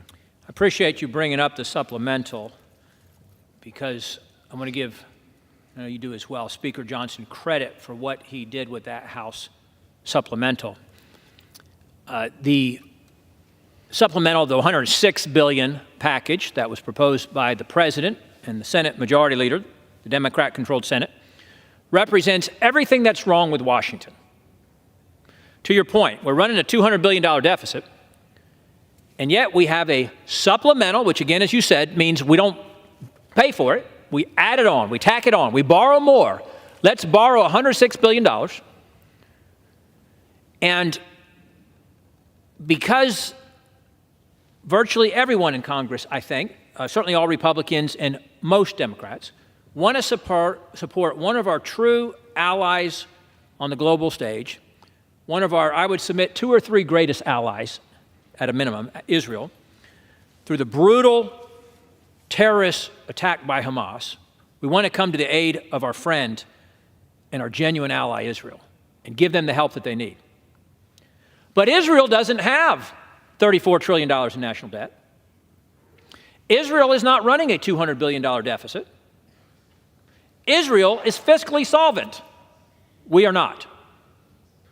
So even for something so worthy as this cause, we have a responsibility to pay for it if we can, and we can. And so therefore, Speaker Johnson met the moment and said, let's pay for it by taking some of the $80 billion that was allocated for the 87,000 IRS hirings in the Inflation Increase Act last summer. Let's cut $14 billion from there to pay for the $14 billion to Israel, and it passed on a bipartisan basis in this chamber. 12 Democrats voted for it. And honestly, I thought, you know what? We're plowing new ground in the House. We're separating the Israel aid. We're not doing, again, what's represented by what we typically do here in Washington, what's all that's wrong with Washington. We're saying, okay, we're going to hijack or hold hostage our desire to support Israel. We can't give them that $14 billion unless you also give them the $92 billion that has nothing to do with Israel. $60 billion for Ukraine, as you said. Heck, humanitarian support for Hamas, more money for Mayorkas to process illegals in the country more quickly and more deceptively, and other ill-defined disaster humanitarian system. No, we're going to hold hostage $14 billion for Israel with the $92 billion you got to choke down. But I thought when Speaker Johnson and this Republican majority rose to the occasion with the support of 12 Democrats who courageously crossed the aisle and did the right thing, that the Senate would have to take it up. They wouldn't hold up support for Israel on a bipartisan bill just because it was paid for, and just because it was going to cut by $14 billion the $80 billion IRS expansion, and just because it didn't include the $92 billion that didn't have anything to do with Israel. And I know you join me in calling upon the Speaker and calling upon our Republican majority to stand with our Speaker. He needs to know we have his back. We stand with him. We've passed Israel support out of this House. We're requiring it to be paid for because that's the responsible thing for our kids and our grandkids and for the American people. And we're not going to take up any other supplemental that has support for Israel. And every supplemental must be paid for. And I'd like to hear some additional thoughts from you, Mr. Biggs. Thank you. First of all, when you start talking about that, you raise a point that I've been arguing vociferously about for some time, and that is Republicans manage to snatch defeat from the jaws of victory over and over again. We negotiate against ourselves. That's what's happening on the supplemental. That's what's happening on the NDAA. So we passed out of the Judiciary Committee today a bill hugely bipartisan. 32 people voted for it. 35 voted for it, 2 against it. Massive reforms that groups across the spectrum, from right to left, Republican and Democrat, have said these are the reforms we need to see. But the leverage goes away when you give an extension into April for FISA in its current form, which is what the Speaker is acquiescing to after telling us he wasn't going to go there. That's negotiating against yourself. And why is that? What happens? The leverage against the Senate on FISA then goes away. So I was not surprised to know why, when Chairman Turner said, well, he'll let the judiciary bill come to the floor. Why wouldn't he? Because he knows that the leverage is now gone and the Senate has no incentive to actually take up a meaningful reform bill. That's the problem. It goes back to the border. The border's the same way. 12,000 people came across yesterday. That was an all-time single-day record. 12,000 people encountered. That does not include the 10,000 people who got away. And you are looking at 300,000 plus for the month of December we can project already. That will be a record again. And so we say, oh, let's do H.R. 2. Well, we did H.R. 2. That was a good, solid border security package. That you were responsible for helping to get it, to craft that bill, and you and our friend Chip Roy. And we got it through, and it went through, and it's languishing in the Senate. So we say things like, hey, I tell you what, let's put the H.R. 2 bill on the supplemental. Let's say if we're not going to do anything with regard to the supplemental unless you actually give us border security. But it isn't policy anymore, ladies and gentlemen. Because the policy doesn't work unless you have a lawful, rule of law type of government. And we don't. We flat out don't. This administration is lawless. They're not going to follow the law. They're not following the law now. They're not following the law on FISA, which is why we have to reform FISA. They're not following the law on the border policies and the border laws, which is why we have got to say we're going to stop funding a government. We're going to stop funding a government that is lawless and surveils American citizens, allows us to be overrun. Do you know that in Portland, Oregon, they had more than 300 fentanyl drug overdoses deaths in the first 3 months of this fiscal year. They're on track for over 1,200. Just in Portland. Just in Portland. I'm telling you, this is a regime that is okay with dismantling our country. And it's time that we stand up and say no more, no more, no more. With that, I'm happy to talk about any other topic you want. I want to go back to what you were talking about on the supplemental, and or I should say actually on the spending as well as on the FISA reforms. This is a town of power and persuasion, of leverage, and I'm not sure we effectively know how to use leverage when we have it. And we're a town that does things, a body that only does things when we have to, when there's a deadline, when there's the pressure. And you talked about relieving the pressure on the FISA reforms because of the approaching deadline, the expiration of the current authorization. And why would we be so fearful of that expiration to the extent that we're unwilling to force upon the Senate the reforms that we're trying to pass out of that your committee, that your Judiciary Committee voted 35-2 on, again, a overwhelmingly bipartisan basis that would pass this body if we put it on the floor today.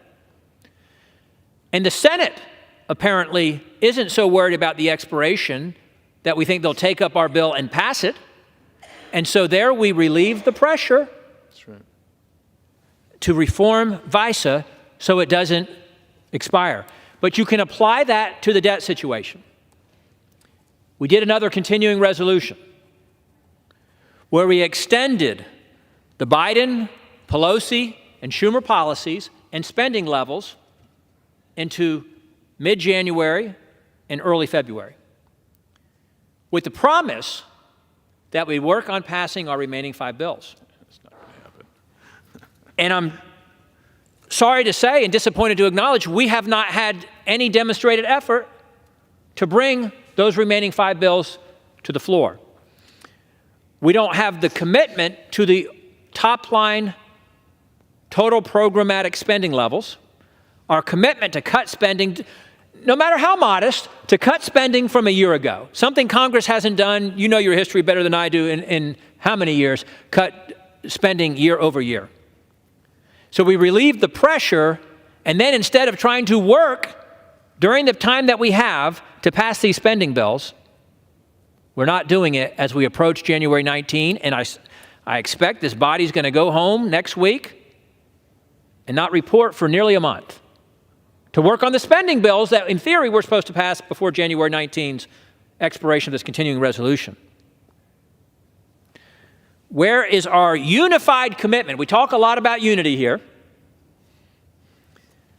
Unity requires a unified mission, a unified purpose, a unified vision. To accomplish what?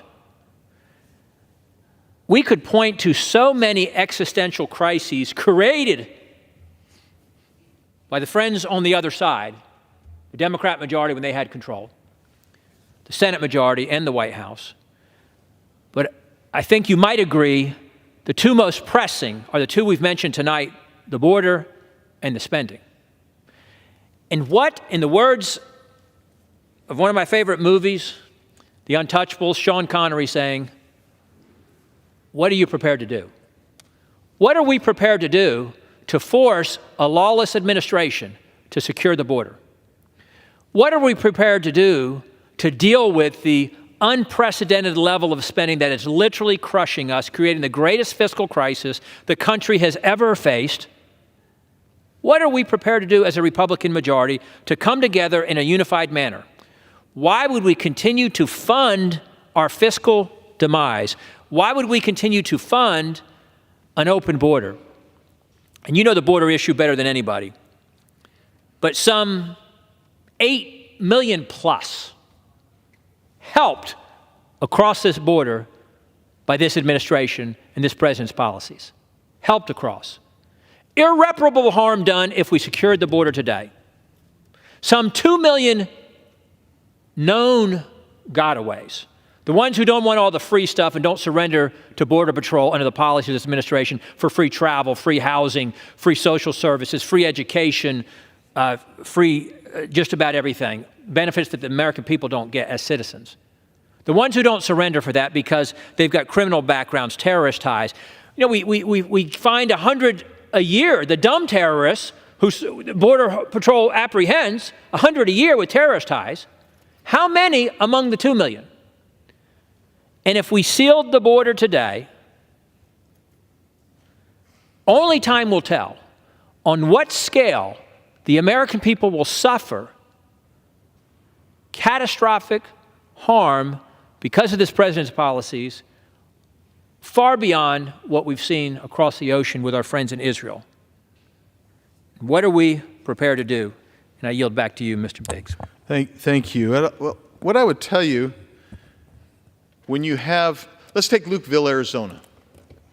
Small port of entry, people going from Phoenix and Tucson down to the Sea of Cortez. They're going to go down to Rocky Point. It's a lovely seaside village, small town. People love to go down there. It's closed now. You know why it's closed is because so many people, groups of 1,000 illegal aliens are coming to that port of entry. There's no way to process them. There's no way to get them to Ajo or the 3 Point Station or Casa Grande Station because that takes hours. So they closed that down. And so you can see now, sitting there, 1,000 individuals. Now, if you look closely, you won't find a single woman or a child in that 1,000. They're all men, ages 18 to 35, from multitudes of nations. So you say, what are we willing to do? Well, I'm going to offer a suggestion, a humble suggestion, and it is I thought you might. Yes, yes, it is my suggestion, and it's this. This administration is lawless and has no desire to enforce the laws already in place. That's right. So what I would say is, how do you incentivize them? Do you incentivize them by allowing them to keep the FRA spending? Do you incentivize them when you say, okay, I tell you what, we're going to keep your Green New Deal subsidies, which you said would not cost more than $350 billion, which will now cost more than $2 trillion. Will you do anything if we don't stop funding the things you desire? And the answer is no. So what I would say is, we know that Medicare, Medicaid, Social Security, and veterans benefits will continue on. Why not then identify we're going to pay for ICE, CBP, the air traffic controllers, TSA, the military men and women, and then say, that's it, Mr. Biden. That's all we're going to continue funding, because that's the basic minimum to make sure that Americans are safe. We refuse to do more spending and going, by the way, we're having to borrow significant portions of that. We refuse to keep borrowing money and go in debt so that future generations will go bankrupt themselves until you secure the border with demonstrable and measurable metrics. I want to give you one example. Yuma, Arizona. Yuma has one hospital, about 80,000 people there in Yuma. The emergency room is most days completely filled with illegal aliens. So the local people are going to have babies. The woman's ready to deliver. You know where she's going? She's driving 3 hours up to Phoenix or 3.5 hours over to San Diego. People with heart conditions that need procedures on an emergency basis. The same thing. They're getting air evac'd up to Phoenix or San Diego. Well, here's the deal. Under the last full year of Donald Trump as the president, do you know what they had? They had a total of 8,600 encounters. That's for a year. You know what they're doing on a week now? About 8,000 a week. That's under this administration. You think it's not a crisis? Go down there and talk to the planters who've had to literally plow under fields because these people come across, they go walking through the fields. These are sensitive fields. And why is that important? Because more than 90% of all green vegetables provided to this country during the winter months come out of Yuma, Arizona. It is a hazard to our food supply. This administration doesn't care if it's a hazard to food supply. They don't care if you've got 1,200 people going to die this year of fentanyl overdose in Portland, Oregon. They just don't care. And so they are not going to actually follow the law. So we have got to incentivize them. And if we do not have the courage to incentivize them, then why the hell did we come to Congress? I'll yield back to you. Thank you, Mr. Biggs. Again, you cannot overstate the harm being done and the damage to our country by this border invasion. It is a border invasion. You know, as we've had hearings on this issue in my budget committee or in my education workforce committee, my friends across the aisle, they don't like that I call it a border invasion. Now, mind you, they don't care about the border invasion. They just don't like me to call it a border invasion. And this is on purpose. This is intentional. Every resource, every effort directed to the border over these past 3 years from this administration has been with the intent to get as many illegals as quickly as possible and as deceptively as possible into the country. And to your point, why would we continue to fund and to give billions of dollars a month, hundreds of billions of dollars a month, to a lawless administration that's perpetrating this kind of harm on the country? I would submit never in the history of the country has our own president done more to intentionally harm the United States than what's happening with this border. Say it again. Never in the history of the country has our own president done more to intentionally harm the United States than what this president has done with the border. Give me an example of something that comes close. And the American people are counting on us. They gave us the majority a year ago because we ran on fiscal responsibility. We have not met that responsibility. We ran on securing the border. And yet we continue to maintain the spending levels and the policies with continuing resolutions and extensions that don't deliver for the American people.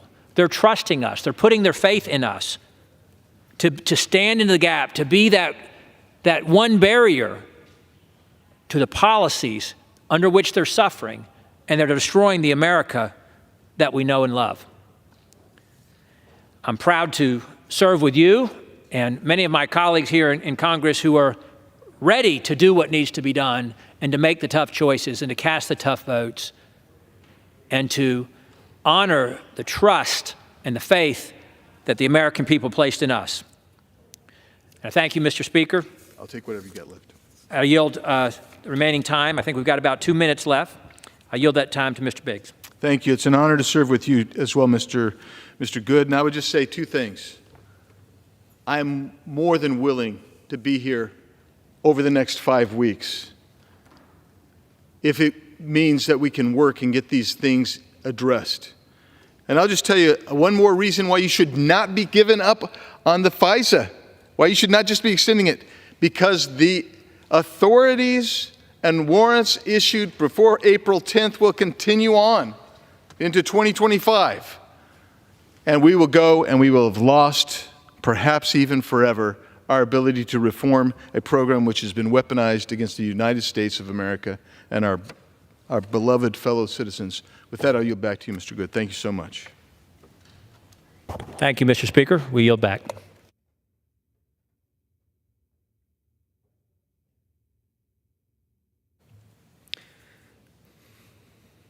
Thank you. Members are reminded to refrain from engaging in personalities addressed towards the president. Yes. Under the Speaker's announced policy of January 9th, 2023, the chair recognizes the gentleman from Wisconsin, Mr. Grothman, for 30 minutes. We're going to try to talk about some issues that our press corps has not adequately covered. But all of these issues will be brought to the fore sometime in the next 3 months, and well-informed citizens should have an opinion on them.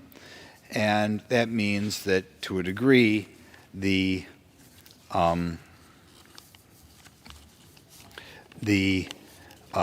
press corps has got to do a good job of educating the citizenry on these issues. The first issue I'm going to talk about one more time is immigration.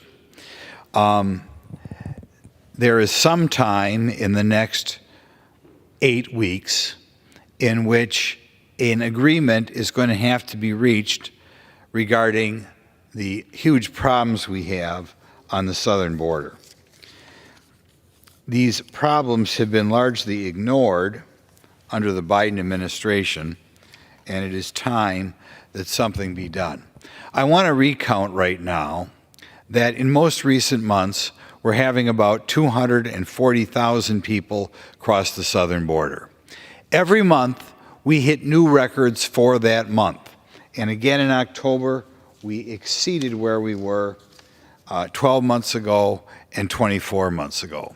In addition to the fact that we have about 240,000 people crossing the southern border, we have a situation in which about 9,000 unaccompanied minors, people under the age of 18, are coming here without either parent.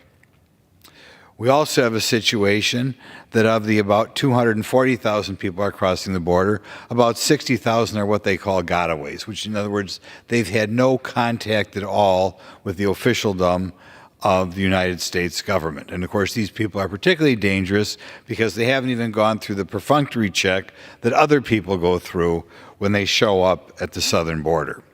It should also be pointed out that the United States is not being pikers at all when it comes to allowing other people in this country. The American citizenry should know that in the most recent year available, over 1 million people were sworn in as new citizens of the United States. This is the third highest on record, and at a time when we're following up a year that was over 900,000, we're kind of in unprecedented territory for a 2-year period. When I was a child in the 1960s, by comparison, about 100,000 people a year were sworn in the United States. We worked that way up in the 1980s to be about 200,000. So when we say 1 million people a year are being sworn in as citizens of the United States, we are really changing things where we were in this country. But as the result, nobody can say or should be able to say that we are not doing our fair share in welcoming more people in the United States. It should also be pointed out that the number of people who are being deported from this country is now a fraction of what it was a few years ago. In fiscal year 1919, about 270,000 people were being deported.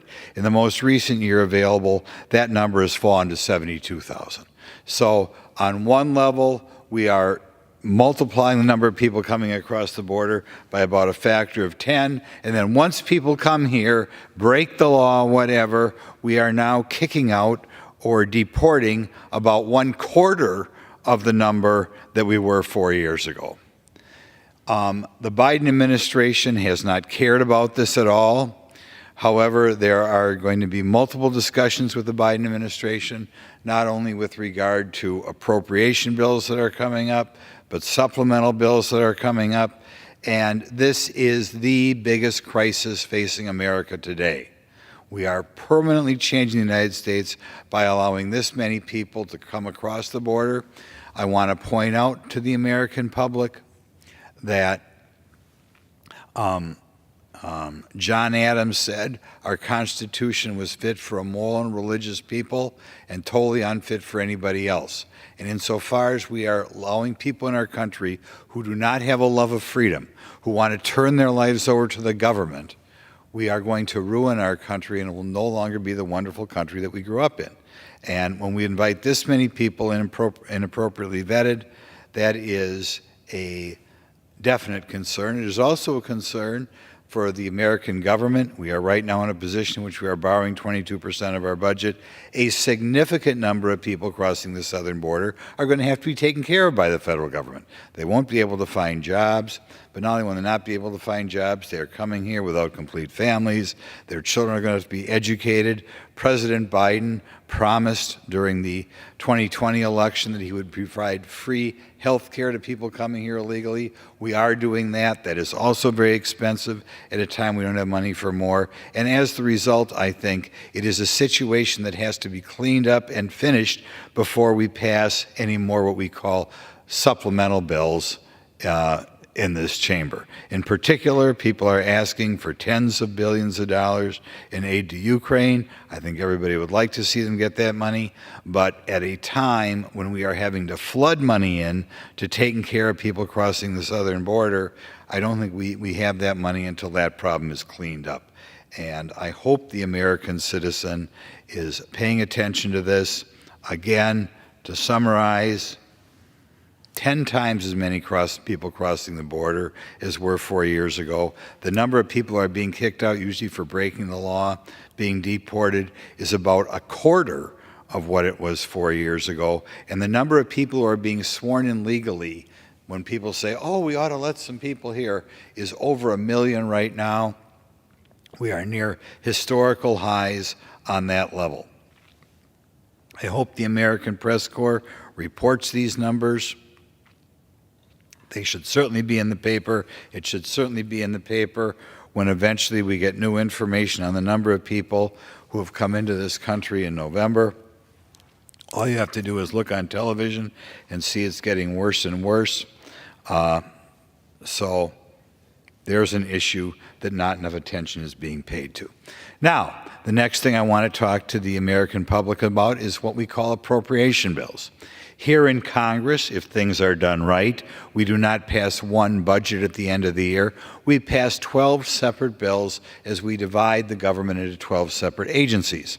There are disagreements between the House and the Senate regarding each one of these bills. However, one of the things that touches all of these bills is the degree to which the federal government is going to get involved with the diversity regarding what we could call affirmative action, what we could call an obsession with judging people by their race or judging people by their gender. And this is a debate that is going to be had between the Republican-led House and the Democrat Senate right down the line. We have had a situation in which we have been identifying people by race since Lyndon Johnson really kicked this into gear in 1965. At that time, companies that had at least 50 employees and did over $100,000 of business with regard to the federal government had to submit information annually to the government. As a practical matter, it meant that businesses were advised to pay attention to race when they hired somebody, when they promoted somebody, when they let somebody go. It also meant that the federal government was paying attention to race and gender when government contracts were let. And we have a bureaucracy that is advising America business. Big businesses are doing it in-house. But right now, President Biden's goal is to greatly increase these roles of the bureaucrats so that when we do hiring decisions in federal agencies, so that when we do government contracting, that when we do government grant writing, that we are paying increasing attention to where people come from or where their ancestors came from. In another area, the Biden administration is currently trying to set up a new ethnic group to get preferences or get special consideration, and that is a group called Middle Eastern North African people.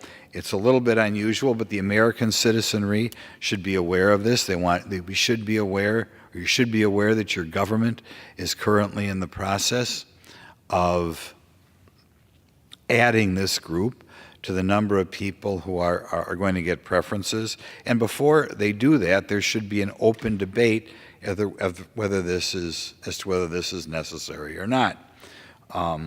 It's kind of interesting in that I read some information on this topic, and right now, well, historically, I think the reason for this type of thing was the feeling that people had been taken advantage of or were not given a fair shake in the past. Right now, people are considered Middle Eastern, North African, actually make considerably more than the Native American, okay? People who come here, their medium household income across the board Americans is slightly under $100,000 a year. Middle Eastern North Africans are making about $115,000 a year. So even if you buy into the idea that the American government should be looking at people not on the basis of who they are today, but on where their ancestors came from, we're really not in a position in which we can say that these people have been put upon or not being treated very well. When I go home and talk about these issues, I find almost no people that I know are aware that we are about to add Middle Eastern North Africans to the affirmative action mix, which means that, of course, the American Press Corps is not doing their job, right? It's kind of a fundamental change of a given group. If they apply for a government job, if they apply for a government grant, if they are getting a government contract, if they're going to be given preferences, it is something that should be openly discussed on editorial pages, on talk radio and what have you.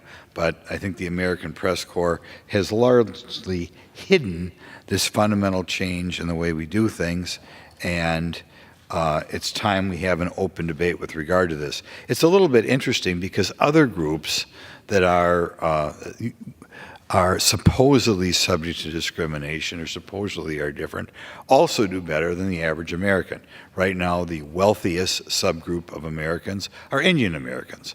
Also very wealthy are people from the Philippines, people from China, people from Cuba, all of which in the mythology of the left are people who are apparently being discriminated against, actually are doing better than the average American right now, and you wonder why we would set up a bureaucracy to keep track of how these people are doing or making sure that they get somehow preferences.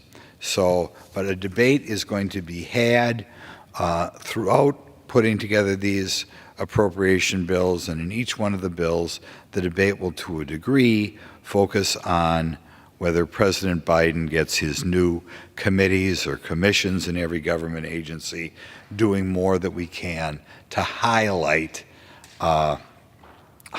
differences between people and judge people by where their ancestors came from. Before I move on for this topic, I should point out that these people self-identify. So insofar as you hear that diversity is important to have a well-running company or a well-running government agency, in order to buy into that, the government, in determining whether or not you are a member of a preferred group, allows you to be a member of that group if you are maybe only a quarter or a half of that ancestry, which seems a little bit unusual.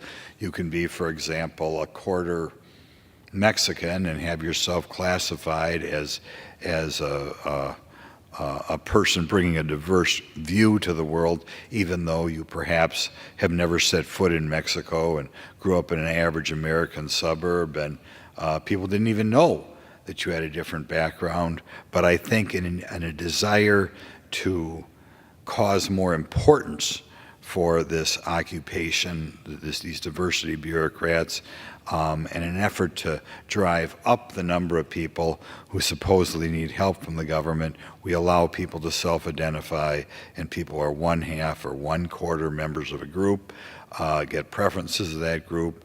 We are allowed the fiction to come into play that even though you never have stepped foot in the country of your ancestors, somebody comes here from the Philippines, their grandchildren have never stepped foot in the Philippines, know very little bit about the country, but for diversity's sake, we are supposed to make sure we have a given number of people to have apparently the Filipino-American viewpoint of the world, and I think that's something that ought to be discussed as well before we continue down this path and give the Biden administration any more victories in these appropriation bills by requiring or by hiring new bureaucrats to enforce the new laws. These, of course, bureaucrats, people with majors in diversity, are not all hired by the government. They have become increasingly common in large industry. I think they're afraid of lawsuits or whatnot, so big businesses hire these people, and decisions as to who is going to be hired are increasingly made in big business to meet the targets that these diversity specialists give people. And of course, it can result, first of all, in hard feelings, as people are judged not by their skills, but are judged to a certain extent by their ancestry. I have talked before about what happens in other countries where we have affirmative action. Hard feelings develop over time. Sometimes it even results in wars, civil wars, as it did in Sri Lanka. But in any event, I think the efforts that the Biden administration is are making to bring in new groups and to increase the apparent number of people who are advising our government agencies as to who to hire. Before this goes up, it ought to be subject to an open debate. It is not being debated. I think it is not being debated because the mainstream media is not explaining to the American public the huge role that these groups play, or these occupations play, in the personnel decisions, both in private businesses and in the government. The other thing that I do want to bring up is kind of a leftover from President Biden and his last State of the Union address. President Biden has talked about his respect for members of the trans community.